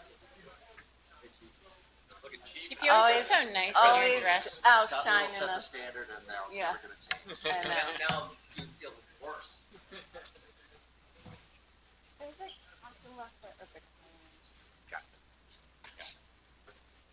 He was here. He's stepped texting out. him like, Yeah. yeah, I'm watching online. Yeah. He said it looks like I'm an hour early. I said, well, you are now. Yeah. Okay. All right, I'm going to bring us back together. I know 10 minutes isn't enough time to do much of anything, but I'm going to keep us moving here, and we'll come back in as we go. We're going to move into the presentation from the mayor's office and the city solicitor, and we'll also touch on city council budgets during this particular period of time. Mayor Sirachi. Very good. Thank you, Council President. So if you want to, yeah, thanks, Jess. Actually, next slide. Next slide, thanks. So the city is structured to provide these essential services 24/7, 365, and we've been talking about all of the ways in which our city's needs, both residential and operational needs, exceed the resources available. You've all taken a look at the budget and recognize that our revenues are flat but for tax increases, and that this contributes to the structural deficit, and so that requires us to utilize some creativity. It also, there's really just two ways to address our structural deficit year over year, and that is either increasing revenues or reducing expenses. And as you know, before you is a budget for the first time in 4 years, which does include a property tax increase. Next slide. In my office, one of the key key roles that I play is a connection and accessibility with the community that we serve, both our residents through events like Mayor's Neighborhood Week, or just simply coming into my office and having a conversation and everything in between, as well as our partners, many, many nonprofit partners that are here on the screen. And we really tend these relationships, make connections, and work together to realize mutually reinforcing dreams that we have about creating a stronger and more equitable city of Lancaster block by block. Obviously, our office is responsible for leading the strategy of the city, both the continuous operation, but also our strategic priorities. And our priorities, as you know, are here. These four have maintained over my time as mayor, now entering my 6th year as mayor, and this being my 10th budget, which I have a hard time realizing, because before I was on council, I was also sitting here that December before I was sworn in. So I appreciate the time and energy that it takes to go through this day. On the Lancaster blockbyblock.com website, you can see our dashboard, and I'm just going to ask to advance to the next slide. These are a few examples of the kinds of data that we are tracking by geography, so that you can see things like where we are investing the most in housing, where building permits are being issued, where there is access to green space. These are just some of the demographics we're going to continue to add to this dashboard over the next year. And I want to just also say that there's some of the other data that's available includes use of force statistics, Vision Zero statistics, resident demographics, voter turnout, city budget breakdown, city workforce demographics. All of that stuff is available on the dashboard. And now I'm going to turn it over to Jess, who's going to talk about our comms efforts. Sounds good. And I would also just like to note, when you look at that map, it's really helpful to see where we've made intentional decisions about investing. I'm really proud that the administration has done as much as possible to invest south of King Street. So look at that data, see where those investments have been made, and we'll continue to update that so you can see how the administration is working to invest in those neighborhoods. Want to just make a note about communications. Next slide. We've steadily enhanced and increased our communications to the public. Back in 2018, in the mayor's first year of office, much of the communications from the city was really cursory in nature. With limited resources, and I'm going to say that again, with limited resources, we have really worked steadily to tell the story of this community, our needs and our accomplishments, and the notable work of the city. And we found that this has increased resident awareness of the work of the city, how to do work with the city, and engagement in city projects, which continues to make the residents central in the work of the city and improves outcomes overall. And you'll hear more about that with neighborhood engagement, because communications in the mayor's office works hand in hand with neighborhood engagement. Next slide. Now, this is the one that we've been most excited to talk to you about and that you've been asking about. And since this is the first year we're really presenting on this to council, I'm already taking away some notes about ways we can do this next year, including more detail about the sources of grants, more data about the funders, where the funding is coming from. So right now, this is the only slide I have for you on development, but just wanted to share that in 2022, we moved the city's grant writing function into the mayor's office and expanded it to 2 full-time staff positions. And so far, with less than a year under their belts, Tina started in February and Jen started in June, I believe. They have increased funding under management by 36% in 6 months. Just July to December, you can see this, from 28 million to 38 million under management. And I want to also note that this does not include our federal entitlements, does not include HUD, CDBG, HOME, does not include ARPA. This is all other funding, does not include ARPA. I'll say that again. So this is funding that really goes across operations. A lot of it is DPW centric. There are some additional funds that go to CPED, but I'd say DPW and capital funds are one of the biggest pieces, although we do get public safety. It's across the board.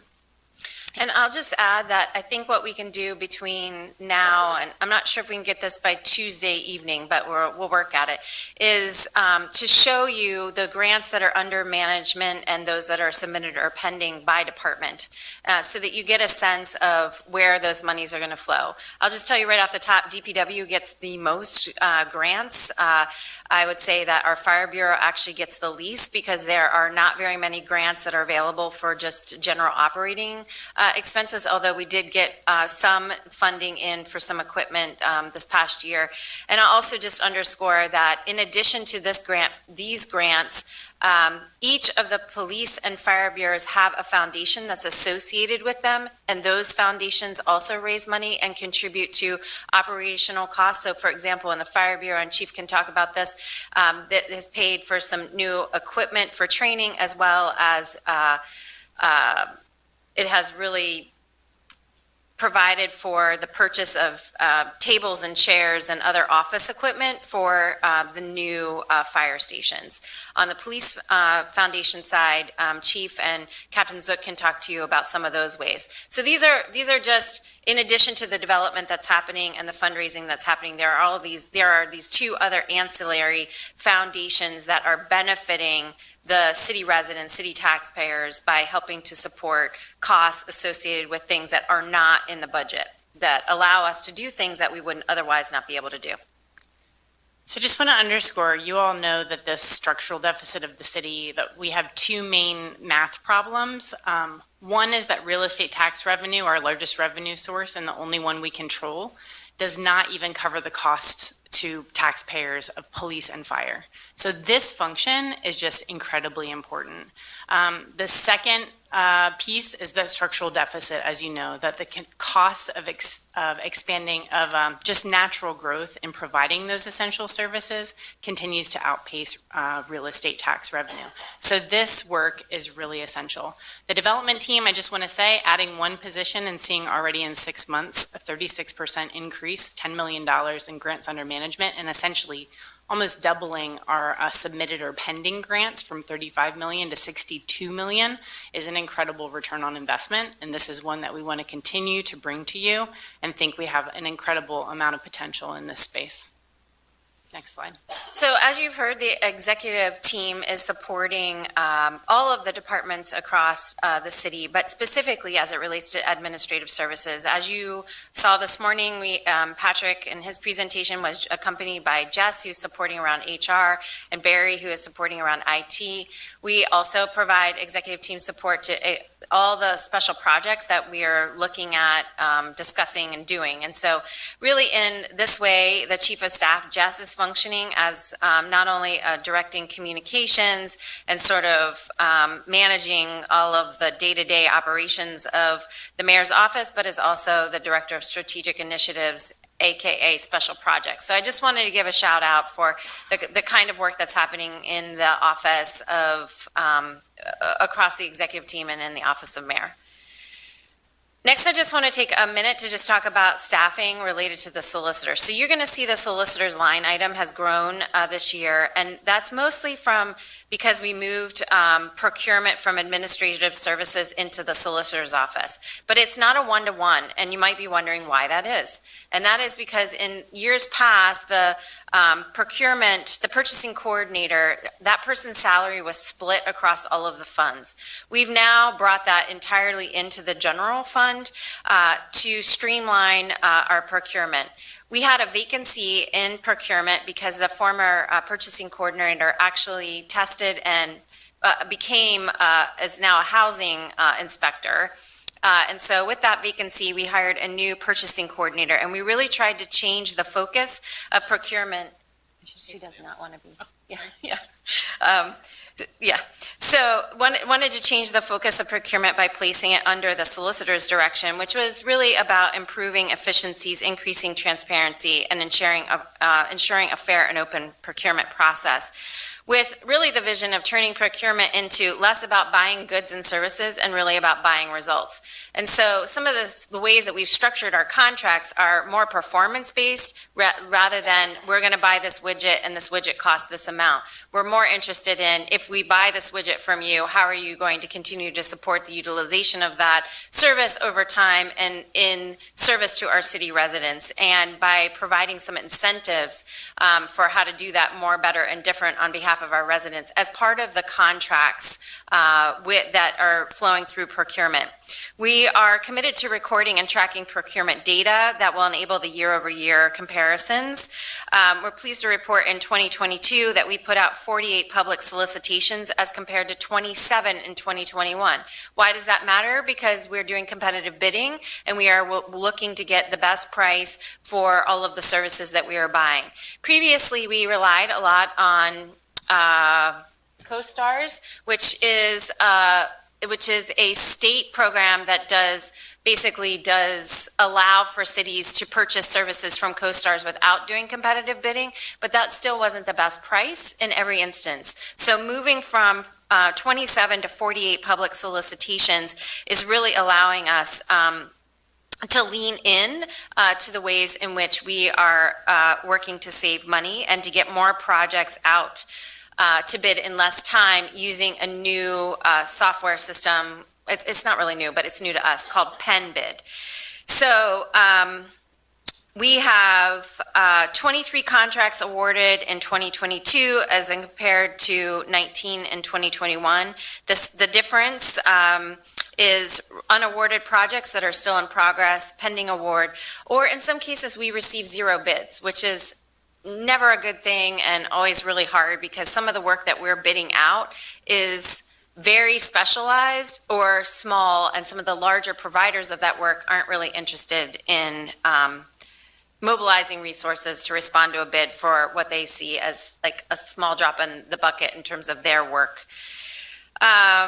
Where we, like many other cities, have faced procurement challenges such as no bids, we do utilize CoStars, which I was mentioning. And I will say that as we're tracking savings, we're looking at $250,000 of savings thus far. We're going to continue to monitor that metric over time so that we can report back why and how this is saving us money.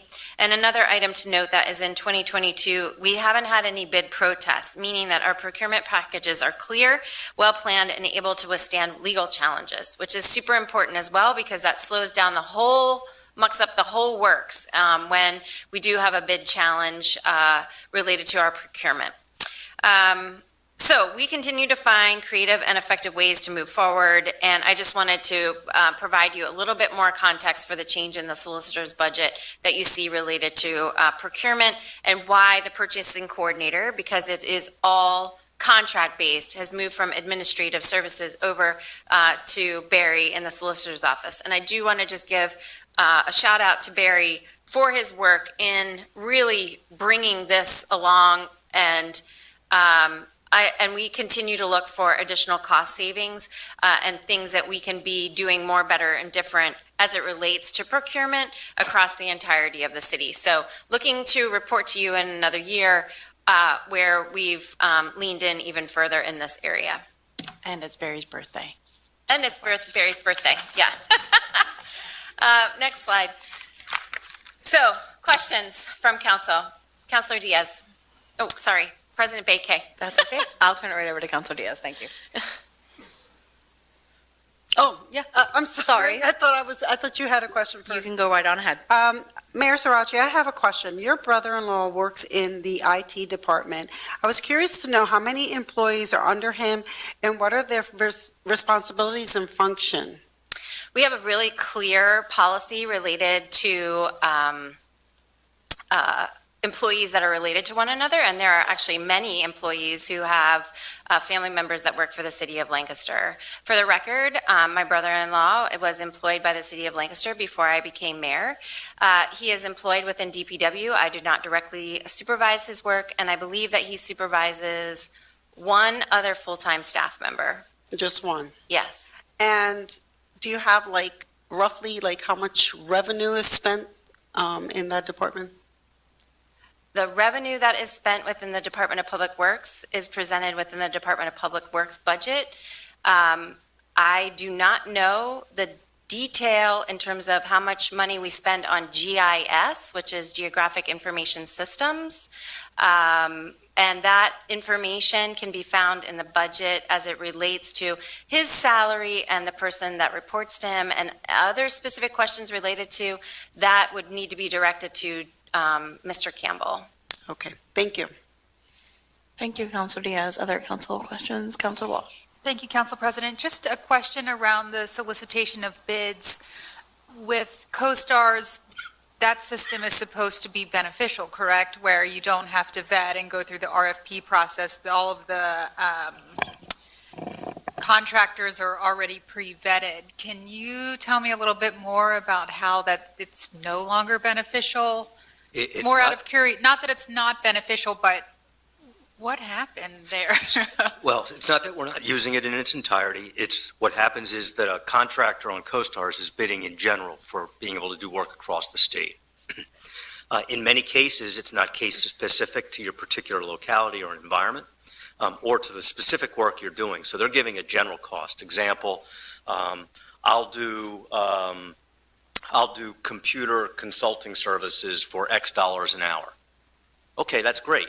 We don't have to go out to bid now to hire that person, but somebody with specificity might come in under our bid package, and we actually found over past years would have actually paid us less to do the same work rather than under a CoStar's contract. So it's not that every CoStar's contract is better. Some are actually going to benefit us, some are not. Part of what the procurement office is going to be trying to do and has been doing is to weigh options. When is the best time to utilize a CoStar's procurement versus not? In general, because the CoStar's bids are put out by the state for larger projects, you're not necessarily going to get the best bid for your, and for example, best bid for your area, and more importantly, even local contractors and local individuals. So again, trying to focus on city-centric, it's a combination of all those factors. Great, thank you so much. Thank you. Down here. Councilor Royal. Thank you, Council President. More of just a comment. Thank you for sharing the data regarding the development team's efforts, because I think, especially as a councilor in my first term, it's very enlightening to see, one, how much is not covered by taxpayer dollars and how much of a hustle it is to get dollars to actually fund city operations and continue the quality of them. So just really appreciate seeing that and continue to do that work. So thank you. Thank you. Councilor Cleeks. Thank you, Council President. Just for curiosity, what process did the administration follow in order to put the budget together? Who was consulted, or what sources? Or To put the entire budget together? Yes. So we start the budget process in August, Councilor Calixte, and that is, we call them, it's by level. So level one is you take we take the budget as it was the past year, we open the budget, and we have individual, each department is responsible for submitting their level one budget. So they look at each line item, they look at the expenses that they're projecting for the end of the year, so that's where that projection comes in, to look and see how much they're going to spend between August, September through December of that year, and then they're projecting out to the next year. So each staff member who has budget responsibility, budget oversight responsibility is involved in level one. And so that's dozens of people across the organization that are looking at those. Simultaneously, we take direction from the staffing schedule, and so Vaughn and her team, because such a huge part of our budget is staffing, we are reviewing the staffing schedule and looking at how many staff are in each area of operations and if there are projected increases in any staffing levels. And I think so far today you've heard maybe one or two new positions that are being added or are being proposed in this budget. That's level one. Level two is then a refinement of all of that. So then I sit down with each director, comes into my office, and we sit down and we start crunching numbers and basically spend a lot of time reviewing all of the moving parts. Where can we save money here? How can we continue to advance the strategic priority. We might get grant funding for this project, which means that it will reduce expenses over here. So there's that process, that level 2 process takes us into September, October timeframe.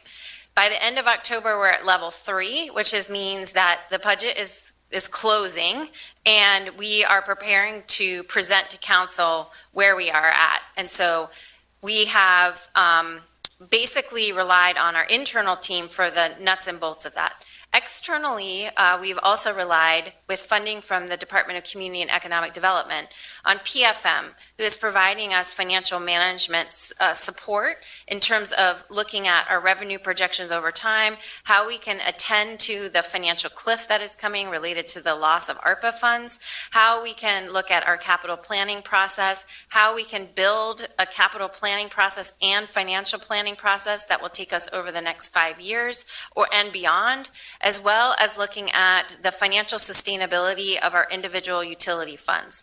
There are teams of folks that are involved on PFM's side that have specific expertise in each of those areas that we've been employing as part of this DCED grant contract that we have, which DCED pays 50% and we pay the other 50%. In addition, we use bond counsel, external bond counsel, which you met when we did the bond fund, the borrowing. That is through Concord Financing. And so they also participate. And then in addition, I would say we also use Fulton Financial Management, as well as 2 other advisors. Well, one, Federated, which helps us around our investment strategy for our pensioners who rely on their pension income after they leave employment with the city of Lancaster. So I know I'm missing at least 2 others. We have an actuarial advisor related to our pension fund, because that we need to predict related to our minimum municipal obligation, our MMO. Those are all the moving parts that help us develop our budget on an annual basis. I will also just say that year to year, sitting in your seat, you will see that the budget doesn't change that much. You will see that the staffing levels in our largest bureaus, particularly police and fire, the number of positions in those functions has not changed since 2006, I think. You will see that most of the innovation and the new things that we are bringing to you are because we are, as Councilor Arroyo said, hustling to raise money to do the kinds of things that we want to add to make the city what it is today and even better tomorrow. Thank you. Another question is, have you ever considered of cutting staff, city staff, or in order to save money? Yes. Is when did you do that? The challenge with that, there are 3 challenges. They're called AFSCME, the fire union, and the police union. And it is a very serious financial situation in order for us to cut staff out of our collective bargaining agreement. And so I will just say that the level of staffing that we have now in each of those arenas, in fire and police and within our bargaining unit of AFSCME, provide the critical services that residents depend on every day. And have I considered cutting those positions? Yes, I would not be honest if I said that that was true. At the same time, I also know that our ability to investigate crimes, so like my neighbor's windshield or car window got busted the night before last, somebody stole a gym bag, took off with a towel and some shampoo and deodorant, literally, cost him $500 worth of damage. Those property crime investigations would halt if we reduce our police staff even further than the vacancy levels that they have now. Our fire response times are incredibly efficient for the geography that we need to manage. That would also suffer when we reduce people. The timeliness in which we can clear streets of snow, That's another indicator. So yes, we can talk about reducing staff, but we also have to talk about the level of service that our residents depend on. And I'll tell you, I hear every day that we're not doing well enough or enough to meet the needs of our staff. So this, again, is what Patrick was talking about in terms of the balance. Okay, talking about services, have you reviewed each expense and service that could be reduced or eliminated, or that are not necessary So in order to save money? what I would say is that this is my 10th budget. I have a more intimate familiarity with the budget lines because of my experience on council as well as mayor. We can eliminate, absolutely, we can eliminate things related to the city's operations that will save us for 1 year, and we will be back to the same conversation. We have to cut more than $1 million every year or raise $1 million every year in order to maintain, I'm using that number as a roundabout figure, to maintain a level of service. If we start down the path of cutting, we will then be moving into the direction of decimating city services, because year after year after year, you will have to continue to cut. So if you say we want to cut $2 million out of the budget, just roundabout, that's about 20 staff. So just imagine we're eliminating at least one fire platoon, and we're eliminating our criminal investigative division, our patrol service aides, and any special units within the police bureau. So they're just gone. Yeah.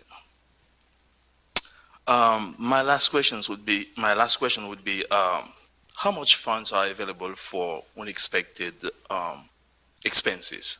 I mean, they don't have to be planned. Yeah, so we have our fund balance, and that is typically supposed to be 3 months of operating funds for general fund, and we're kind of there. We're a little bit light in terms of where we need to be in terms of our general fund balance. But that information is provided in the front of the budget, and you can see where we are in terms of our general fund balance. But that's what we use for emergencies. Okay, thank you. Thank you, Councilor Cleeks. Councilor Ahmed? Thank you, Council President.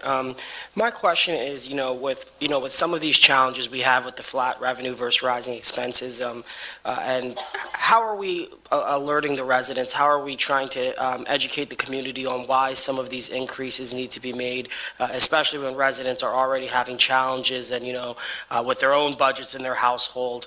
But how do we get some of this information to them so they could kind of see that, the city is also making decisions for their best interest? And so how does that education and community engagement work? Well, it started in the summer of 2019 with a hearing that was in this room.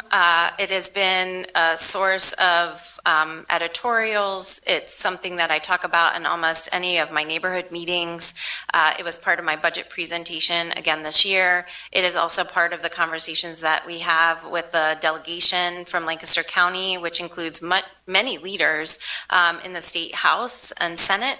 And so those conversations continue. I almost feel like I think I said this in my address to council with right before Thanksgiving.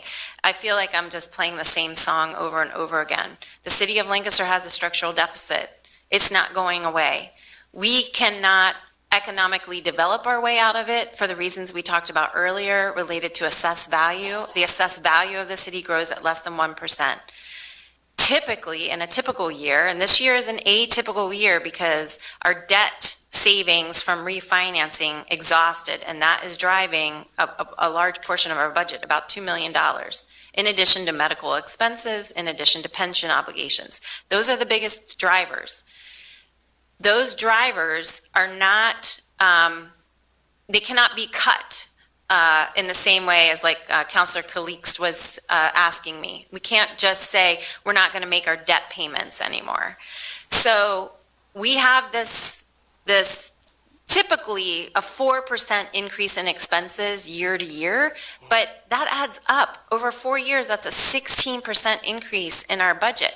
At the same time, our ability to retain our workforce relies on modest investments year over year in their revenue and in their income, as well as just this year in particular, we got hit pretty hard with inflationary expenses related to chemicals. You heard from Steve, as well as heating expenses, fuel, et cetera.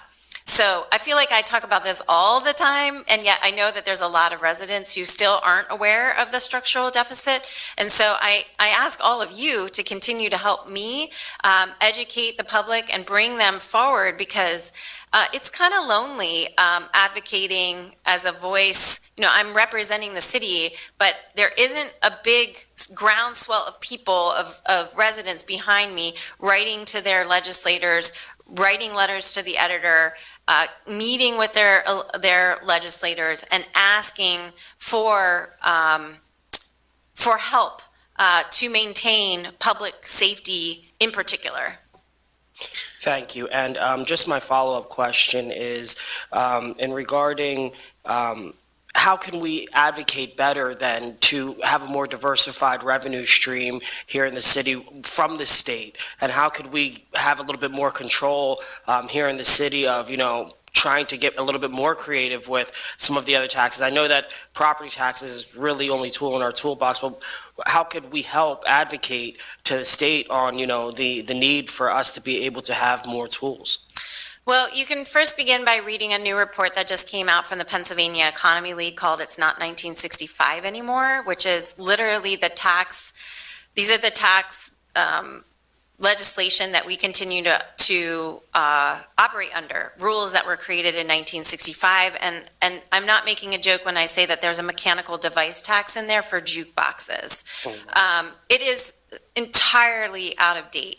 That's the first thing. The second thing is that you can join me in going to Harrisburg and talking with our legislators and legislative delegation about these issues. You yourself, and I'd be happy to help you prepare, you know, what that would look like. Go and talk. We now have 2 state representatives. Meet with State Representative Sturla and Representative Smith-Waddell. Ask for a meeting with Senator Martin and to talk about these issues. It's very important. I cannot be the only voice speaking into this. And I know that there are communities across Pennsylvania that are speaking into it as well, but quite frankly, they have even more tools, revenue tools than we do, and they have suffered from gross mismanagement, or they have sold off, they've gone into Act 47, or they have sold off their assets, which means for us, we could sell our water fund. We'd make a lot of money. There's people who are knocking on my door to come and talk to me about buying our water fund, and we can expect our rates to increase threefold. Thank you, Baron. Thank you, President. Thank you very much. Are there any other questions regarding the budget of the Office of the Mayor before we move on? I have a Council President. Go ahead. Councilor Diaz first, and then Councilor Walsh.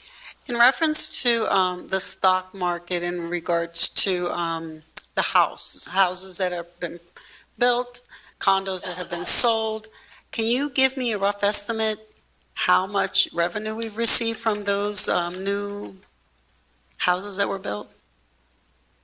From the real estate transfer tax perspective?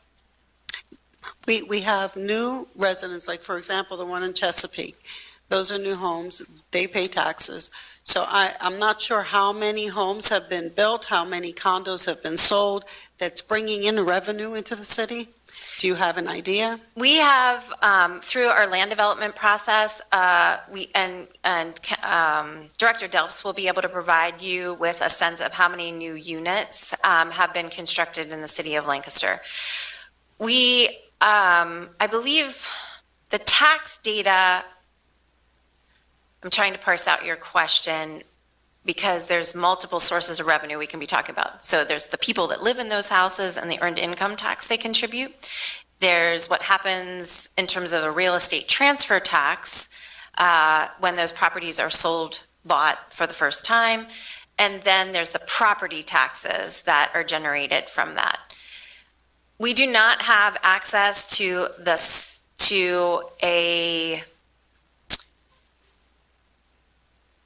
the level of detail that I think that you are looking for. That comes from the county, and it's typically delivered to us in aggregate. So we can't necessarily distill down that the new house that was built on Chesapeake that was sold for, I don't know, $110,000. We can tell you what generated in terms of real estate transfer tax. But I can't tell you what earned income tax is being generated from the residents who live in that house, because The revenue from their income, but more of the property. They obviously paid like 150 to 170,000 because that's what they went for. So obviously we're getting revenue from there. So what I'm looking at is how much revenue in general of all the new stock of homes that have been built, let's say the past 3 years, that have brought in revenue to the city. if you would like our staff to go back through all of the real estate transactions that have happened for only new construction, find out their cost that they were sold for, and calculate those units in terms of their real estate transfer taxes, yes, that can be done. What I will tell you is that I'm not sure that that's the best use of our staff time, because we can tell you in aggregate. We cannot tell you specifically. And if I may, I'll be happy with the aggregate. the slide that Patrick shared that showed the growth in real estate revenue over time and the LRTA should give you some of that answer. That does show what we get in increased real estate Yeah. tax over time. That same slide that Patrick went over. I'm looking at it, it's slides 5, 6, and 7 of the presentation that Director Hopkins delivered on Monday has that. And so we can sort of extrapolate that the very small number, relatively speaking, of what, 18,000 units in the city, of those that went online over a certain period of years is a very small percentage of the total that we received in RST, for instance. But those numbers are there. Counselor Walsh? Yes, thank you. Can we come back to the bright spot slide with the increases from, I think it was June of 2022 to December of 2022? Because Mr. Harris, could you revert back to that slide for us, please? The bar chart. There you yes, go. thank you. So this is something that I do really genuinely agree. This is a bright spot. I think Councilor Arroyo had said it's very difficult for folks to understand that the money that we're given or we raise or something, it never meets it. So having an opportunity like this to have staff actively pursuing opportunities to go and get, I mean, I'll call it free money, but we all know that there's a cost to it, but additional sources of funding. That's probably the most appropriate. So knowing that you have 2 staff members, I mean, the return on investment is fantastic. Have you thought about increasing the number of staff there? I know this is their first year, and this is what they were able to pull off, but I mean, It's a great question, Counselor. One of the things we're doing this year in their first year is assessing their capacity. They're doing a lot of systems work too, to make sure that we're integrating this into Munis and the Munis upgrade we talked about this morning. Sure. Trying to utilize that tool more efficiently as well for grants management, grants reporting. So this first year, we're really doing some of that building while we're also growing the portfolio. I would say we're going to take serious stock of that, can come back to you with a bit of an assessment, and it's definitely worth a conversation to see if we could actually, can we do more with more people? right. Right now, we haven't hit their upper limit yet, which I find astounding. They're really doing a great job. And can I also just say that when Millsy gets to her budget, you'll see how much of the Office of Neighborhood Engagement and Loop rely on this effort. Yeah, and I'm looking forward to hearing that, and I'm hearing the impact, and I've seen it over the year with DPW and all of the requests that we get, or we're co-signing, or we're leading efforts for the grant applications for the various departments. So these 2 staff are responsible for identifying opportunities for all of the departments, is Yes. that right? And we work in close concert with, and I work closely with them and all of our directors. So we're connecting to Okay. bureau chiefs heavily in DPW, heavily in neighborhood engagement and CPED, and working together to identify opportunities. And we're getting some suggestions from our legislators. Not even Representative Smith Waddell yet has already sent us some funding opportunities Great. to look for at the state. So there are ways that we're collaborating with others. That's fantastic. And then my last question around grant funds. So a lot of the requests and applications that I've seen have been at the state level. Maybe a couple, I remember USDA or a few of the federal departments. But when you had said about HUD, ARPA, and there was maybe another one or two federal funds, who's responsible for those for the city? Those. And is that report coming later, like CPED? That'll come or- through CPED. Okay. So all the grant management for the HUD funding comes through CPED. Wonderful. And as we do this work, increasing some of our tools for efficiency, we'll be working closely with that team to identify if we have more capacity for efficiency between us. Great. Well, I look forward to seeing that because I think this is a really big opportunity for the city. So thank you. That's all my Thank you. questions. We agree. Could I just add one note on that? That when I showed you the staffing within administrative services, please remember that to manage $38 million of grant funding also has a heavy lift in the finance office. That lift has expanded, as that bar chart shows, that lift has also expanded. So that's another thing to keep in consideration, that it's not only development staff, it's a staff within departments that manage the projects and the financial management and auditing that comes along with each of those grants. Thank you. Are there any questions from the public regarding the budget of the mayor's office? Okay, thank you very much. Thank you. I appreciate it. We'll move then to presentation from the Department of Public Safety. Chief Mendez, thank you so much for your patience. I know you were here on time and we were very much late, so thank you for bearing with us. I almost came at 10, so I'm glad I was a little bit I'm so glad you didn't. Okay. I mean, although we've been here since 10, to be fair, but yes, thank you.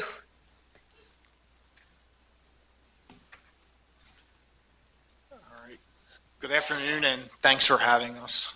Try not to take too much of your time, but I do have a lot of stuff I want to share with you, so I appreciate I value your time, and I appreciate this. So we can get started. Typically, we like to start with our mission statement and our core values, and I'm not going to bore everybody with reading it. There's stuff in there that's the standard. There's stuff that we expect: integrity, honor, courage. But as we develop this budget and this presentation, the most important thing for us as a bureau that stood out, at least to me and the staff, was the service. And I think as as we move forward with this, you'll see that we really take pride as a bureau with the service that we deliver to the citizens of Lancaster City. And I hope that comes across in this presentation, because it's really one of the most important things for us. Move to the next slide. The Police Bureau is broken down into three main divisions: admin, patrol, and criminal investigations. What most people are probably aware of is the patrol division. That's the uniformed officers that you'll see every day out on the street, handling the calls for service, a lot of the community interaction. Detective division, they investigate all the crimes, and we'll touch base on that a little bit later in the presentation. But and then admin handles the financing, the money, and I believe our training goes through them as well. You can, next slide. So in 2022, we've handled approximately 36,000 calls for service, and the graph there shows what the majority of those were. We handle a ton of parking complaints, followed by traffic stops, accidents, and so on. I believe we're down a little bit on call load this year. I think that is probably comes and goes in waves as far as we feel really lucky as a community with what we're dealing with, but we also know that can change.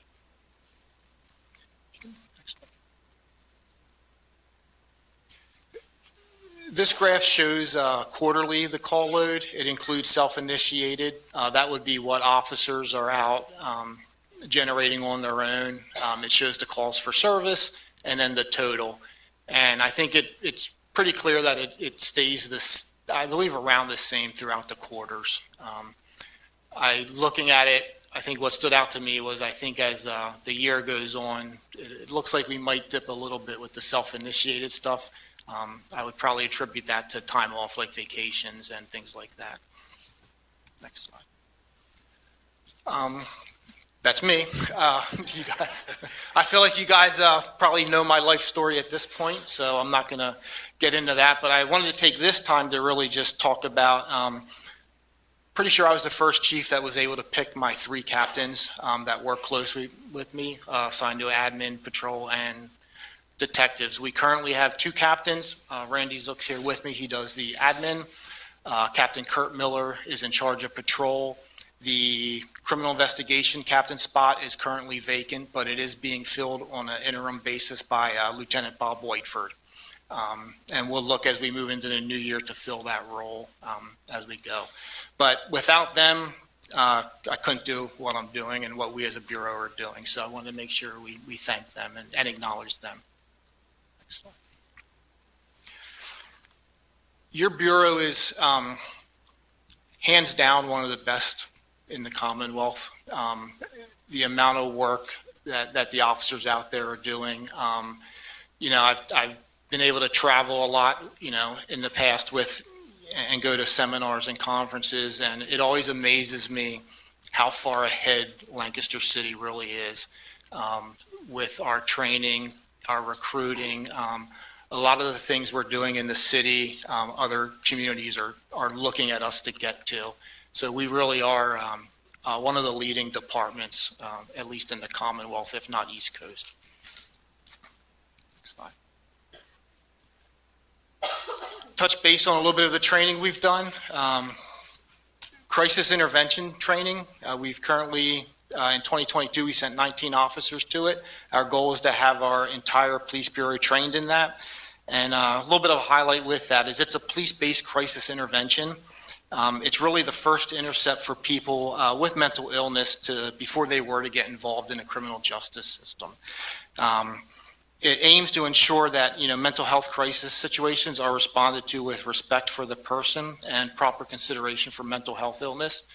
And like I said, our goal is to train our bureau entirely on that, and we currently have 46 officers that are fully trained in that. And again, we're looking to get everyone trained. Trauma-informed training. So our department went through that in 2022, and we have 100% rate that our officers, sworn, and civilian staff are entirely trained and trauma-informed. And we were able to kind of gear it towards law enforcement, and we worked with Melanie Snyder, who is an expert on the East Coast with trauma-informed training. And I just wanted to give you some of her highlights of she sat through our training, and she described it as dynamite, saved someone's life, and that we are creating the buy-in for the content. Lieutenant Glenn Stoltzfus was the driving force behind the training, and we're really proud that we were able to get the entire bureau trained with that. Next one. Some of the initiatives that we're doing. Lancaster City was one of the first. There was a few initially that signed on to an initiative called 30 by 30. And the goal with that is to get 30% of police recruits by 2030 females recruits. And it was a good tool we used to generate some interest in the bureau. Some of the benefits of that, you might think, well, what does that matter? It was a good recruiting tool. Studies have shown that female officers use less force and less excessive force. They're named in fewer complaints and lawsuits. There's better outcomes for crime victims, and they tend to make fewer discretionary arrests. So it's a goal we're working towards. I believe we're at about 8% right now, and part of this goes to also developing, female supervisors and leadership, which we are lacking right now, but our goal is to work on that.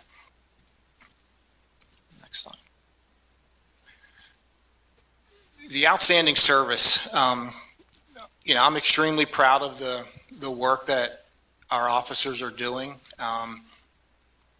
They're out every day, 24 hours a day, 7 days a week, interacting with the community. A lot of times we're seeing them in their bad times, but we also like to have some, be with them as well in like the engagement part of it. We do a lot with engagement. I'll get to that further on in the presentation. We also have the police social worker positions, and they average about 60 contacts a month, and I believe we're up over 600 at this point for the year that our social workers have engaged with. Want to take the time to tell a quick story, because this doesn't get out there a lot, but just the service that your officers are providing. Came to us from the officer didn't tell us this. We found out by someone in the community who brought it to our attention, but we had an officer one night on a call, and he was interacting with a veteran. I believe it was like some type of a crisis situation, and the gentleman did not have any food to eat. He didn't have dinner. That officer went out with his own money, purchased the vet a meal for the night, set him up with some resources, and to me, that just goes to show these are the officers that we have, that you have, as your officers. He didn't come back and tell us. We found out because it was passed on, but just it was very nice to hear that, this is the stuff that our officers are out doing regular basis.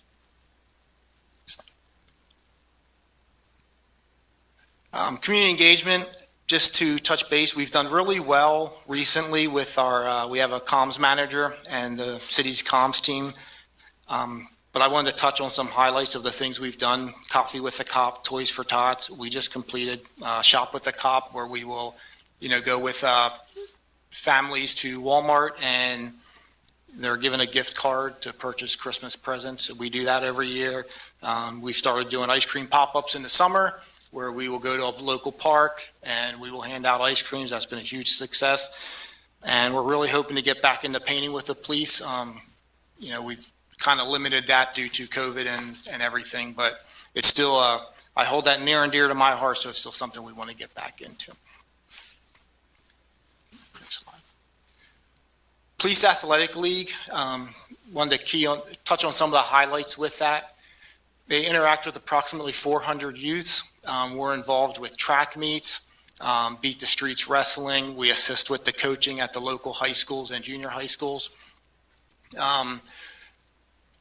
One thing of interest on this slide that I thought was exciting was that we had 14 athletes, youth in the city, qualify for a national meet. 6 of them receiving medals for finishing in the top 8. That's huge, and our PAL officers were a part of that.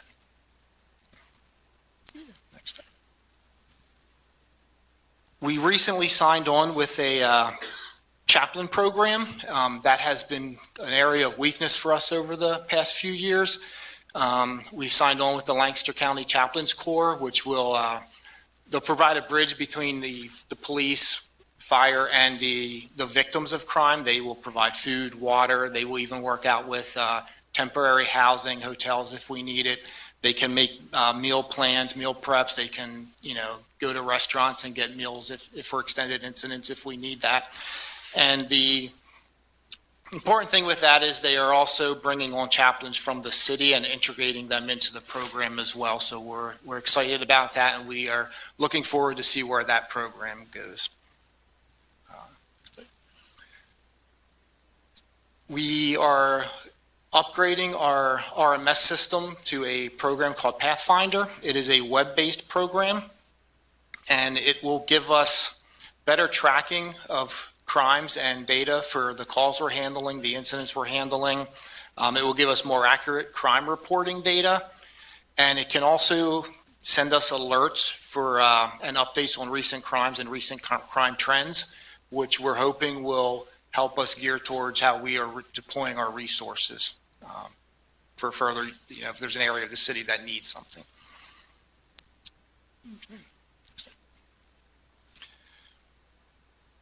And when you think of police, or at least when I think of police, I just public safety. And, at the core of it, it's protecting the community. Wallet Hub has recently ranked Lancaster City as the best, with its best crime rate score. I'll skip the next bullet point because I have a little bit I want to talk about that. We have officers that are day in and day out, saving lives, and we touched on a few here with some of the 2022 saves that we've had with CPR and choking. And also importantly, we have 64 Narcan saves to date, which is huge. Without that, there could be 64 deaths that we're talking about. So that was huge. I skipped this because I had a little bit I want to talk about this. We're excited about this as well. We've been working in partnership with Blueprints for Addiction Recovery. They do a second chance. It's a pre-arrest diversion program. And they've started riding along with officers twice a week for periods of time.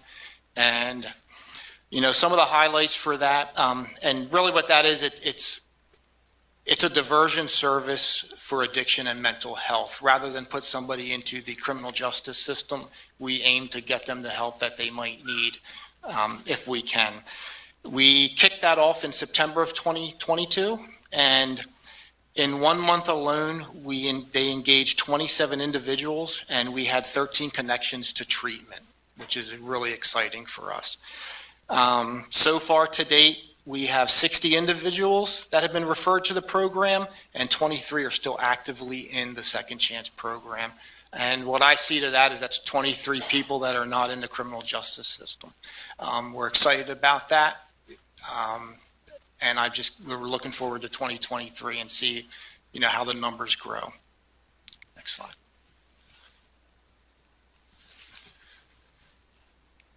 Year to date, your officers have recovered 139 illegal firearms off the streets of Lancaster. Touched on a lot of the illegal drugs up there that are recovered. We have a unit of 4 or 5 officers that specifically address illegal drugs and firearms violations. That unit alone has seized 16 guns, $19,000 in drug sales, and a substantial amount of drugs during their investigations. The amount of work, and I believe the 139 doesn't account for the 2 that officers on patrol just got off of 2 17-year-olds just this week. That's what they're dealing with. That's what we're seeing. And your officers are doing a great job of, keeping the streets of Lancaster safe.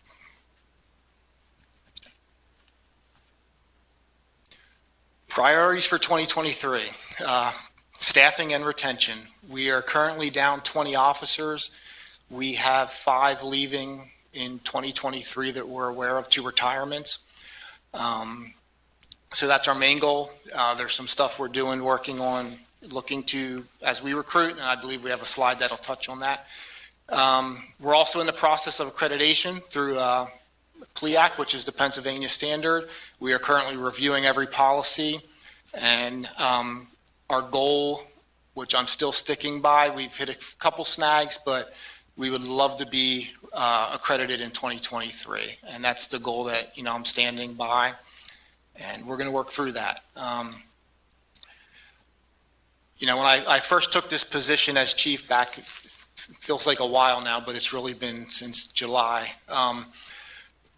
was really just changing the culture in the Bureau, developing high-level officers and leaders. And, I'm excited. It's stuff that maybe people don't see on the outside, but the change that's going on internally is huge. And you talk about culture shift, we're making that shift, and I'm extremely proud of that with the leaders we are putting in. We have some retirements coming up, putting new leaders in, and I'm excited about what 2023 has to offer. Continued emphasis is on community engagement. I've spoken throughout my career about that. It really all starts with, I'm big on the events we do, but to me, it's the everyday interactions that really matter. You can hand out all the ice cream you want, but if you have an officer rude on a call, that's all that's going to matter. And to us as a staff, that's what community engagement is. It's the everyday interaction that the officers are having, and we will continue to focus on that and build those relationships. and officer wellness as well. I'd like to hold off on that because it's a little bit near and dear to me as well, so I have a slide just for that.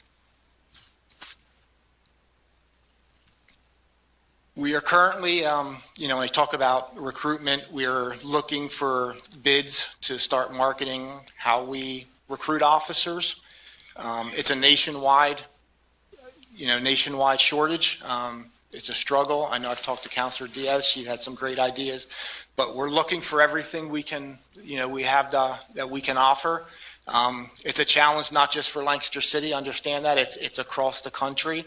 Our competition is not just other municipalities. We're competing with the state to get officers. We're competing with the federal government. So, it's a goal of ours. We're looking, like I said, we're trying to, do everything we can to recruit. We're currently down 20 officers with 5 more scheduled to leave to retirement beginning of 2023. We're not getting the quantity of applicants or the quality of applicants that we have typically gotten in the years past. So that's something that, we work on to do better. So, next slide. Wanted to go over the trends real quick. As you can see, throughout the years, this is what would be who has applied, and that's really just the first step in the process of showing interest and applying for the city. If you can go to the next slide. The next graph shows how many registered. As you can see, there's a decline. 2022, I just want to highlight that was a good year because that's where we started going back to our own testing and we're doing our own recruiting measures, and it really paid off from what we're seeing. And I'll tell you this, while the numbers at the end might look like they're not that great, compared to Lancaster County as a whole, we're doing as well, if not better than them with recruiting. So we are doing real well, but there is a lot of work to do. Next slide. From there, it drops off even more to those who begin testing, and that would start with like the physical agility test, the written test, and you'll see the pattern here where it gets lower and lower as we go through the process. Next slide. The group that would then complete it is even smaller, and a lot of that has to do with the physical fitness standards. One thing we noticed in 2021 when we were with the county is they were requiring candidates to test on stuff that was not required by the testing standard for MOPEC, which governs the standards for municipal police officers. We removed that requirement, and we saw more people pass and more females pass because we eliminated stuff that the county was requiring us to do for PT testing. Next step. And the final, if you can see it, little blue blurb is what we get to with hiring. So again, it might not look that great, but I can tell you we are doing as well, if not better, than a lot of places, and even in Lancaster County. This graph will show how the numbers have declined. I think one thing that we tend to overlook as a bureau, and I know some people may look at that and think, well, your numbers are going down, they're going down. In the late 90s, early 2000s, when I came on, they were hiring a lot of police officers, not just in Lancaster City, but across the country. Those officers are now hitting 20, 25 years of service. We're losing a lot to retirements. It's something that there's not much we can control. And I feel the need to just touch on, I've heard a lot of rumors, well, we're losing people to other departments, other agencies. That's not true. Do we lose a couple here and then? Absolutely. We recently lost one that went home to his hometown.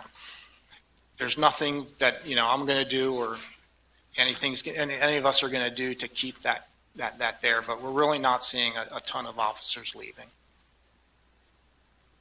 Next slide. All right, here's the one that I really wanted to touch on, so I'll try and make it quick, but this is one of my most exciting things, is officer wellness. For years in law enforcement, we neglected the officer wellness piece of policing and really the Bureau. I wrote down some key stats that I just wanted to put out there. The average officer experiences 188 traumatic events in a career. And by traumatic events, it would be stuff that is classified as a truly traumatic event. In contrast, the average person experiences 1 to 3 in a lifetime. That's a huge number of traumatic events that officers are seeing and on a daily basis. And that trauma can build up. If it's not dealt with properly, it has negative effects, and not just for the officer and their family, but really for the city. Healthy officers and officer families will positively impact their interactions with the community they serve. That's proven. So we really are focusing on making sure we have the tools and resources necessary that your officers are dealing with the mental health aspect of the job. We have created a peer support team.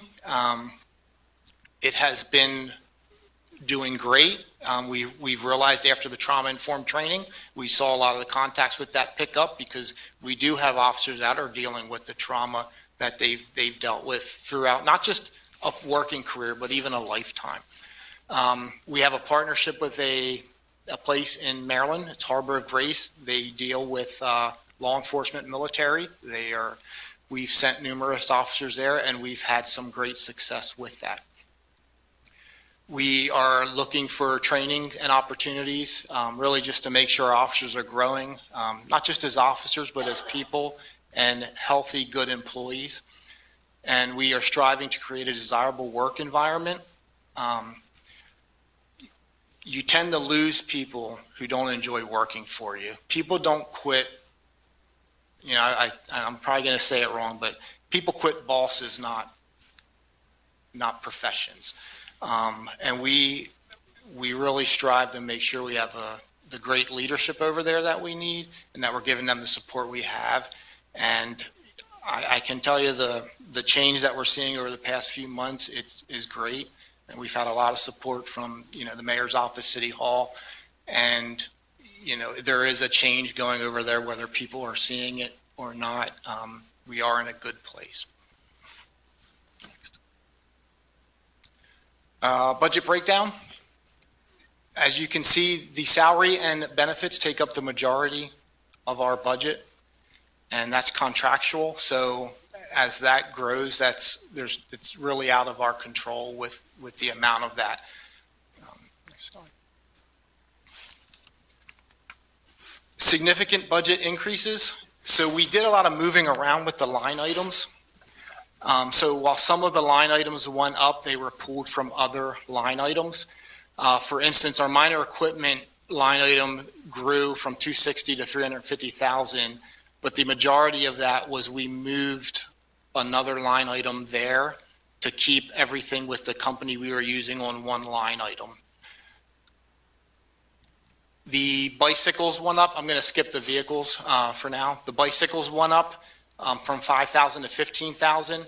We have a big push to get more officers out on bikes, and we have currently 4 e-bikes, which are electric pedal assist bikes, which really the mobility of getting around the city. Sometimes on a regular bicycle, you have difficulty getting places and getting places quicker. The e-bikes help with that. We currently have 4. With the increase there, we could purchase 2 more e-bikes. The computer lease was another big increase from 14,000 to 67,000, and that was due to some subscription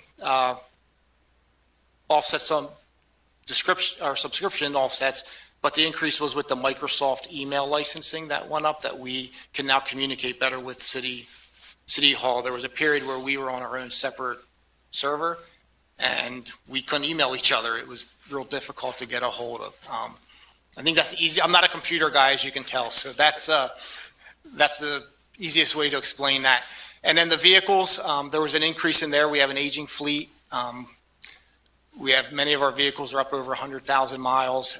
Last year, there's supply chain issues with even getting vehicles. So the line item for that would be to purchase of 6 new police vehicles that we desperately need. And of note, the most substantial increases are due to the pension contributions and medical insurance, and that's contracts, as I stated earlier. There's really nothing we can do to offset that. And had it not been for those two items, the police budget would have not increased. So, some funding that we get, every 2 years, we get an Auto Theft Prevention Authority grant, which covers 2 detectives and half a sergeant position. And it also allows for a lot of training for specific stuff, but it's $780,000 roughly every 2 years. We were awarded $49,000 through the JAG grant, which we can use. We have a partnership with our external carrier, Bulletproof Vest, that we get funds back for that. Community Police Working Group, we get about $20,000 for. Our APHIS, which is our fingerprint terminal, we receive money for that when we fingerprint people, and we get about $5,800 yearly with that. We currently have applied for a grant, and it's about $7.8 million that we applied for. That's going to get awarded within the next week or so. So I don't know what we're going to get, but we're really excited about. That's a large amount of money that, we're hoping to get to offset some of the needs of the Bureau. And the mayor, I know I touched on it, but we do have a foundation, a police foundation, where they will cover a lot of our expenses. They cover all the mounted, the mounted unit. They're building a new barn. They cover our canines. They will do a lot of our training. So when we send, our management or upper management to leadership schools, they will cover that. And in 2020, over the past 12 months, they, as you can see, $193,000 they donated to us. And we just were approved for, might seem kind of small, but we're able to purchase every officer in the department a book on leadership, stuff that we value. And they graciously purchased each officer that book. So they do some small stuff and some big stuff like building a barn, but they do help out a lot. And thank you, and any questions? Thank you, Chief Mendez. I appreciate it. First, I wanted to mention, you may mention that staffing, salaries and benefits, the contractually obligated part of your budget is the largest part of the Police Bureau budget. But you spent a lot of time talking about the community engagement piece, which there's a lot to it, and you're touching a lot of people that way. And I'm just noticing that those line items are relatively very small, like $4,000 for the Police Athletic League. So I just wanted to point that out, and to say that that's such an excellent use of such a small amount. And we're talking about, a lot larger dollars in other places, but 400 kids engaged in those programs is not small. So thank you for that. I wanted to ask specifically, and maybe Mr. Hopkins might be able to answer this as well. There has always been a line item for drug task force reimbursement from the district attorney's office. Last year was $90,000, a little higher in 2021. There's nothing in that line this year, I was noticing, and I just wanted to find out a little bit more about that. Do we really anticipate not getting anything from the district attorney's office for the drug task force? I just spoke to DA Adams yesterday about this, and essentially we had an officer that we were getting salary reimbursement for. That officer is now moving over to be full-time with the drug task force, and so that reimbursement will no longer be coming to the city. There may be some reimbursement from the drug task force for some other expenses that is usually in the $30,000 range. And I think that would show up under other revenues in the budget on the revenue side. So that's what that is. There are some changes that are happening with the drug task force as it relates to our staffing levels. It does not it is not an indication of our lack of support for the Drug Task Force, because also included in the budget is our per capita contribution to the Drug Task Force, which is about $69,000. Right. Yeah, $60,000. Sorry, I'm off by a factor of 10. And I didn't realize that was that. So yeah, we have a detective that we currently have always assigned there who's retiring. The county created a job for him, and he's going to retire and go there. Okay. And we don't know with our staffing levels right now that we can fill that spot. So Okay. it comes down to staffing. Sure. And those duties would essentially be the same whether they're housed within that county office or within our office? Or their duties would be not directly 100% in the city, is that correct? I would say their duties, I wrap my head so around again, I don't speak for the county, but I would say their duties are the same. So we don't supervise that detective now. He's assigned to the task force. So that, while he's ours and they reimburse us, we don't have that direct oversight of him. I would assume the investigations would stay the same, but, that's an assumption I don't know what the county would do. And I'll just also make clear that while the county did reimburse us for salary, they did not reimburse for fringe. And so that was a contribution that the city was making in addition to the per capita contribution that we make to the Drug Task Force. Great, thank you. And another question, and this comes from Mr. Feldman, who may or may not be here when we get to public questions, because I know there will be lots up here. When it comes to protecting our road users in spaces like crosswalks, we have public safety officers that ensure that crosswalks and bus stops are clear by issuing parking violations. Is there anything that the Bureau of Police can do to enhance the level of enforcement within their department around those spaces that are really important for public safety in the right of way? Yeah, so we do have, and I'm not sure what the total number of parking enforcement aides are right now, but we do have those that go out. Some of their duties is not just parking, though. We have to cover school crossing.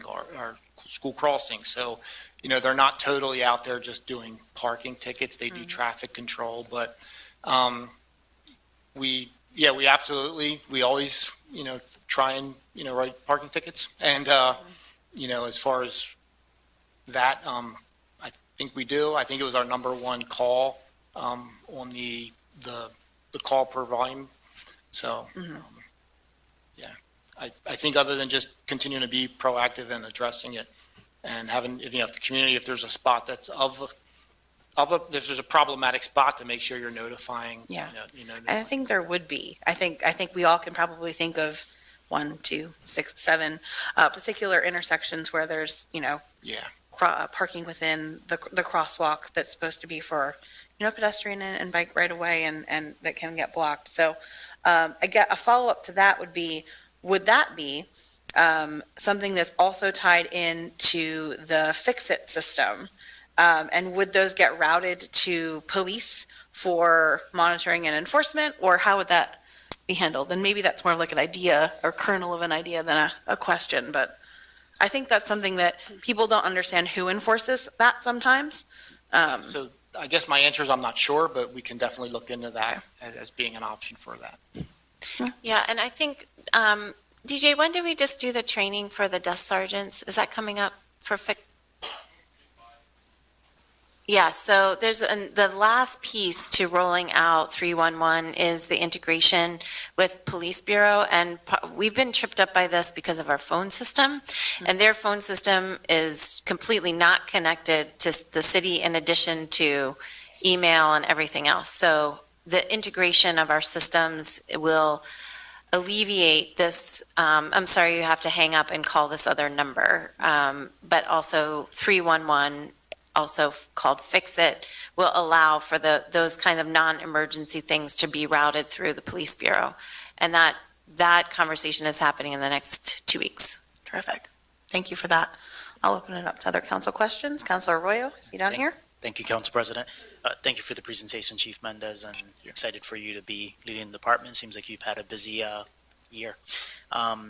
Question regarding the parking complaints, and forgive my ignorance, but how how does that work with the parking authority? Because I guess in my head, any parking situations the parking authority would deal with that.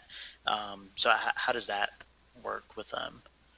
So I'd say there's a partnership there. So there's stuff, they're not in all the time. Our officers are out 24 hours a day, 7 days a week. So, when they're in, a lot of it goes through them, but we do have, our civilian staff that writes parking tickets, and even our officers. If our officers are, either called to a complaint about parking or just proactively in their patrol of their sectors, that's stuff they should be looking for, and they typically are.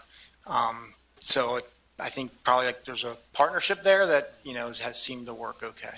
Gotcha. Okay. Thank you for that clarification. And then regarding the vehicles that are being purchased, are they purchased in full or are they leased? And is that new or used vehicles that we're bringing on the fleet?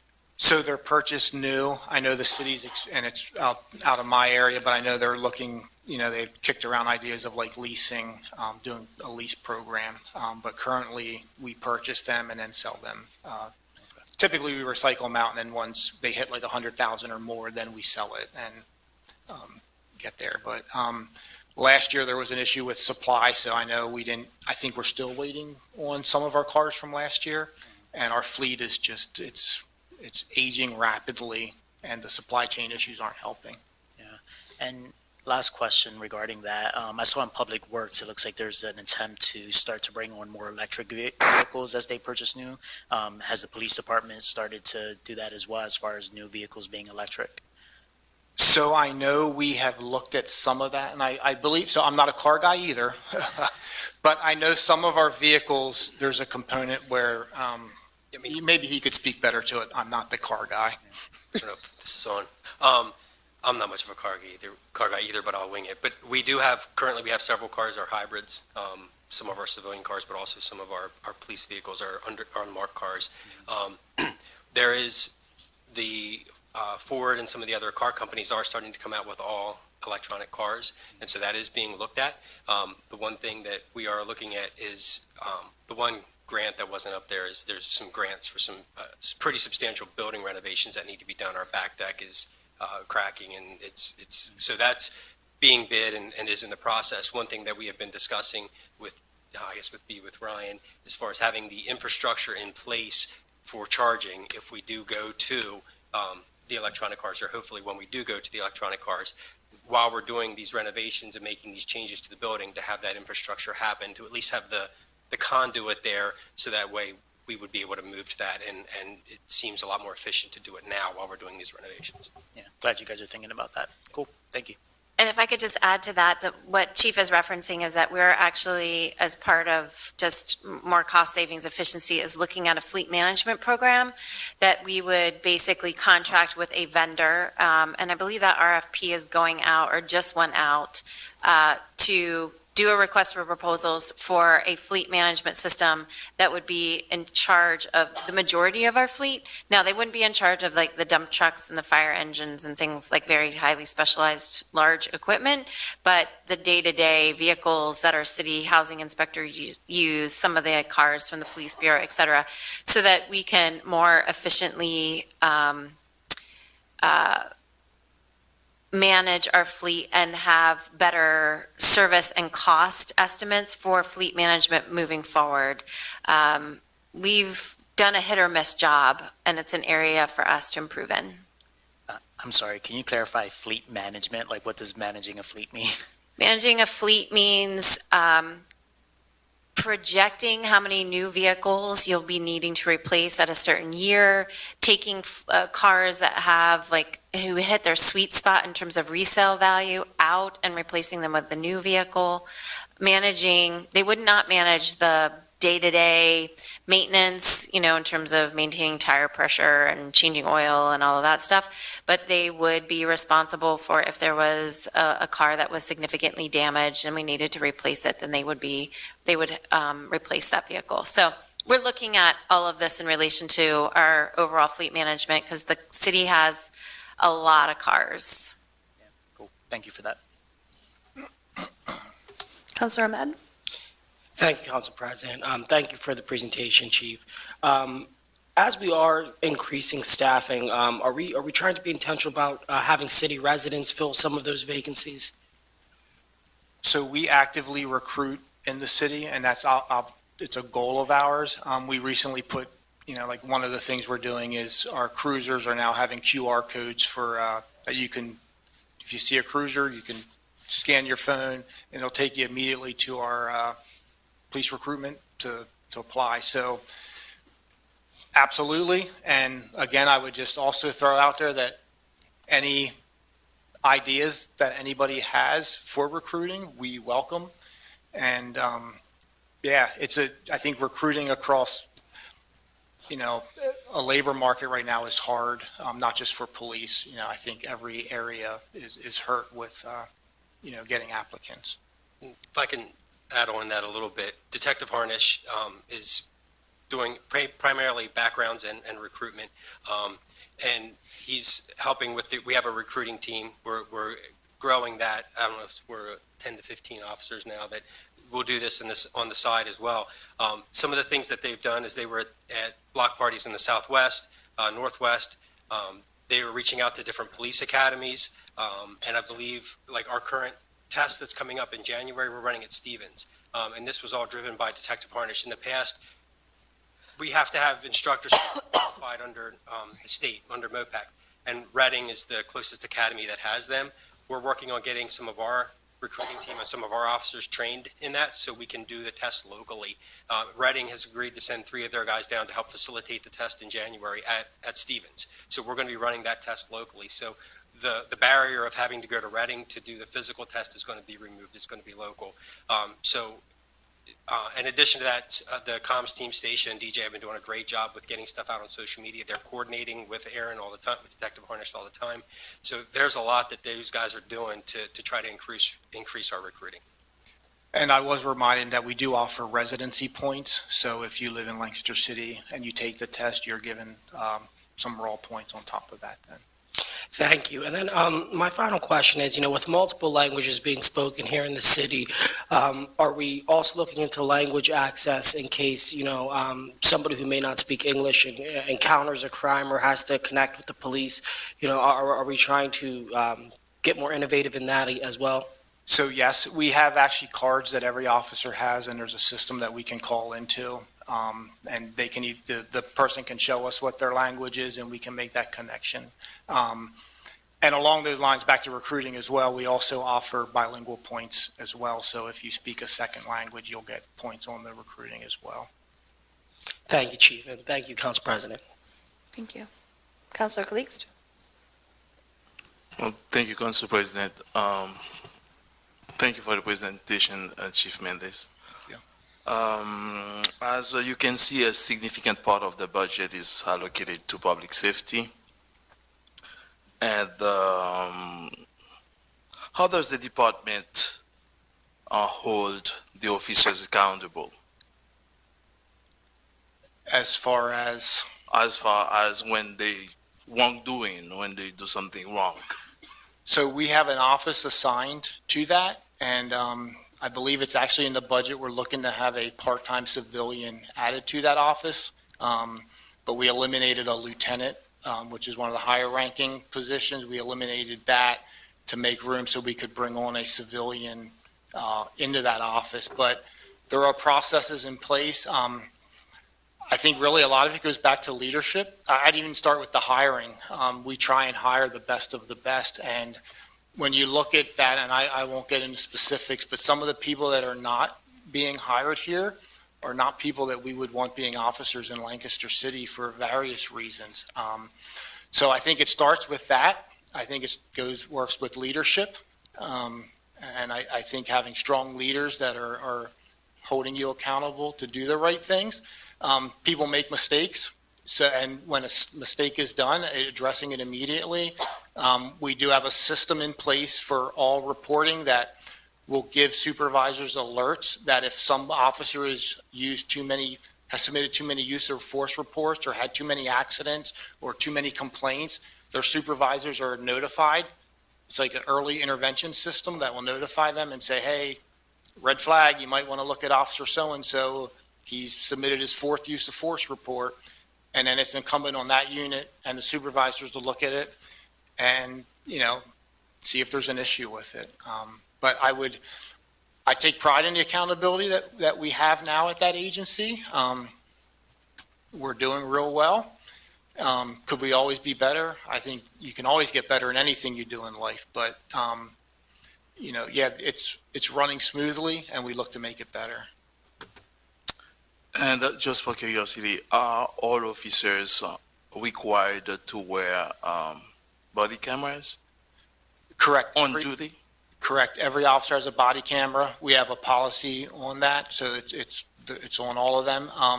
And we also have car cameras as well that are on, and there's certain triggers that will turn that on regardless. If an officer makes a mistake and doesn't turn it on, there's certain triggers with that, like if they remove their firearm, that body camera kicks on. It doesn't matter. It's coming on. So yeah, every officer has that. That's out. And could you tell us some of the things that you have done to bring changes to the department and the impact of those changes on the department and the community? So I think one of the things I'm most proud of is really just the leadership that we're putting in. 3 new captains. We have 3 lieutenants retiring at the beginning of the year, putting in new lieutenant leadership. Accountability. We've set the standards. We've explained what's expected. And, accountability actually increases morale. And what we're seeing is by holding some of the problems that maybe in the years past were let go, by addressing those, holding people accountable, it's bringing morale up in the agency. So, I think I answered that. But is there... And what have you done in order to increase staffing and retain officers? Because I know that, for example, in your presentations, we saw that there are, in one slide, you mentioned there are 20 vacant officer positions, and in 2023, there will be 5 retirements. I know you cannot do anything about that, but what have you done in order to retain officer and increase staffing so the police force will go understaffed? Yeah, so as far as the increasing with staffing, I think it goes to the recruitment team. It's actually, I believe we have 18 officers that we have assigned to that. They notify, and when I say notify, they contact on the phone every applicant and speak with them. That wasn't done in years past. We do that now. We will follow up if somebody, I believe, if somebody fails like a PT test, we'll approach them and say, hey, we have a civilian position that, you can apply for this civilian position and it's a foot in the door with the city, and then you can work and take the test next time. We're testing twice a year. As Captain Zook said, we're sending a group of officers to go get trained to be able to run our own PT test. We don't have to rely on Reading or Hack anymore to run them. We moved it with that, we can then move it to Stevens Trade and run our test here. So we're trying everything with recruitment. Just honest, it's an uphill battle though, across not just Lancaster City, the country. As far as retention, I think really just, I touched on it earlier, is if people are working for good supervisors and leaders, they're going to be more happy with and want to stay. And I believe that. And I also believe the accountability. I, for one, coming up through the ranks, nothing was more frustrating than seeing certain people get away with stuff and doing behaviors that went unchecked. When you hold that accountability there, that brings a morale. Like I had a couple officers say just recently that this is it's a fun place to work again. Like that's good. That's what we want. I want officers to have look forward to coming into work. So I think we're making that change, and I think the community will see it. I think there'll be more positive interactions with the community. And talking about filling vacancies and squeezing staff, and what have you done in order to make the police force more diverse and inclusive? I think a lot of it goes to our recruiting, where we are targeting certain areas. I know in the past we've talked about like the white male typically is driven to policing and the military. That's what they are. There has to be an intentional focus on diversifying the agency. A lot of that comes from personal contacts. All of our officers are given a stack of cards now, and you can hand them out as you go, and it has a QR code. So you meet somebody, give them a card. And I'll tell you a personal story. I was at CVS, young African-American male working there. He's putting his way through college. I gave him the card, said, hey, apply. I don't know if we'll apply or not. We talked for like 5 minutes in the CVS line. Those are the things we're doing. And not just me, officers are doing that. Okay, my last question would be, for example, we know that, let me see, just give me a second here. So, we see some major increases in the budget, comparing the budget of last year to this budget. So, based on the budget of 2023, how do you see the police department after 2023? As far as? Yes, I mean, in the budget, we see some major increases. So you would have the money to do, to fulfill the police department needs, right? So you have some results that you expect. So how do you see the department after? So it's maintaining the level of service that we have. I know it was touched on earlier. We are short-staffed. There's times where there's 6 or 7 officers out, covering a city of 60,000 people, making sure it's safe. One, just maintain everything that we have been doing. Like I don't want to compare us to other neighboring cities, but look at other neighboring cities and see the crime. And, they're only investigating homicides. We'll investigate every property crime. And I think, we talked about some of the, our stats and, how crime is. Certain areas of crime are going down in Lancaster City, and some have come up. And one of the ones that came up was property crimes. I think that's a little misleading. It's come up because the community is calling us. They're telling us, that, I joked with the detective not that long ago, like he investigated a theft of an Easter card. It was in their mail block. Somebody sent them a card for Easter. Somebody stole it. And the community member, they want us to investigate that. And, we looked into it. So that's a crime that maybe you're not going to get reported in York or Reading. The community expects that from us, and we want to deliver that service. And I think by doing all that stuff, it has decreased our violent crime and some of the other issues that other cities are seeing. So really, as far as the staffing, that's our number one goal, to put more officers out on the street. Community engagement is huge for us.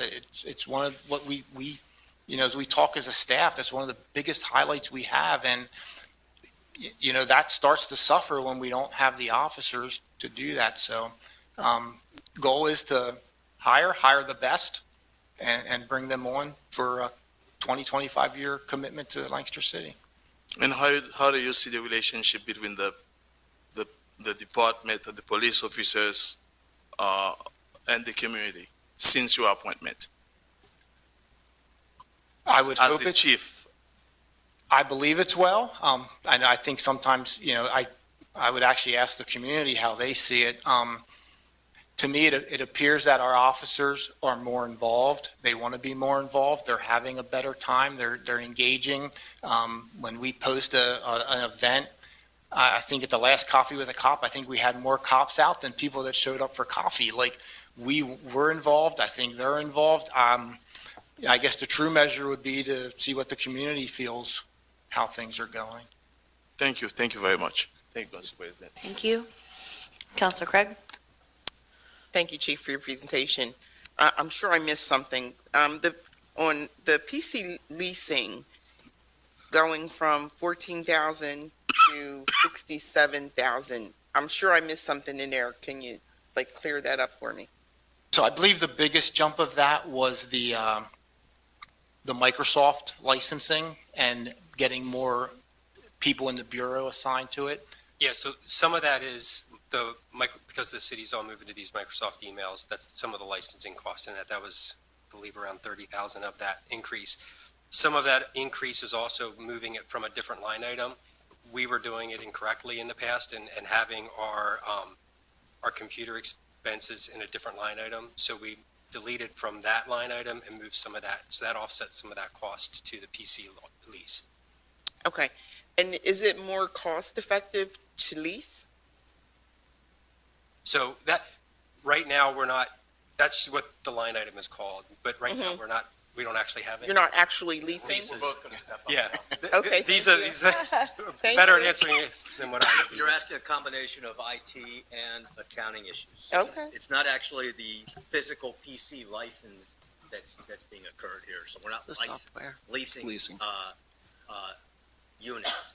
But with in order to use right now, every one of you has a laptop that has Office 365. Microsoft charges a license fee, series of license fees. There's actually several that go with the unit and the software. And so what these fees are dealing with is the licensing fees, not to buy a computer. It's not the fee to buy a computer. It's the license fees that primarily Microsoft is charging in order to be able to operate those computers and access their systems. And those are part and parcel with our conversion from the county to the city.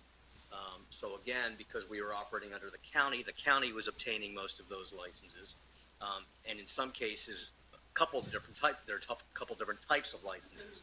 As we moved them over, we're giving our employees maybe more access than some of the units had before. So there's a combination of mostly Microsoft license fees that's at issue. So the other piece that I'll add there is that those line items, that line item name was created, I don't know, 5 or 6 years ago. We actually were, most of the PCs and laptops that we had were actually leased. We had a 4-year lease with Lenovo. And that is a very actually cost-effective way of getting that type of equipment because often it ages out after 4, 5, 6 years. We now own all that equipment, and the vast majority of the PCs and laptops that we have are actually owned by the city. Somewhere along the way, sometime in the next year or so, we're going to have to do some additional investment in that hardware. The PC lease line and the line item description, the text in the budget document gives a little bit better description that it is more than just that leasing cost. As Barry referenced, the Office 365 licensing, but we've also, as I mentioned in admin services budget presentation, we're also including some of the security and device management license costs in there as well. So you see across the board in every city department, in every and in the enterprise funds, the PC lease line has grown pretty significantly. And a lot of those were expenses that we had previously, but we were just paying county government for those as the shared service provider, and now we're paying them directly. And one thing, since I didn't get a chance to address it during mine, that relates to this, Patrick keeps mentioning security. I will tell you that effective December 1st, actually, we now have probably as good a security as you can possibly have in terms of the cyber world. On our end units, we have actually 24/7 live security service attached. In terms of trying to think towards the future and where vulnerabilities are, obviously cyber attacks on a municipal entity can be devastating in years to recover from. So we are not going to be, or we're not proposing to be, and do not ever want to be on the short side of that in terms of at least taking the steps we can to protect it and to protect the data that our citizens rely on us to hold sacred, which includes the police force. Thank you very much. Councilor Diaz? I have several questions, and thank you so much for your report, Chief. The first question would be, how much taxpayer revenue was allocated toward any legal fees or settlements related to police officers? Do we have that, or, I'm not sure if we'd have that right now. If we do, if not, I can get it to you. That'll be I'm fine, not sure thank if you. Larry would have it. Don't have it off the top of my head. One thing I would note, Councilwoman Diaz, is that when you settle a case, oftentimes that can be from 3 or 4 years previous. It is not an indication of performance typically in the current year.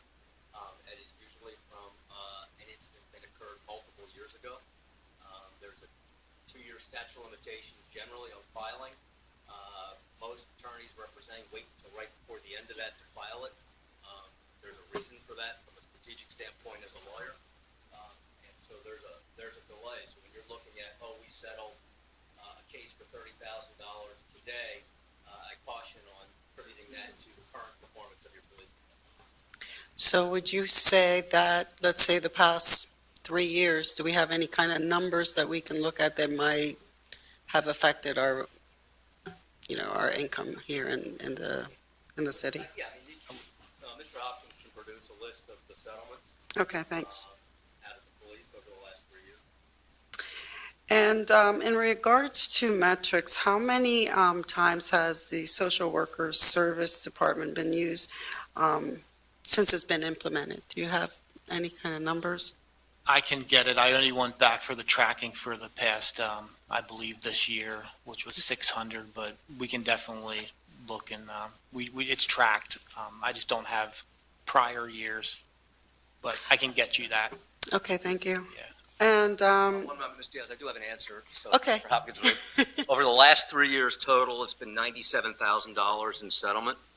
That sounds like a large number, actually, considering the number of contacts that, 197, excuse me, the number of 197? over 3 years.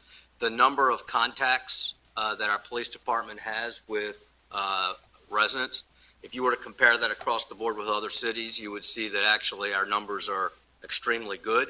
One thing to be able to point that out to you is that for up until last year, our deductible, which is set by the insurance company carrying our police officers' insurance, was set at $25,000. We're the only city anywhere around that held that figure. It's been that way for at least 16 years. We are still low at $50,000, and it tells you in general, while the police force is not perfect and humans aren't perfect, we're pretty good. We don't have an extremely large number of cases.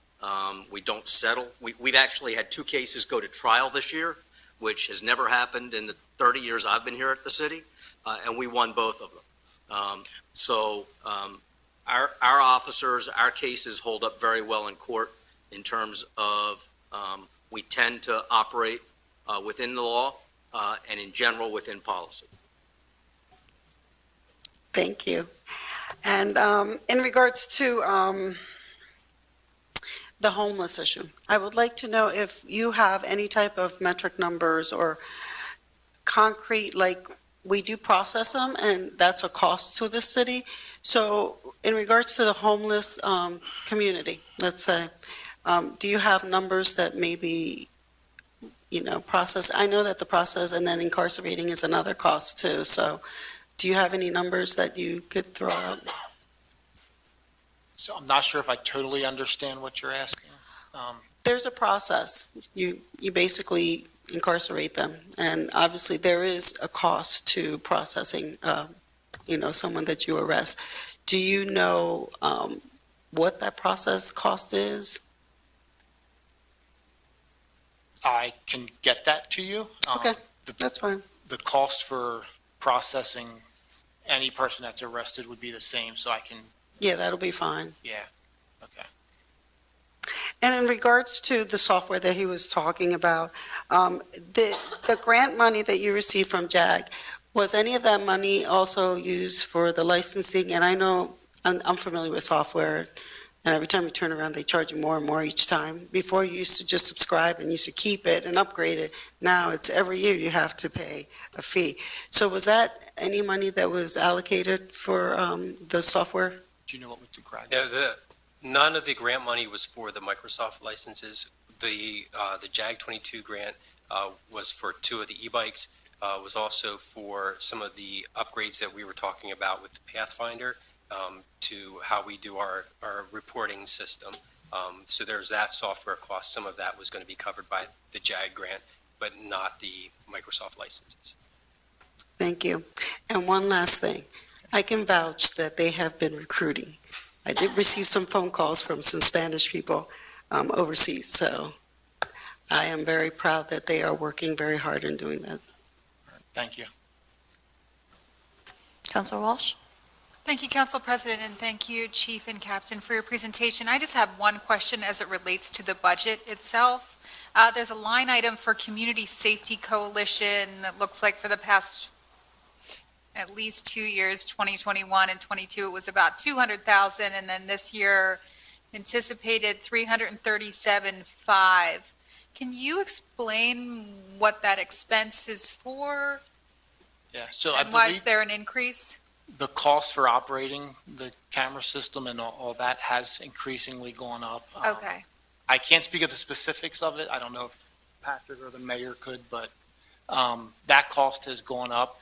I can just speak from the police standpoint. The cameras are extremely helpful with the work that we do. So while it may seem like it's a lot up front, it's saving us a ton of money on the back end with our detective salaries, the amount of work that's going into those. So it's probably where would be my basis of it. I don't know if It's basically the city's, part of the city's annual contribution to the Safety Coalition to help finance their operations of city cameras that are serving the police directly. So in other words, the camera footage that entity gets has helped us solve, I can't even tell you how many countless crimes. Sure.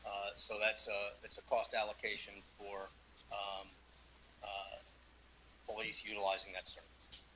And then do you have, it says that additional contributions to the Lancaster Safety Commission, the coalition are kicked in from other agencies. What percentage is the police covering of that total? Like if they're giving 337.5, what's the total budget of that as compared to? Well, we would have to seek the coalition's financial statements to tell us what their total budget is. There are other entities such as the county that make some contributions, but that's not a figure that we would have readily available right now. Okay. That's my only question. Thank you so much. One quick thing. Counselor Diaz? Anybody ever tell you worked in the Terminator? That I what? The Terminator. No. Wants to do doppelgangers. Any other questions for public safety? Any from the public? If you want to come on up here, begin with your name and block of residence, please. Hi, my name is Dana London, 200 block of Broad Street. Question, you said you were having a hard time, recruiting is one thing, but I looked at the numbers, the chart that you had when they were testing, and they kept going down lower and lower. So is it the physical part that they're coming short with, or is it the written part?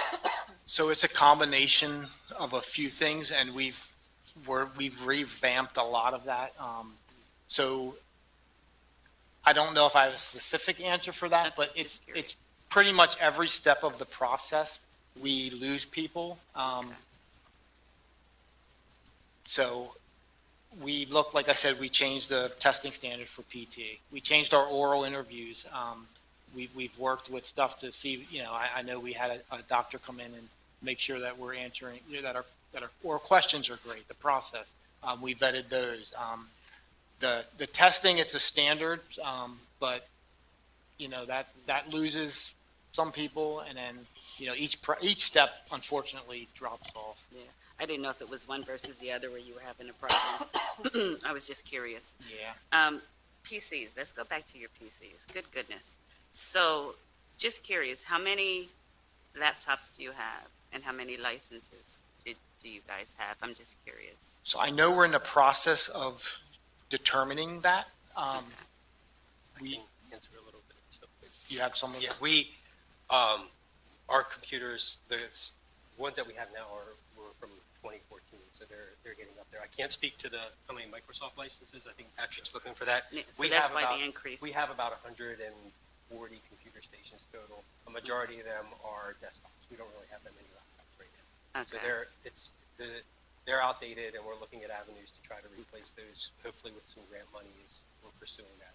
And do you have someone that you go to work you through the process, or you guys pick and choose your own laptops? No, we coordinate with the city's IT team, as far as when they do work on them, and when we would be replacing them, we'll be working with them. Okay, because I know there's a great company in town that does Microsoft licensing and stuff like that, and they do work with township cops and stuff like that, so that's awesome, and they're not as expensive as everyone else, but they do a great job. Security is awesome.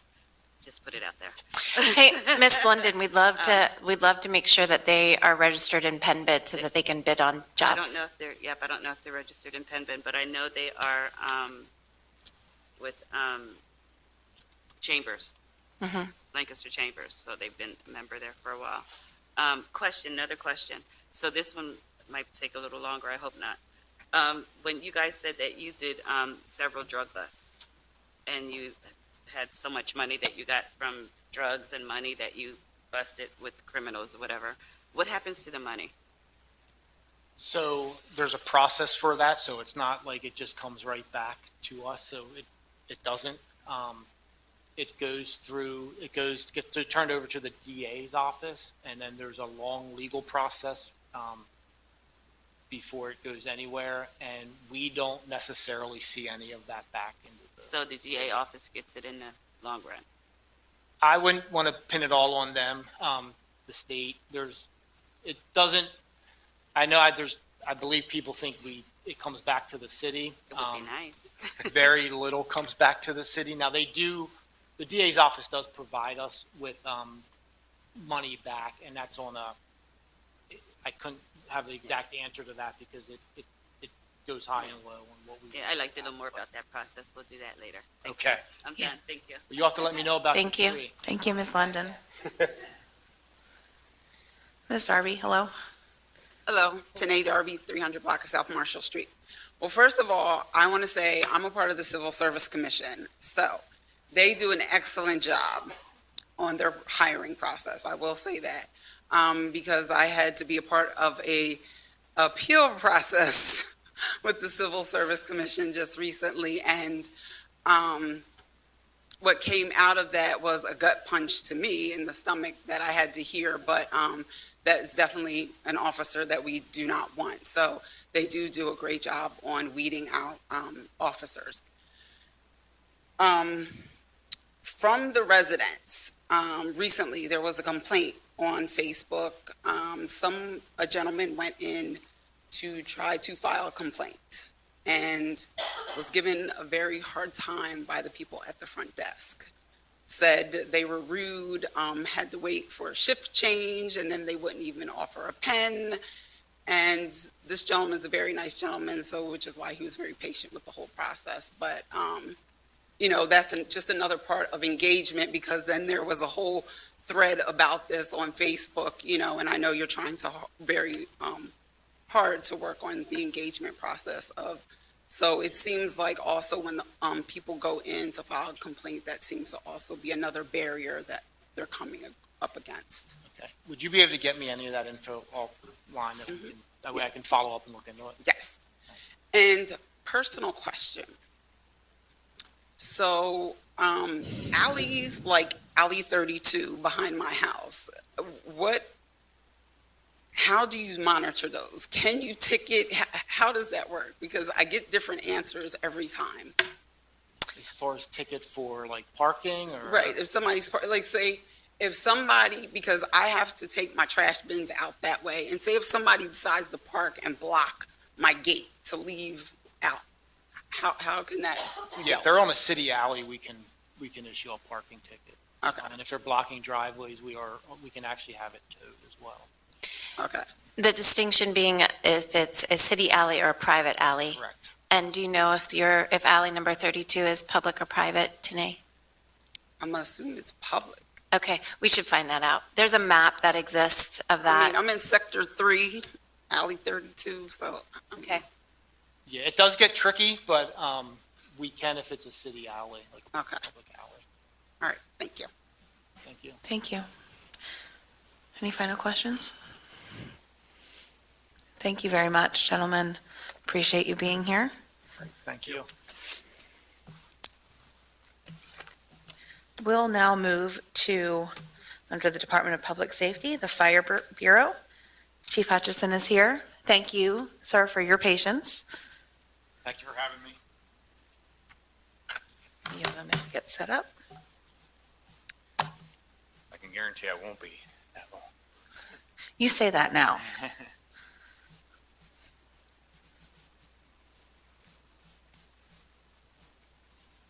I'll turn it over to you when you're ready. Thank you. No, I'm just going to read my notes off the slides. If you don't mind, you can take the slides for me.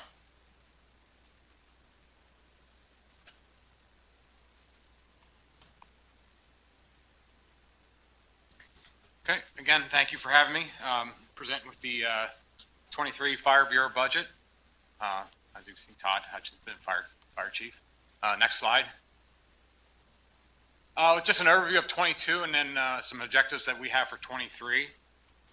For the over the 22 for the overview, we've really focused on our growth and revitalization through personnel, apparatus, equipment, training, and the IT and facilities.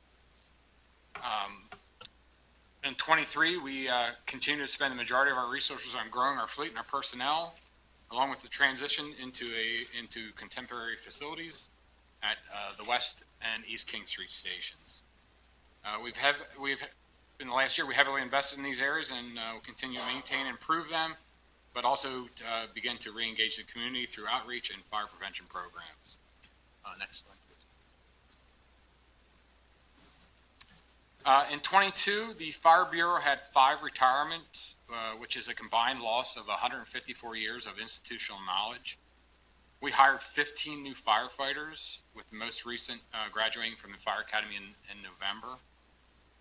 We also promoted a new fire chief, 2 battalion chiefs, 2 captains, and 5 lieutenants. In 23, we'll experience 4 more retirements. These firefighters that are retiring will be replaced with 4 recruits who are slated to begin the Fire Academy in January. The Fire Bureau, for the first time since 2018, will be filling the deputy chief's position. Along with that promotion, we will also hold promotional tests for all of the ranks. Next slide, please.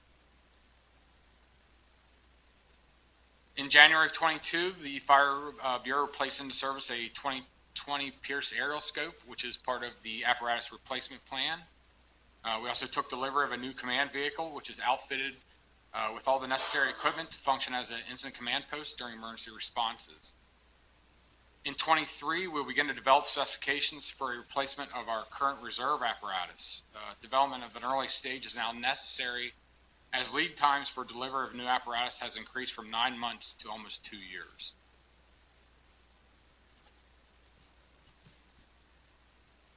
Through careful budget planning and supplemental funds from the Lancaster City Fire Foundation, private donors, state and national grants, we were able to acquire a large amount of much-needed equipment this year. Between the grants and the Fire Foundation, we were able to save taxpayers well over $100,000. As we look into next year, we have applied for a grant to update our current rescue rope cache and add a high-rise sprinkler system simulator. The simulator will allow us to provide hands-on training opportunities as high-rise building development continues throughout the city. We'll be assessing other needs to see if any of the assistance to firefighters grants can help us procure resources that will aid our mission to provide the highest level of public safety services. Just as a side note with that, the Fire Foundation provides the smoke detectors that we install through our smoke detector program.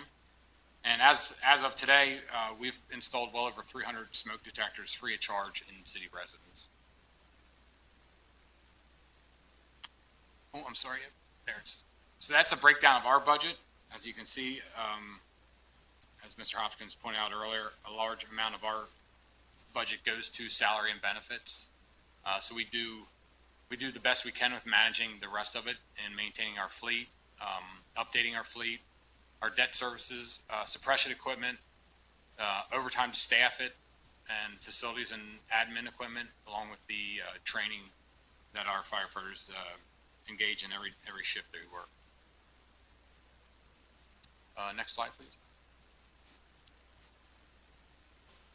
So this year, a large portion of our training budget was spent on the 15 new hires that we brought on. Our other personnel continue to take advantage of our training opportunities both locally and nationally.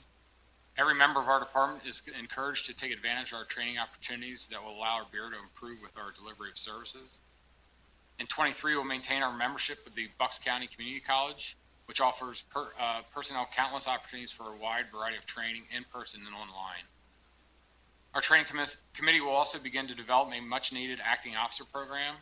This program will allow our personnel to develop and enhance their knowledge and skill set, whether they're looking to get promoted through the ranks or informally be in the leadership positions in the Fire Bureau. Next slide, please. And you can see as of the 7th, our calls for service was 3,395, broken down between fire and medical. We had 3,108 fire responses and 287 medical responses. Next slide. So both new fire stations feature an upgraded in-house alerting system, which is comprised of audible and visual alerts. This allows us to share information via the screens, which are placed throughout the station.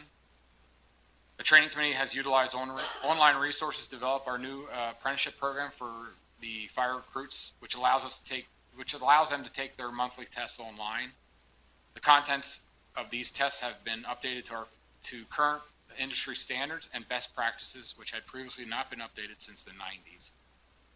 This summer, a group of personnel began to develop the beginning stages of transition into an online staffing schedule. We aim to have this fully implemented in the early 23, which streamlines the administrative operations and allow personnel to better manage their workday. It frees up a lot of time that our battalion chiefs were taking in creating a schedule for the night and day tours. We're excited with this feature. It'll enhance our capabilities and allow us to cross-share information between divisions, which is the inspections, prevention, and suppression.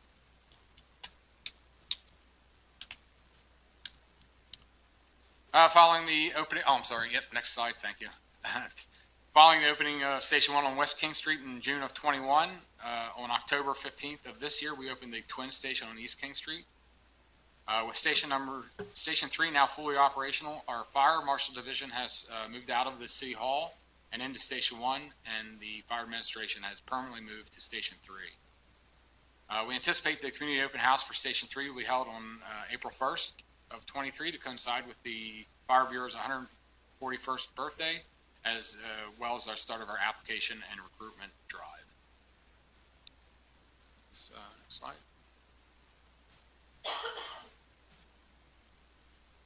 So in 23, we want to begin to develop a community risk reduction plan. Due to the pandemic, a great deal of our community outreach and interaction was curtailed due to the health and safety concerns. While we've gotten back to attending community events, we'd like to focus on more effective and consistent community risk reduction and engagement in 23. The new records management system that we are hoping to bring on has additional features which will allow us to streamline these prevention and inspection systems, along with the resources for our community members. And that's my presentation, so take any questions for me. Thank you very much, Chief. I'll open it up for questions from council. I'll start over here. I started over there last time. Councilor Craig Diaz. Well, Councilor Craig. I don't have a question. I just wanted to thank you for your presentation, Chief. Very informative. Thank you. Any other questions down here? Councilor Walsh? Yeah, thank you, Chief, for your presentation. Just one quick question in regards to a line item on your budget. 2022, you projected $600,000 in overtime, and for 2023, you're only looking at $200,000. What do you attribute that to? So attributing that to bringing on 15 firefighters, we were down, for us, that's almost a whole platoon. And to maintain our level of staffing through 20 and 21, our overtime was running out of control. And once we were able to bring on the staff and bring us back up to our full staffing, we were able to reduce that overtime budget by a substantial amount. Yeah, I can imagine your staff is happy as well. Yes, we had, at the height of our staffing crisis, we have had firefighters working 96 hours straight, which is not something you want to do. But you come in on a Thursday afternoon and you wouldn't go home until Monday morning. It's just not how we'd like to run our fire bureau. Thank you. Thank you. Counselor Diaz? So you're saying that now you're fully staffed? Yes. Okay, great, thanks. Coming down here. Counselor Kalik, let's go down the row. Thank you, Council President. Thank you, Chief, for your presentation. I see that, I'm wondering, do you have any risk management program regarding the officers' safety? Now? Any community risk reduction program right now? Yes. We do, but it's not a formal, it's the Fire Marshal's Division goes out and does a lot of inspections. And our aim is to try to get more into a residential setting and help residents identify risks in their home so we can reduce falls, fires, preventable accidents in the home. Okay, and you said that you install like 3,000 or 2,300 smoke detectors? 300 smoke detectors, yes. Are there any other risk production programs that that you have? We do put out on our social media that we do have a free smoke detector installation program. We would like in 23 to work with our Department of Neighborhood Engagement and really get that pushed out. Because it's frustrating when this program's been in place, if I can remember, well over 15 years. And it's frustrating that we still go to homes where people are, I didn't know you had a free smoke detector. And it's for their safety, we really try it. It's no cost to them. Okay.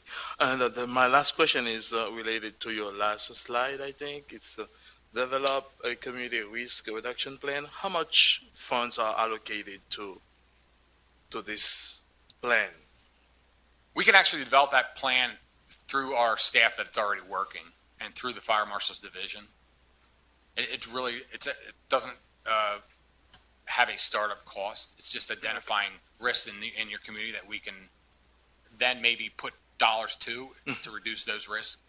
Okay. But first, we need to identify the high risk in the community. All right. Thank you. Thank you, Chief. Thank you, Council President. Counselor Arroyo? Thank you, Council President. Thank you for the presentation today, Chief. Just a clarifying question. I think I know the answer to it, but the debt service for your budget, what is that pertaining to? So I believe that Pension costs. yes. Yeah, that's the debt service for the pension obligation bonds that were originally issued in 2016, refinanced in 2006, refinanced in 2015. There's a debt service in the police budget and in fire budget. That's for the same thing. Gotcha. Thank you. Council President, I don't have any further questions, Chief. I just wanted to thank you for the presentation and for your service. Thank you. Thank you. Any further questions on Bureau of Fire? Chief, thank you very much. Thank you. That takes us to the Department of Neighborhood Engagement. He wasn't Millsy, kidding. Can you sit one down? I think the microphone is just a little bit better. I think so too. Thank you. Director Carrasco, hello. Hi. Thank you for joining us. Thank you for having me. I'll turn it over to you when you're ready. Thank you so much. So I had a lot written out, and I'm going to cut a little bit of it. And we are coming back to council in January for a full engagement report. So just want to highlight that. Thank you for the opportunity to be here and be with you. I am going to, if you can skip to the next slide. Clearly, we're going to review accomplishments and goals really specific to engagement and communications in the Lancaster Office of Promotion. Next slide, please. And here's our organizational chart. I will be highlighting throughout our presentation the folks that are doing the work in Department of Neighborhood Engagement. I think it's really important. so that you all know who's out there every day and pushing the initiatives for our department forward. Next slide, please. We have 15 full-time positions in our department and 2 part-time positions. 7 of those positions are grant-funded. And you can see on this slide the breakdown through each office of the positions. Next slide, please.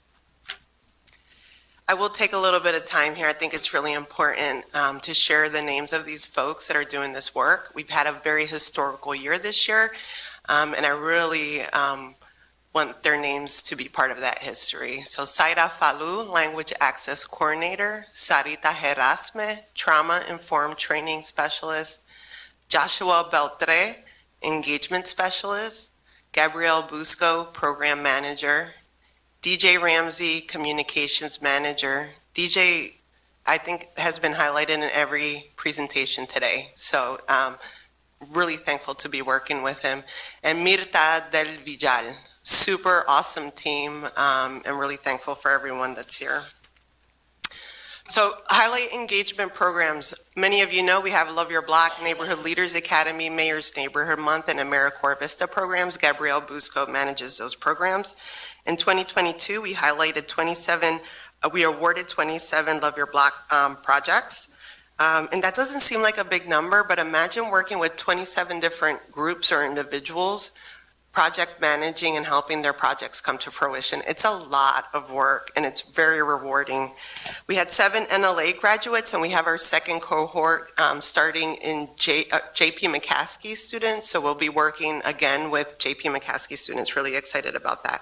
I wanted to highlight this picture. Patrick's retiring. He's presented in every single Neighborhood Leaders Academy. And when we survey the program participants, their favorite class has always been Patrick. So there's not a lot of people here, but I do want to stop and give him a round of applause for your work. I'm just really thankful, and we call him Professor Hopkins, FYI. Next slide, please. So Gabrielle Busco, as you know, is managing our programs, just really high level. This year, and for 2023, we're going to launch sooner the Love Your Block grants starting January 1st with a March 17th deadline to give more people time to apply. We're expanding support for the creative community through our PACE program. We're renaming it to the Neighborhood Art Program. And we've been working on the development of citywide community engagement planning and toolkits for our staff and for community members. And ultimately, all of this work really we have to find a source for funding. So we're going to talk a little bit about that towards the end of the slide. Next slide, please. Oh, one thing that I wanted to share. In January, we're going to come back. We did host our annual Neighborhood Pride Survey, received about 410 responses. And so it'll be really interesting to share the feedback from our community members. Councilman, I know that you mentioned before, what is the feedback from community members on some of our initiatives? So I'm excited to share that. And 115 of those respondents are interested in volunteering in focus groups. So this is just a slide that shows approximately $23,000 of Love Your Block dollars were awarded. About 60% success rate of approvals on the applications. The other 30% are usually people that are applying outside the city or are applying for funds that are not aligned with what the requirements for Love Your Block is. The projects, almost 50% of them are in the southeast quadrant, following with 19% of them in the northwest, or in the southwest, excuse me. Next slide, please. And this is just a picture, a map of the allocation of where those projects are. 14 of them were in the southeast. Next slide, please. NLA participants map, 17 participants in the last cohort. It was pretty much an equal distribution of participants throughout all the quadrants. And we did have 6 city staff attend. We think this is really important. Specifically, the staff were from CPED department. We had a couple of other departments presented. But the folks that attended from the CPED department are allocating funds, federal funds directly that impact our community. So it was really important for them to interact and go through the Neighborhood Leaders Academy and participate with our residents. Next slide, please. And this is just a great picture. This was at the fire station with our Neighborhood Leaders Academy. I do want to highlight, which you will get a presentation in January, some of the projects from this cohort is a refugee and immigrant peer support, showing up for racial justice program, building connections and sharing resources, soup on a stoop, snow removal chain, a bus shelter, fresh and healthy food insecurity, youth empowerment, and local government podcast. So these are the projects that are coming out from the Neighborhood Leaders Academy. Next slide. We have PACE program, Joshua Beltray. PACE will transition in 2023 to the Neighborhood Art Project. And the residency program will be much shorter in time, similar to Neighborhood Leaders Academy, but very specific to developing and creating and working with local artists. Next slide, please. And just a little bit about the Neighborhood Art Project, a creative and professional development program that teaches artists on how to infuse community and civic engagement into their creative practice. Why is that important in local government? We're utilizing and beautifying our community, which is a priority for our city, strong neighborhoods. It's something that our community members want. And it's also an opportunity to use creative placemaking to inform a process, a particular project that we have in the city. Next slide, please. And here is a project. I'm really proud of this project. Shauna Yorty project managed. We partnered with CWS, the NEA, National Endowments of the Arts. So many people were involved in this project. And Claudia Rojas is the artist that designed the welcoming mural that's on the corner of Charlotte and King Street, if you get a chance to go visit. An incredible process of community members and immigrant and refugees, but really a mural that welcomes people into the city and highlights our welcoming city designation. Next slide, please. Images from Mayor's Neighborhood Month. Bernie, can you move to the next slide? Thank you. And Sarita Herazma, this is the Trauma-Informed Community Engagement Specialist. It's a grant program that we are in partnership with Penn Medicine. Our bold goal is to be a trauma-informed city, have all city staff trained through trauma-informed, and also Sarita's goals are to provide train-the-trainer sessions with residents. Partner with HR on providing trauma info sessions to new people that are hired in the city. Train the trainers, recruit trainers from each quadrant, distribute materials to neighborhood groups and community partners, and measure and report on the efforts. It is so important as we're building community for us to also be trained on understanding the trauma that our community members have faced and how to manage that. Next slide. And here she is, Language Access, Saida Falou, recertified welcoming city. All of you should have received an email yesterday related to Proprio One, which is a video remote interpretation tool that you should have on your cell phone that's used for work purposes. And so now we have on-demand, you can call an interpreter, or for video ASL, you can use this, and city staff, all patrol will have this. And it's also set up on our desktop. So it's quicker, accessible information for language services. And it was one of the questions that you asked the police department. So we will be rolling this out to the police department. And language access stats that you can see there. Our goals in 2023 is really to work on plans and policies and staff training. SIDA, we came to you last year saying that SIDA was going to get certified and licensed, and she is now. And so now we have this opportunity to certify other individuals across other departments, expand accessibility. Next slide, please. We have 4 engagement tools that we have rolled out, tweaked, improved this year. Engage Lancaster, Proprio One, which I just shared with you, is our video remote interpretation, over 300 languages on our app. Fix It, which is our 311 program. And we also piloted in 2022 an engagement tracker through ArcGIS. Next slide. And this is the Fix It program. And so I'm going to take a little bit of time because it's really important to explain this. The Fix It program is essentially a centralized system for people to report non-emergency issues to the city. And so they can download an app, or they can essentially go to a website, or they can even call into City Hall. All staff will have access to put information into the 311 system. We've been internally rolling this out in November and December, with our last training December 15th, and this is what the mayor was referencing earlier. We are going to pilot with the police department to see if we can track some of those non-emergency calls as well. And then the community rollout and communications will happen in January. So some of the categories that people can report is abandoned vehicles, bike lane issues, crosswalks. So we were just asking some of these questions earlier. Dog complaints, exterior, interior property maintenance, fire non-emergency, overgrown weeds, potholes, light issues, and so forth. So an individual, and it's super easy. So if you have your phones, you can download the app right now. Just look up Fix It Lancaster. It is live.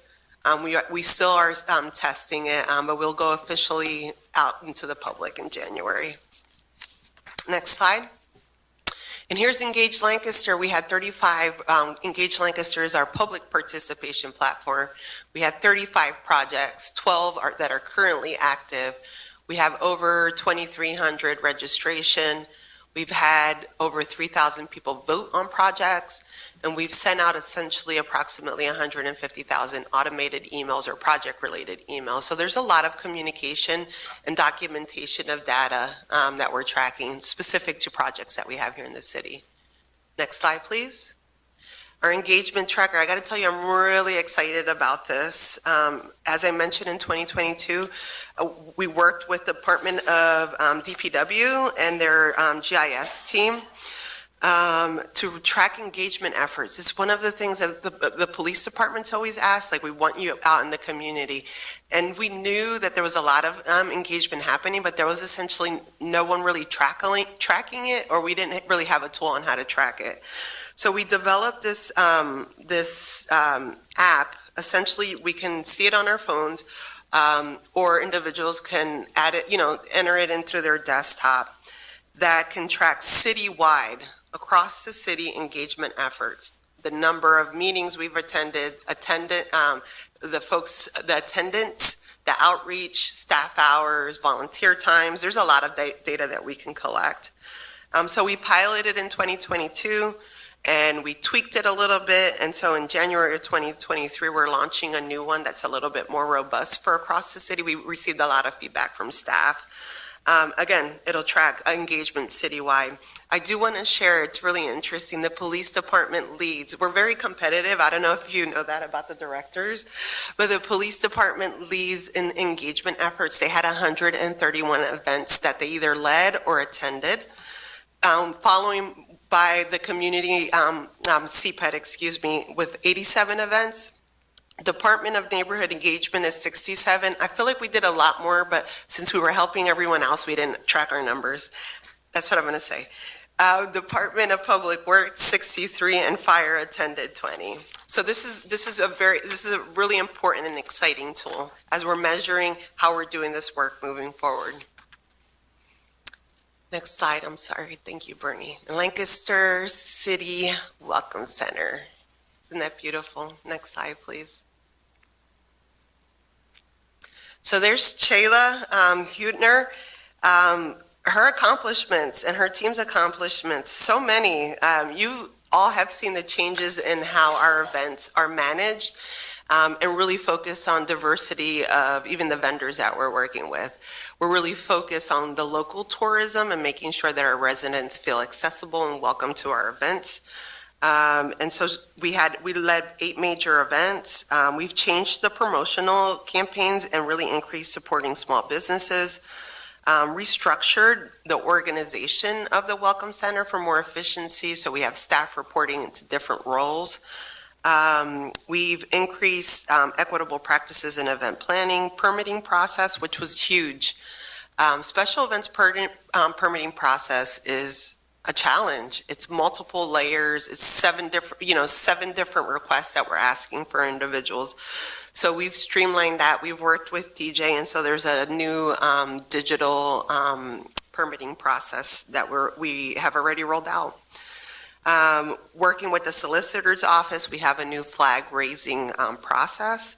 And something that we're really proud of, we were awarded RACP dollars, RCAP, RACP, of $970,000 for the Welcome Center renovation. So that's really going to be the focus for us in 2023, is developing a 10-year tourism master plan. In my knowledge, the city has never had a tourism master plan. I've searched and searched and I haven't seen anything. And so why is that important? It's really important for us to understand how people are coming into the city, how we are creating signage and directing, and how does that really impact the local economy here for our cities. So excited about that. We're launching a new website, a mobile app for our city, and so many other things. Next slide, please. And here's the team. We have Chayla Hutner, we have Alyssa Calhoun, who is the Assistant Welcome Center Manager, Kate Wright, Special Events Programs Manager, again, DJ, Communications Manager, Carly Patterson, Travel Consultant, Jasmine Way, Travel Consultant, and Pat Wright, Administrative Assistant. Next slide. Lots here on the communications and marketing. All you have to know is look at the percentages. We've increased website usage and views 13%, Facebook followers over almost 250%, Instagram followers over 1,000. And really, I have to give thanks to DJ for his intention and understanding on social media campaigns and how to start really increasing the visibility for the city of Lancaster. Next slide, please. And so just wanted to show some pictures. I feel like our team, everybody brings excitement, but I feel like we bring excitement in a different way. So this is Red Rose Run, and we had over 1,000 people that attended Red Rose Run. Councilman Arroyo, I believe you ran the run this year? Yes. So thank you for participating. Next slide. First Friday is a new initiative where we have this opportunity May through October to give space to emerging artists. You know, if you're an emerging artist, you have to have a storefront here in the city to sell your artwork. So this really gives an opportunity for emerging artists. Next slide. We've teamed up with MFE for Music Friday that runs May through September. Next slide. This was really cool at Celebrate. Who saw this? That was really awesome, right? We're going to bring them back. Next slide. And Welcoming Week. So we had a lot of cultural dancers throughout the city during Welcoming Week. Next slide. Hispanic Heritage Month. And this next video is super cool. It's only a minute. I just think it's important that we watch it. Oh, sorry, it's the next slide after this one. Maybe not. Mayor's tree lighting. Thank you, Bernie. Oh.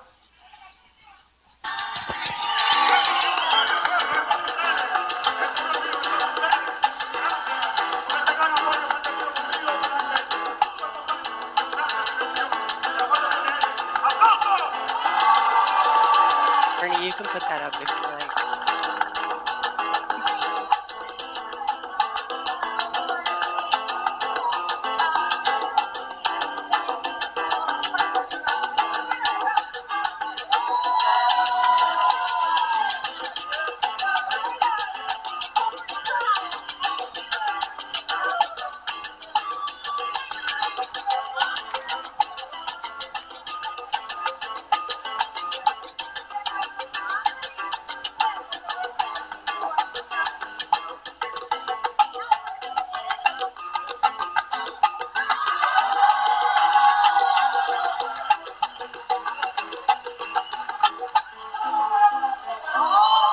Hearing impaired community.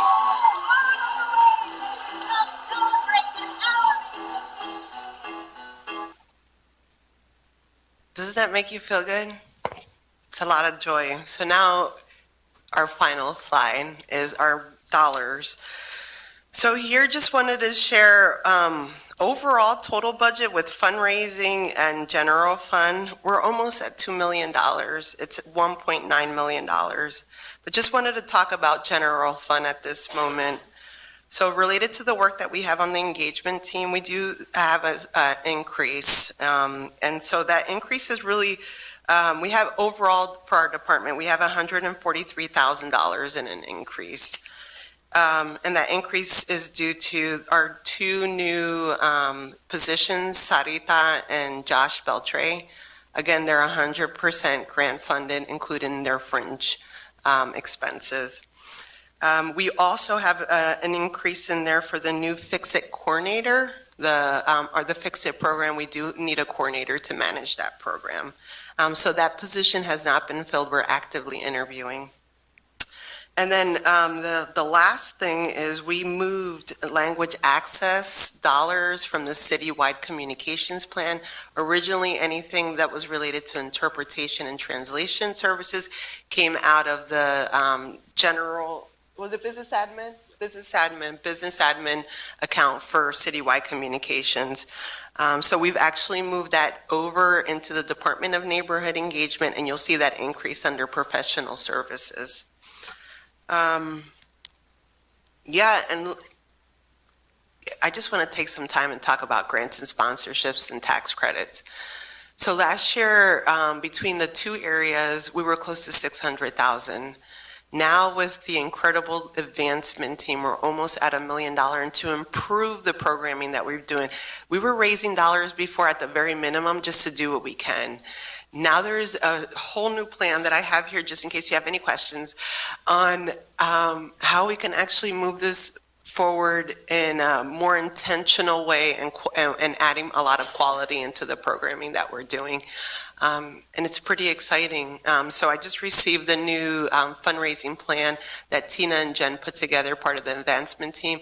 And when I saw the final number of $1 million, I just couldn't believe it. So overall, that's our budget. And again, the increase this year is $143,353. And it's related to staffing. Two of those positions are fully grant funded. And I think that's it. Yeah, I think that's the last slide, right, Bernie? Or Mr. Harris? There you go. Thank you very much. I'll just kick us off by saying that, Director Carrasco, I think your presentation has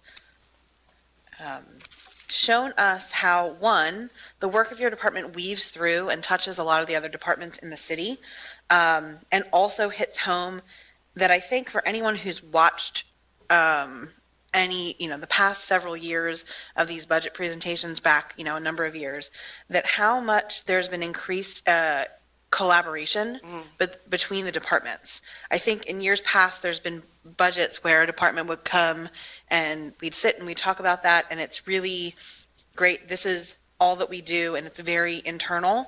And investments in technology that we've been talking about today, and the way that we can use data collection across all of the departments. Right. We weren't talking about that 5-6 years ago at this point, since I've been coming to these presentations.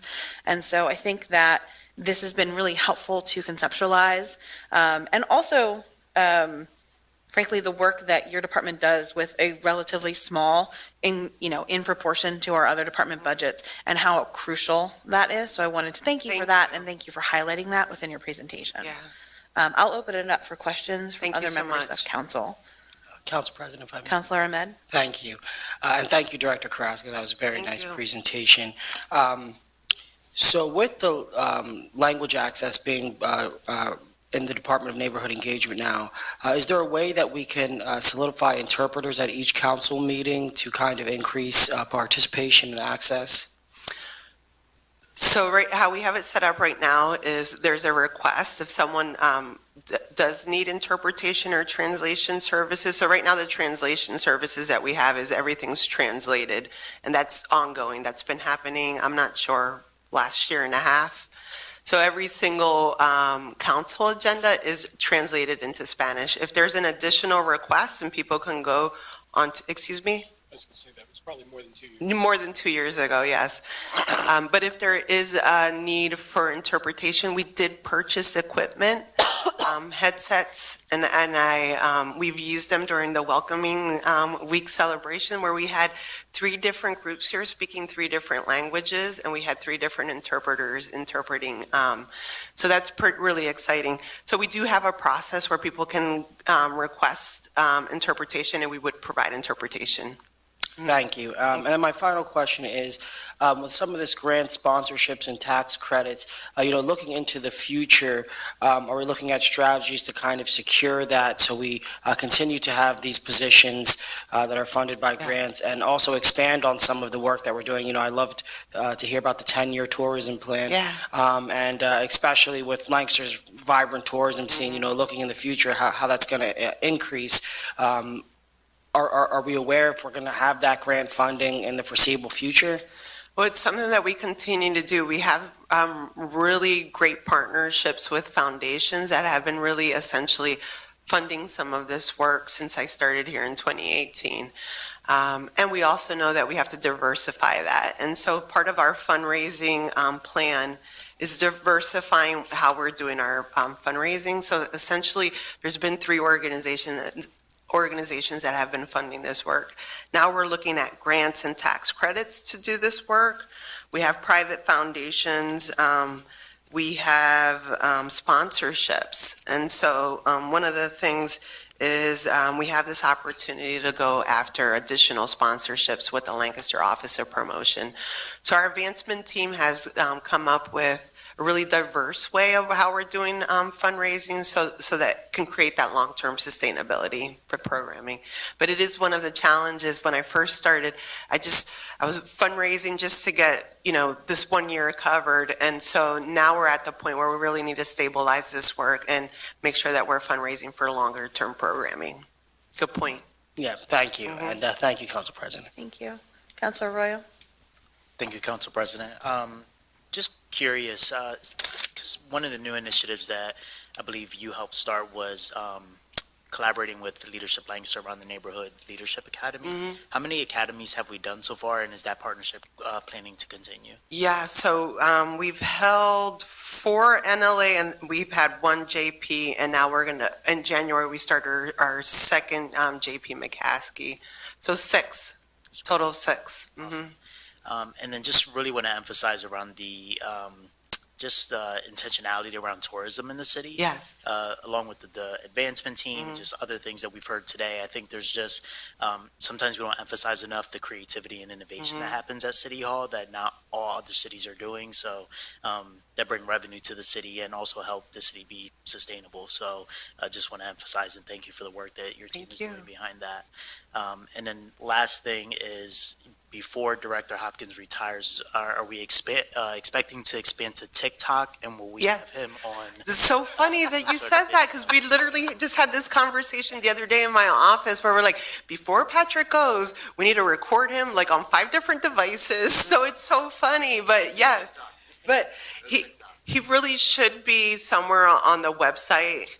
Like, honestly, if you've had the opportunity to hear Patrick present, it's really great.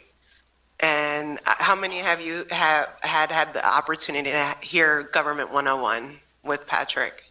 Raise your hands, a few. I think it's really fantastic.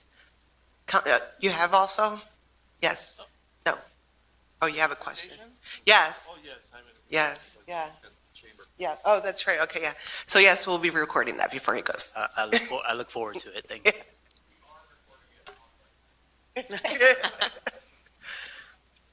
Terrific. Thank you, Councilor Arroyo. Yeah. Councilor Cleeks, anything for Director Crosco? No. Okay. I don't have anything. I'm going down here. Councilor Craig? Thank you very much for your presentation, Director Costco. I was wondering about the Love Your Block grants. Are they grants or are they funded some other way? No, they're grants. Yeah. Okay. Can I, or is it on the website that I get the information to know how many Love Your Block grants have gone out and who got them? Or what neighborhood got them? Yeah, so I skipped through this, but if you go back to the engagement slide where it says Gabrielle Busco, that's actually one of the projects in 2023.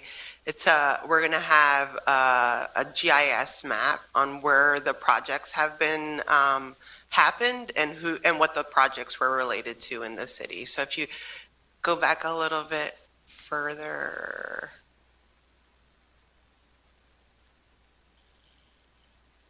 Almost there, sorry.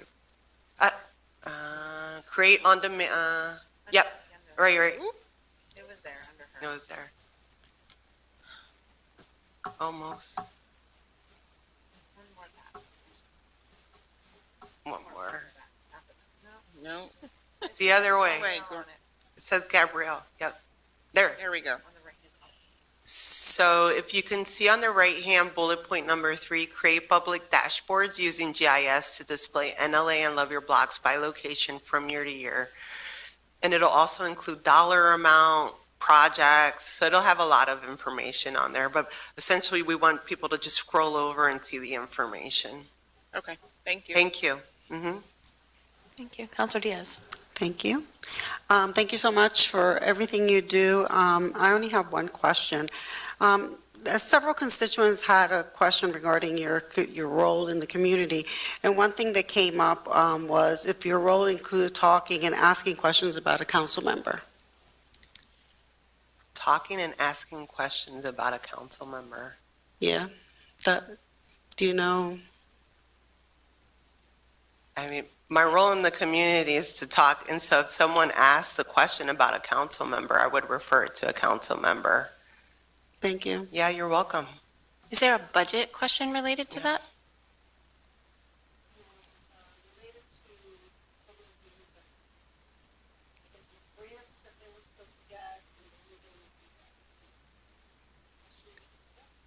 I'm sorry, there was grants that weren't getting feedback? There were constituents that were not getting any emails or feedback from you, and they questioned about the grants, and I said I really don't know, that I would have to get back to them, so that's why I asked the question. Okay. So all of the programs are managed by Gabrielle Busco, just to give you a heads up. And so if there's anyone that has questions, I'll be more than happy to give you the contact information if people reach out to you. Thank you. Counselor Walsh. Thank you, Council President. Thank you for your presentation. Can we go back to the last slide? I think it was the budget, after you had the beautiful video. That was and then great, you right? end it with the budget. I have to laugh about that. I'm having trouble understanding the breakdown of this a bit. As it relates to the 2023 proposed, so you have engagement at 470, loop at 430, and then the subtotal, and then we're putting $1 million in grants and sponsorships.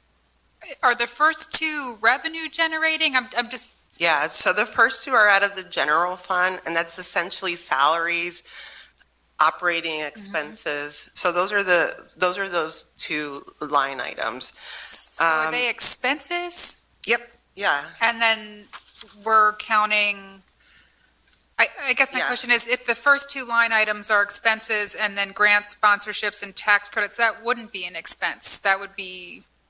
Wouldn't that essentially offset those expenses? So your total budget? It doesn't offset staffing, and it doesn't offset like the operations of our department. And so grant sponsorships and tax credits, what they do is provide the dollar amount for our programs like Love Your Block funding. And then special events is a lot of dollars. That doesn't come out of the general fund, but we do pay the staff. So what you're seeing on the first two line items are really the expenses related to like operating and staffing, paying the bills, uniforms, things like that. And then the last line item is we need to fundraise to have those special events. That does not come out of the general fund. We have to fundraise to have Love Your Block grants. We have to fundraise to actually have Neighborhood Leaders Academy. So all of those dollars We actually have to raise, they don't come out of the general fund. Got it. Thank you. Mhm. I think I was just having trouble Yeah. understanding the organization of it. So that being said, of your, $1.9 million budget, how much did you say that you think you would be able to fundraise for in 2023? Yeah, that's our goal. It's actually, our goal is to fundraise $1 million. The full amount? Yeah. Okay. We've raised in the past close to 600,000. So in 2022, that's what we raised. And that was just like myself and a couple of other people and the mayor and Jess making some phone calls. Now we actually have 2 dedicated staff. And we just have so much opportunity to really grow that area. We just haven't had the time to really focus on how can we elevate fundraising. Great. Yeah. Thank you for helping me understand the Yeah. budget. Thank you. I know I could have done a little bit better. No, on I'm laying just that glad out. we can clarify. Yeah, Thank okay, you. That's thanks. really an important clarification between operating and programming Right, itself. right. Thank you. That's what I should have written. Any other questions from council? Or from the last assembled member of the public? Okay. All right. Dr. Crosco, thank you so much. Thank you. We appreciate your Thank you, you being here everyone. today. And with that, we move to Community Planning and Economic Development. Director Delphs, who obviously had a heads up that he didn't need to be here quite so early. Thank you for joining us. I think he was camped out in his office upstairs. That makes sense. And if you can use that first microphone. Yeah. That one Thank just you. works a little bit better, it seems. Last but not least, thanks for hanging in, council. It'll soon be dinner time, but dinner is not provided, so to be clear.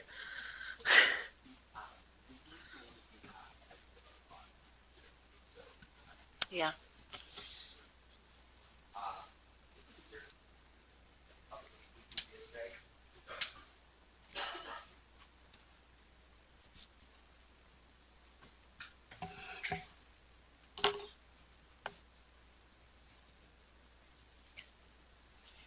Thank you for bearing with me. Just be a minute.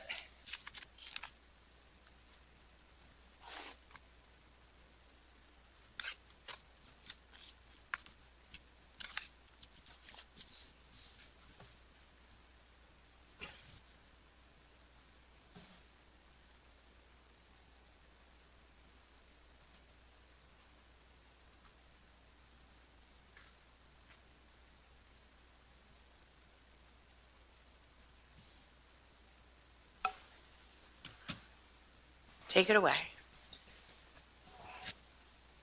Good evening, almost, counselors. I have the dubious, important or maybe dubious honor of being last. I appreciate your patience. I know it's been a long day, so we'll jump right in.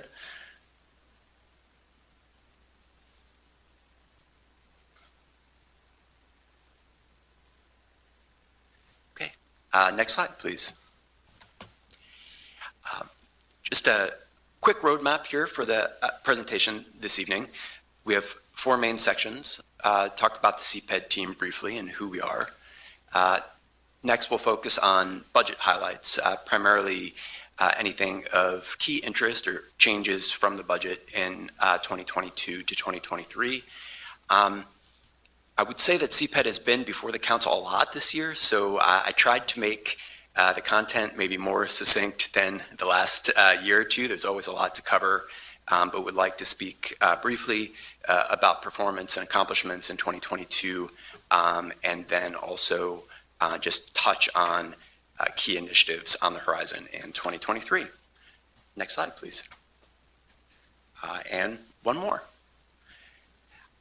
I think you all have probably seen this graphic before. I'd just like to show the pictures once again to remind you who the team is in community planning and economic development.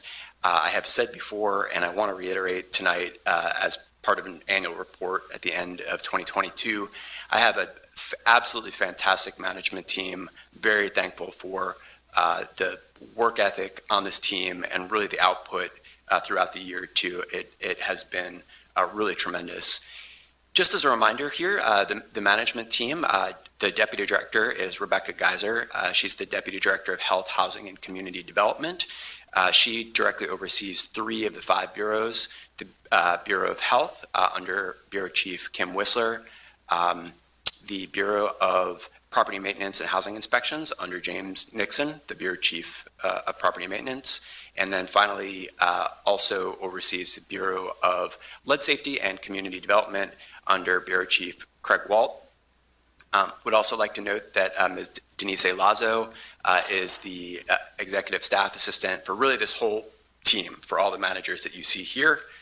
On the right side of the org chart, Douglas Smith, who's the Bureau Chief of City Planning, and John Lefebvre, who's the Bureau Chief of Building Code Administration. Next, please.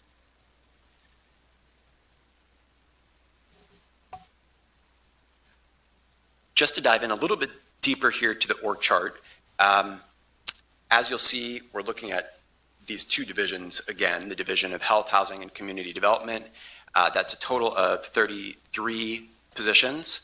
There are 16 positions in the Bureau of Property Maintenance, 10 inspectors, and 5 clerks in the Bureau Chief.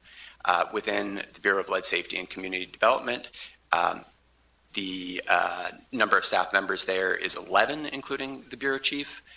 In the Bureau of Health, it's 6 full-time employees, including the Bureau Chief.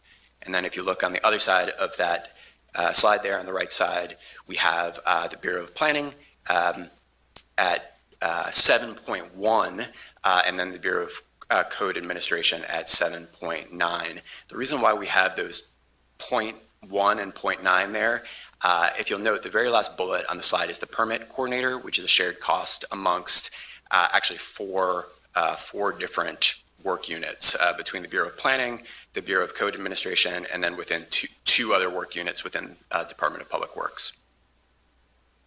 Next, please. And one more. Okay. Sorry, bear with me. I've got to catch up my computer here.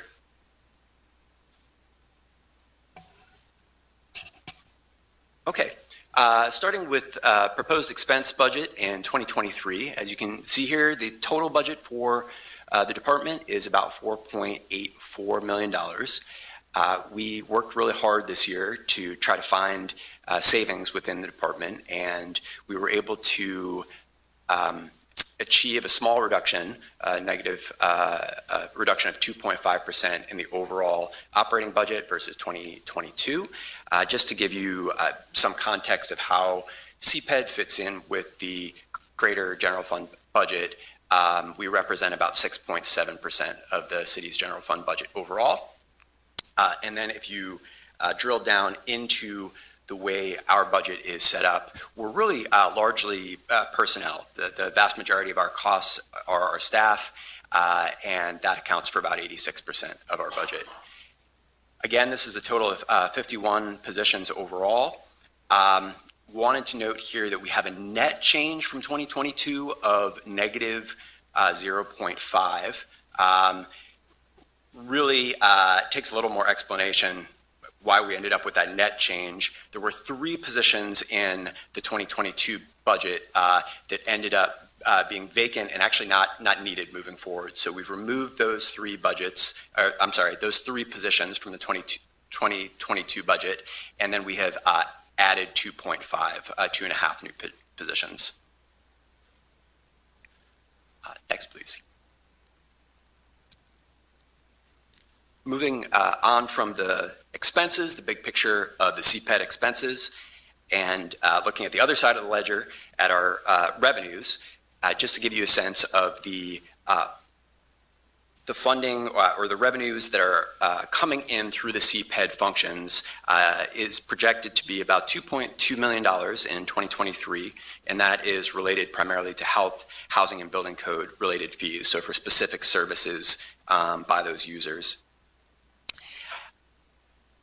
In addition to those fees that are coming into the city government, we also have CPED grant revenues, and those grant revenues are projected to cover about $1.6 million of expenses in the general fund budget.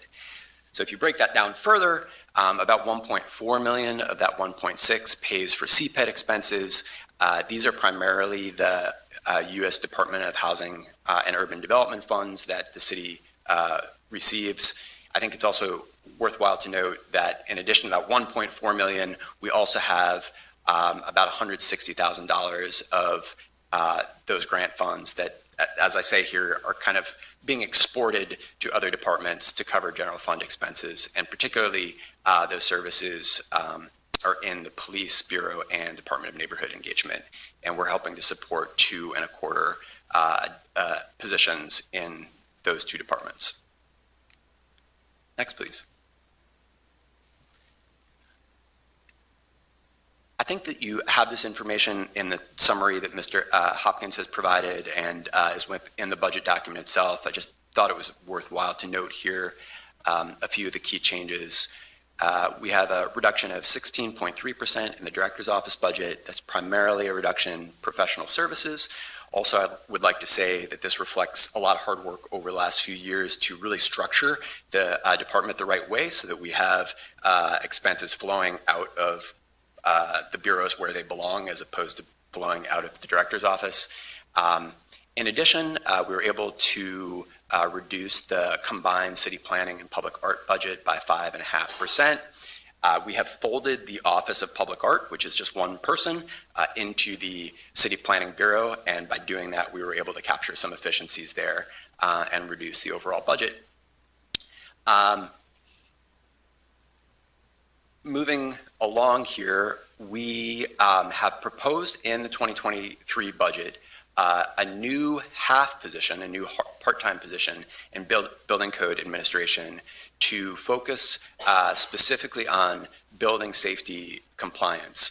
We run into a lot of situations here in the city where we have unpermitted work happening, and we would like to focus a position or a part-time position on compliance with respect to both building code and zoning as well. One of the things that this position can help with is actually the short-term rental enforcement that we're doing now. For the Property Maintenance and Housing Inspections Bureau, you can see here that we've proposed 2 new housing inspectors. We're actually removing 1 clerk position that we don't believe we need any longer thanks to technology advances. Those 2 additional housing inspectors are specifically to implement the new legislation with respect to lead safety and housing standards that the City Council has passed this year. In the Lead Safety and Community Development Bureau, we have 2 positions that actually were never filled. They were proposed in the 2022 budget. One was related to ARPA management, which we have the American Rescue Plan Act. We have covered that need through our consulting firm, so we don't need that position any longer. And the other position was related to economic development, navigation services, which is now, there's a very similar position in assets where that function is being handled. Next slide, please.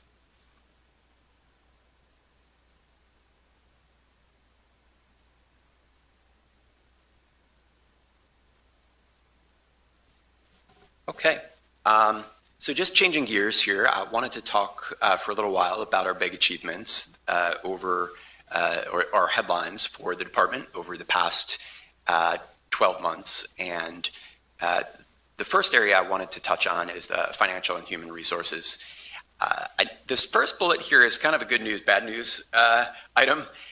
We will come in somewhere around 500,000, perhaps a little more under budget in 2022. That means we're able to return that back to the general fund. We're saving those funds for our citizens. That's the good news. The bad news is that those savings primarily came from vacancies over the past year, and that puts additional pressure on the rest of our staff. However, there is a good segue to the next item there. For the time that I've been here, serving as the director, the vacancy rate for the department has fluctuated anywhere from 20 to 30%, which has been very, very high and tends to be difficult to fully operate a department when you're at that vacancy rate. We made a lot of good progress with our partners in the HR Bureau this this year, and come January, we'll be at a 9% vacancy rate, which I'm very, very happy to report that. Finally, I thought it was noteworthy that we have invested a significant amount of time, funding, energy, intention in partnership with Department of Neighborhood Engagement, in partnership with Sharon Allenspan, our Diversity and Leadership Manager, and really making sure that everyone within the department is being trained in DEI, trauma-informed, and additional management competencies as well. Next, please. Focusing on the health, housing, and community development area for a moment, just wanted to remind you all and really take a moment to say thank you. We passed 3 different amendments this year to 3 different ordinances, all related to maintaining safe and healthy homes within the city. And I really think that this was a landmark achievement, both on the administrative and legislative side. We still have a lot to do to operationalize and implement all of that change, but we're going into that process come January 1st of 2023. In addition to that, this is perhaps my favorite bullet in the presentation here. I'm extremely proud of the work that we've all done in the affordable housing space. The city has funded about $14.5 million in low to moderate income affordable housing over the past 3 years. The biggest portion of that, of course, was the recent ARPA allocation of $10 million. But I did some additional math to look at the work that's been done really over more like the past 2.5 years. And if you add up all of that, we're projected, or the funding would yield a production or construction of 210 new homes and preservation of 447 existing affordable homes. So again, kudos and thank you so much for your work in that space. Next, please. Sticking with health, housing, and community development, wanted also to note that there's been an immense focus and success within the Property Maintenance and Housing Inspections Bureau with respect to culture and the operations of that particular bureau. We've really focused in this last year under the leadership of Rebecca Geiser and the new bureau chief, James Nixon, on consistency and accountability within that bureau, and also a renewed energy and emphasis on community education and engagement with respect to housing code and all of the various parts of community development that's really connected to the quality of that housing. In addition to that, I thought it was worth noting that our amazing senior health officer and bureau chief, Kim Whistler, has often been an army of one over the last few years, and we have finally made some wonderful success in filling vacant positions that were under and around her. And starting in January, we will actually have a full complement, an actual true team under Kim Whistler, and looking forward to where we can go from there. So we've really focused on the hiring and also on the training of those new individuals. It's going to take some time to bring them up to speed, but we've got some great folks who are new to the city. And then last but not least, the Lead Safety and Community Development Bureau. This probably goes somewhat under the radar, but the administration of the HUD grant programs, Community Development Block Grant, Emergency Solutions Grant, the Home Program, they're very complex and time-consuming programs, and if we do not administer those properly, that means we're at risk of losing that funding. So we've actually only have 2 people who are focused on that work and have helped us meet spending deadlines and get ahead of the game more so than we ever have been in the past. In addition to that, we were able to ramp up our home repairs and rehab. This speaks directly to this protect portion of the interim housing strategy. As you can see here, I won't go through all the numbers, but on that last point, the lead remediation homes that we completed year to date in 2022, we were able to do 48, and then critical home repairs, 26. That's the most that we've been able to do in 1 year, and we're hoping actually to increase that further going forward. Oh, sorry, next slide. Keep hitting the button. Moving on to the city planning and building and building codes area, just a few additional headlines here. We had 18 land development applications that were completed year to date, and we actually still have 8 more that are in process. This is the work that falls directly under Douglas Smith and the City Planning Bureau. Worthwhile to note that we have approved over 1,100 housing units this year. That is, to my knowledge, a record number. Very, very exciting news. I will say there's a caveat here. We are facing some stiff headwinds with respect to the real estate economics right now. And so we're really going to have to work hard to make sure that we can get these approved housing units out of the ground and deliver them. I'm still feeling very, very favorable about most of these, but it is worth noting that with interest rates going up and the cost of materials, construction materials going up so much, this has become really an increasing challenge over the last 3 months in particular. In addition to the housing units, we also have 91,000 square feet of commercial area that was approved this year.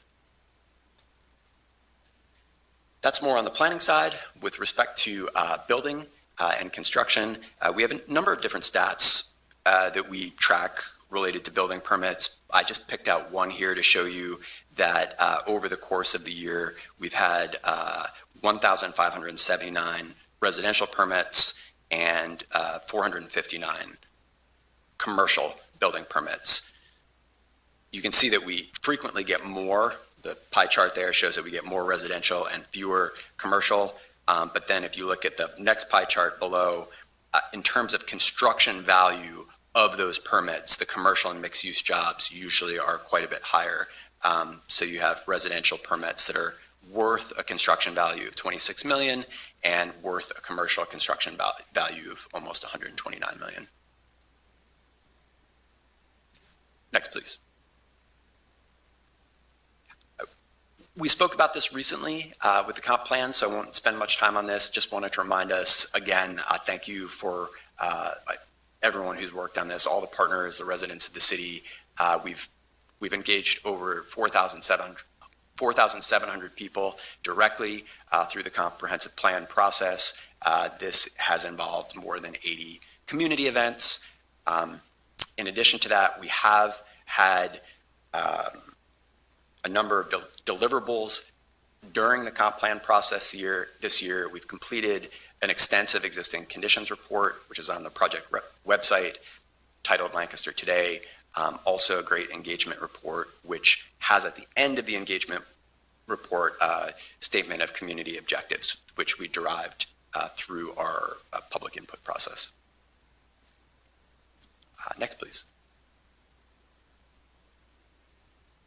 Okay, last but not least, just turning our attention from the headlines in 2022 to initiatives and priorities coming up in 2023. I wanted to go through each of the areas very briefly here. In the property maintenance and housing inspections, and particularly regarding the housing codes themselves, as I noted, we have a lot of work ahead of us to implement all of the new ordinances, which require fulfilling those new rules and then also putting those new operations in place. Provided that the budget passes, with the proposed 2 new inspectors, that means we'd be doing that with a full inspector team, which we feel is necessary to fulfill the requirements of those new ordinances. We also want to reestablish an emergency housing displacement fund. This is specifically for tenants who are displaced in a situation where a landlord has not complied with our housing code and the property has been condemned. We do on occasion have a situation where then tenants need to find a different place to live. We've had a successful housing fund in the past, but that has been depleted, and it is a priority of James Nixon and Department of Neighborhood Engagement to get that back up and going. Moving on to the Health Bureau, we have started the baseline data collection and early evaluation of some information, but next year we're really going to be leaning into completing a community health needs assessment for the city.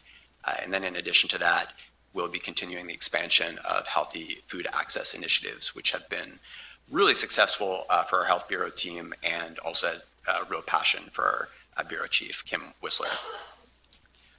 In lead safety and community development,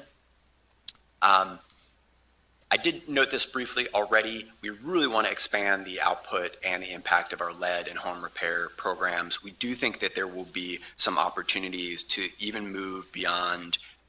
We have very generous funding through HUD, our HUD grants right now, but this is a very popular area for funding, and we do think that there are other avenues that we can tap into. One is a new state program called the Whole Home Repair Program, and we'll be working with our development team under the mayor's office in Tina and Jen, hopefully to help us with that as well.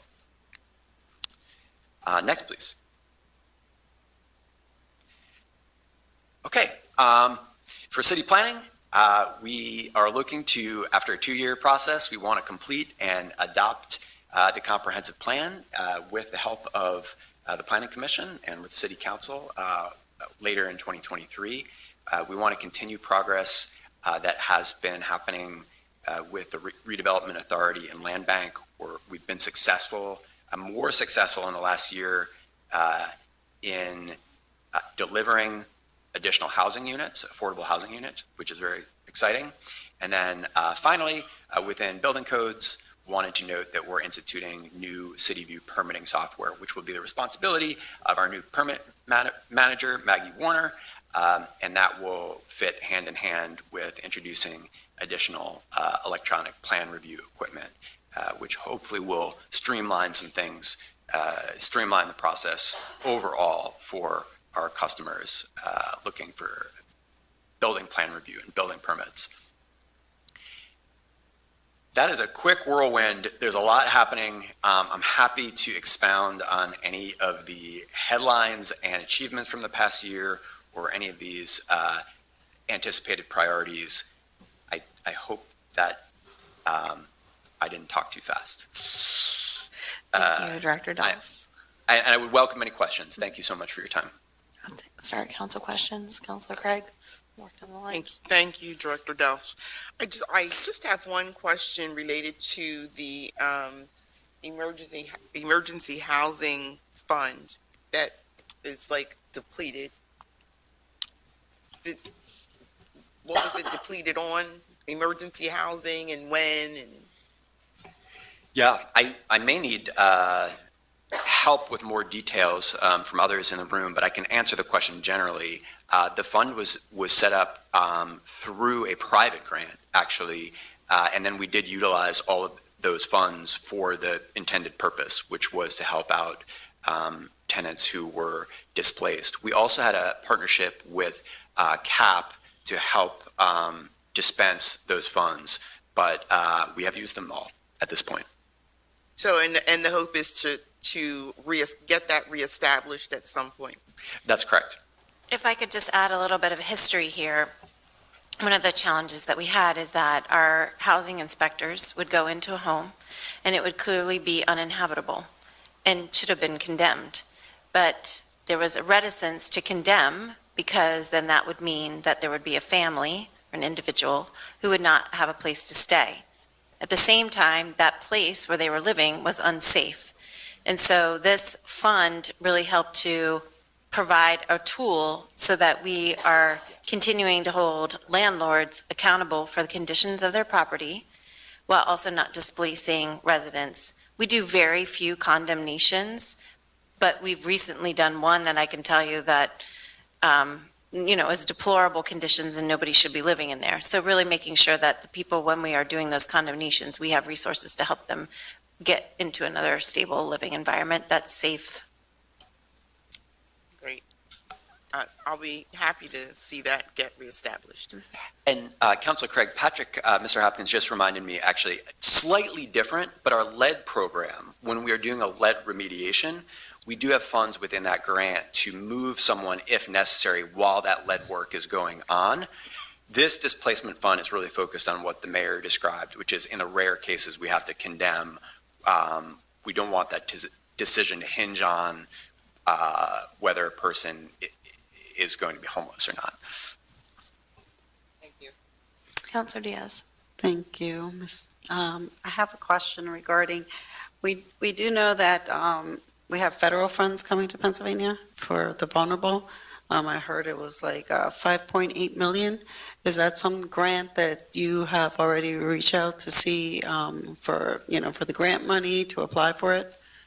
It's basically for people that are homeless, and I know that it's coming to Pennsylvania. Most of that funding of that category flows through the Lancaster Housing and Redevelopment Authority. We are partnering with them on a variety of different programs. So for example, the whole home repair, which I mentioned, that actually would flow through that entity, and then hopefully the city would be able to utilize those funds. In this moment, I'm not familiar with that, the grant that you may be thinking of, but we can definitely look into that further with the Redevelopment Authority. And in regards to the lead program, do you have an estimate of how much money the city grant money was put out and how many residents applied for it? I do. Just bear with me for a second. I brought a number of references.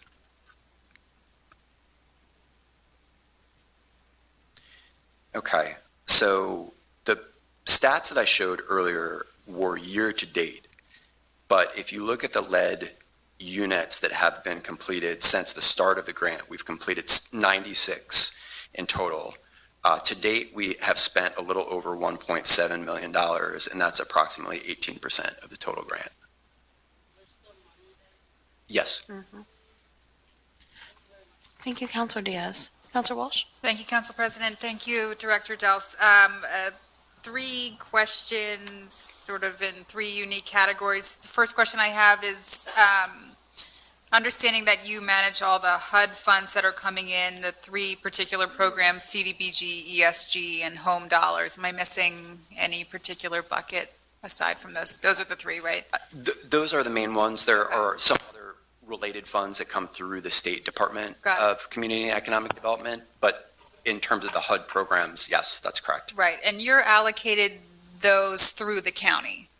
The county receives the whole lump sum for the county, and then they allocate it appropriately to the city, correct? The Community Development Block Grant funds, and in the past, the Emergency Solution Grant funds come directly to the city. Got it. The home funds come through a consortium with the county. Okay, beautiful. Of what percentage have the allocations been created for 2023 in regards to the total amount of HUD funding that Lancaster City will be receiving? Each year we get notice from HUD. Unfortunately, it's often later than we want it. It's usually like June or July, but those are actually the 2023 funds. So you're planning 2023 funds when you get them in July of 2023. Typically, we do have a council meeting and a public hearing at that time in sort of late second quarter to talk about the details. So we'll definitely have that opportunity to talk about that. Because the cycle is different, because you're really going, instead of January to January, you're going from like July to July, all the accounting gets a little bit tricky. I can maybe give you some big picture here. In general, our total allocation for CDBG has been about $1.6 million each year. And we just hit our spending benchmark on November 1st. You have to have spent, you can have no more than 1.5 times your annual allocation in the bank, so to speak. So that's about where we are. Does that make sense for CDBG? Yeah, Okay. I'm following along. And then historically for the city, CDBG dollars have been reserved for public safety, correct? No. No. So, so the CDBG program, I can just give you a reminder here. Thank you, I'd appreciate that. It's mostly our housing inspectors. Yep, that's correct. And the vast majority of our CDBG funding right now is going to core city services. And we have, and I can provide this to you afterwards as well. This is the action plan for 2022 categories. It's $20,000 for fair housing services, which goes outside the city. We have $215,000 for critical repair and lead hazard control administration. That's partly our match for the lead grant, the HUD lead grant. $125,000 specifically for critical repair, $358,000 for housing code enforcement, $163,000 for what we call affordable housing development solutions. This was really for production of new homeowner units. We have $210,000 for place-based streetscape improvements. So this is where we have a community development need, but it's an investment in the public right-of-way. The health and housing social worker, $75,000, which is within the Health Bureau. The neighborhood engagement project manager, Gabrielle Busco, $80,000. The neighborhood crime reduction through the police social worker program, $80,000. And small business development, micro enterprise, which goes outside the city to a nonprofit partner, $20,000. And then finally, CDBG program administration and planning, $284,000. A big chunk of that went to the comprehensive plan. Beautiful, thank you. And then just high-level ballparks for ESG and home. Yes. I can get the individual breakdowns from you another time. Yes. But I do appreciate that for CDBG. What complicates this even more is that we had coronavirus funds for both CDBG and ESG, and I'm happy to provide that at the right time if that's at the meeting next year, or I can also provide information to the council if you'd like. For our ESG entitlement, just the amount that we get each year, because of a formula change, we actually did not get that award this year. But historically, we had used it entirely. That money was going for homeless outreach services and rapid rehousing with Tenfold, and then also for YWCA emergency shelter operation. Do you foresee that, has the calculation stayed the same? So for 2023, do you anticipate getting ESG funding? For 20, I'm not sure. Okay. But we put together an application in conjunction with the Housing Redevelopment Authority to pursue competitive ESG funds. So we actually went after, our annual allocation for ESG had been about $145,000 each year. We did pursue, it was more in the range of like $300,000 to $400,000 for competitive dollars. If we get that, we'll actually be ahead of the game where we were, but it's not something that we automatically received this year. Thank you. And then ballpark for home. For home, yes.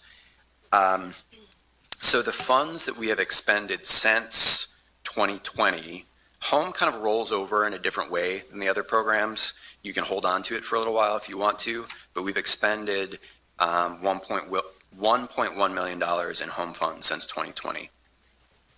And we have it. I'd have to double check this, but we've used what we have. So we don't have an outstanding balance, a major outstanding balance in home right now. That doesn't surprise me. No. Especially given the city's priorities on affordable housing. Yes.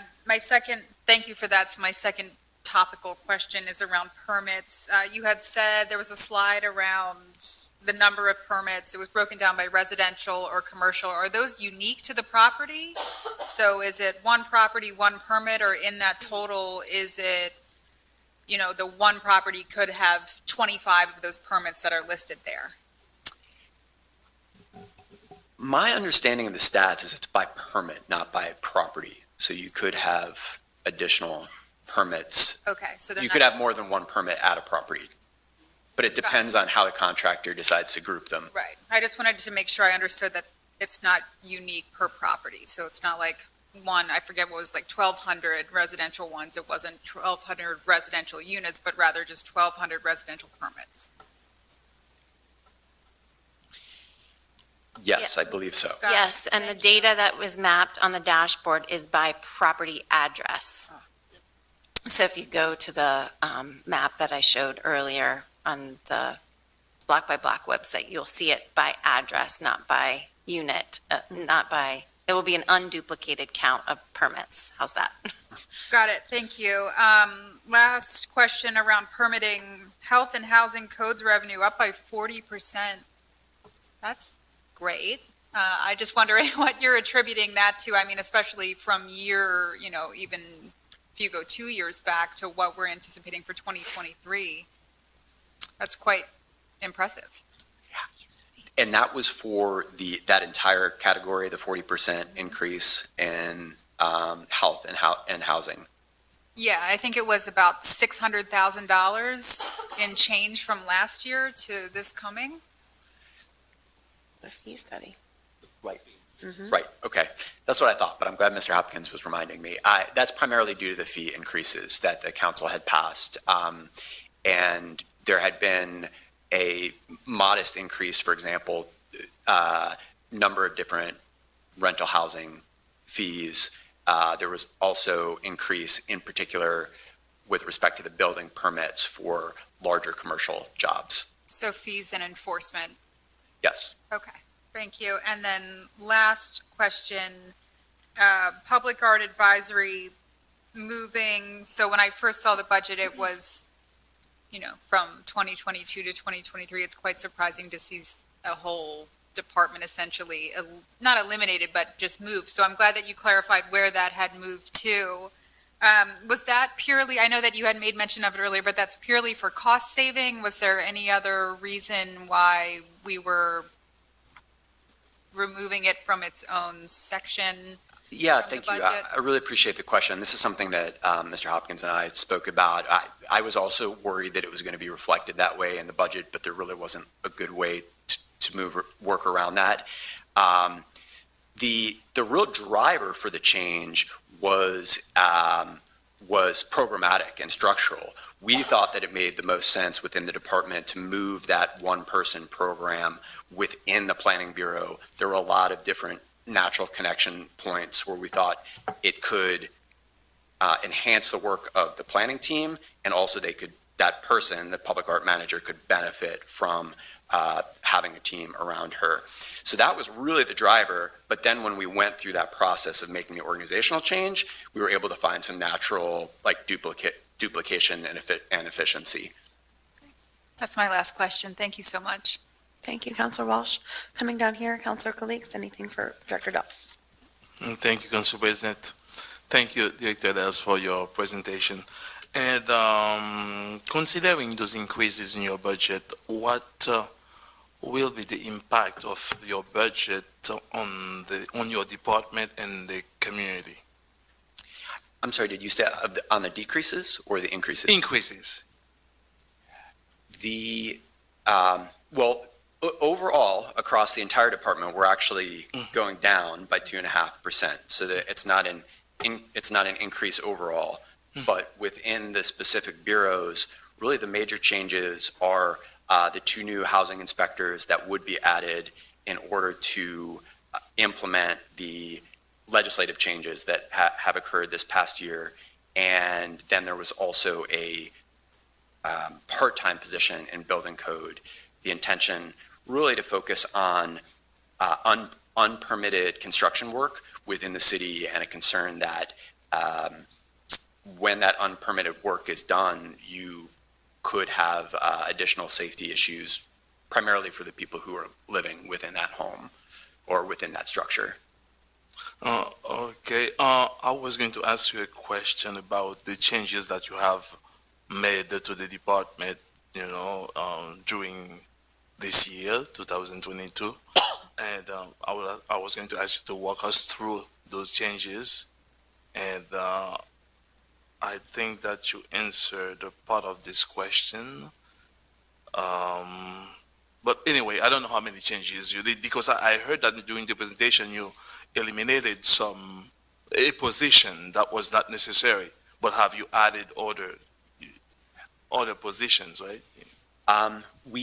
The proposed positions were just those 2.5 that I described. The few positions that we removed from the budget should not have an impact in terms of service delivery. One of the positions was a clerk within the Housing Bureau, which we believe will be able to fulfill that need through the various technology improvements that we have happening. That is a vacant position right now. We're not letting someone go to make that change. And in addition to that, the other 2 positions were positions that we actually never filled and don't believe we need any longer. Oh, okay. So just recognizing that we have structural deficit and all the other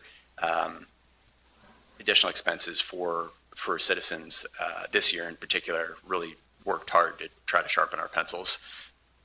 Sound good. Thank you. You're welcome. Thank you. Councilor Arroyo, anything for Director Delps? Councilor Ahmed? Thank you, Council President, and thank you, Director Delps, for your presentation. You kind of answered my question with Councilor Khalix's question, but seeing that we were able to, come 500,000 under budget, are we looking at ways to kind of continue to combine positions or responsibilities so we could continue to, have those come in under budget? Seeing that most of the budget is personnel, I just want to know how we're managing that to kind of keep that progress and, keeping the expenses down. Yeah, I appreciate the question. It's a good one. I would say, generally speaking, I believe very strongly in, value and efficiency. So we'll be continuing to look at that over the next year to see where we may be able to find additional savings. Specifically with the personnel, no, I have no plans at this time to change personnel because those savings came from vacancies that really needed to be filled. And so the fact that we're going to be heading into January at a 9% vacancy rate rather than a 20 or 30% vacancy rate means we can actually deliver on more of the goals that I think are expected. Thank you, Director, and thank you, Council President. Thank you very much. Anything further for Director Delps? Thank you very much. And with that concludes our budget hearing presentations for the day. Thank you to everyone.